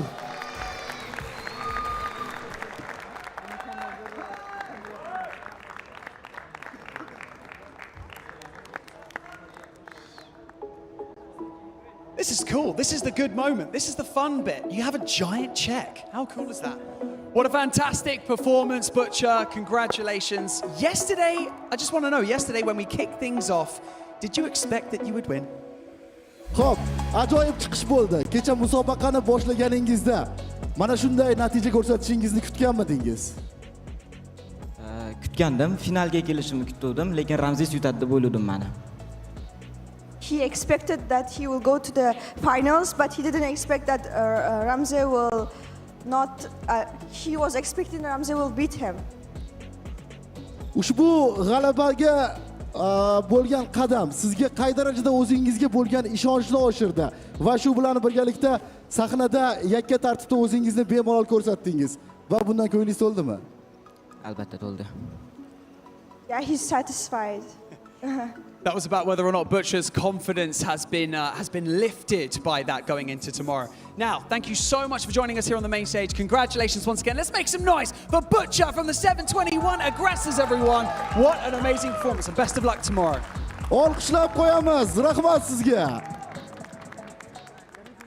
And with that, just one day remains. And remember, Smash rules are in place. So tomorrow could go the distance, or one team could just seize the day. Only time will tell. Thank you so much to all of the production, all of the talent, and of course, all of the players for all of your hard work this week. Like we've already mentioned, tomorrow is our final day, and we cannot wait to see you there. Demak, qadrli do'stlar, eng hayajonli birinchi kun ham ortda qoldi. Ertaga yanada o'z mahoratlarini namoyish eta olgan eng kuchli jamoa esa shohsupaga ko'tarilib, g'oliblikni qo'lga kiritadi. Va shu nuqtada biz siz bilan ertaga qonli to'qnashuvni guvohi bo'lamiz. Hozircha esa xayr omon bo'ling.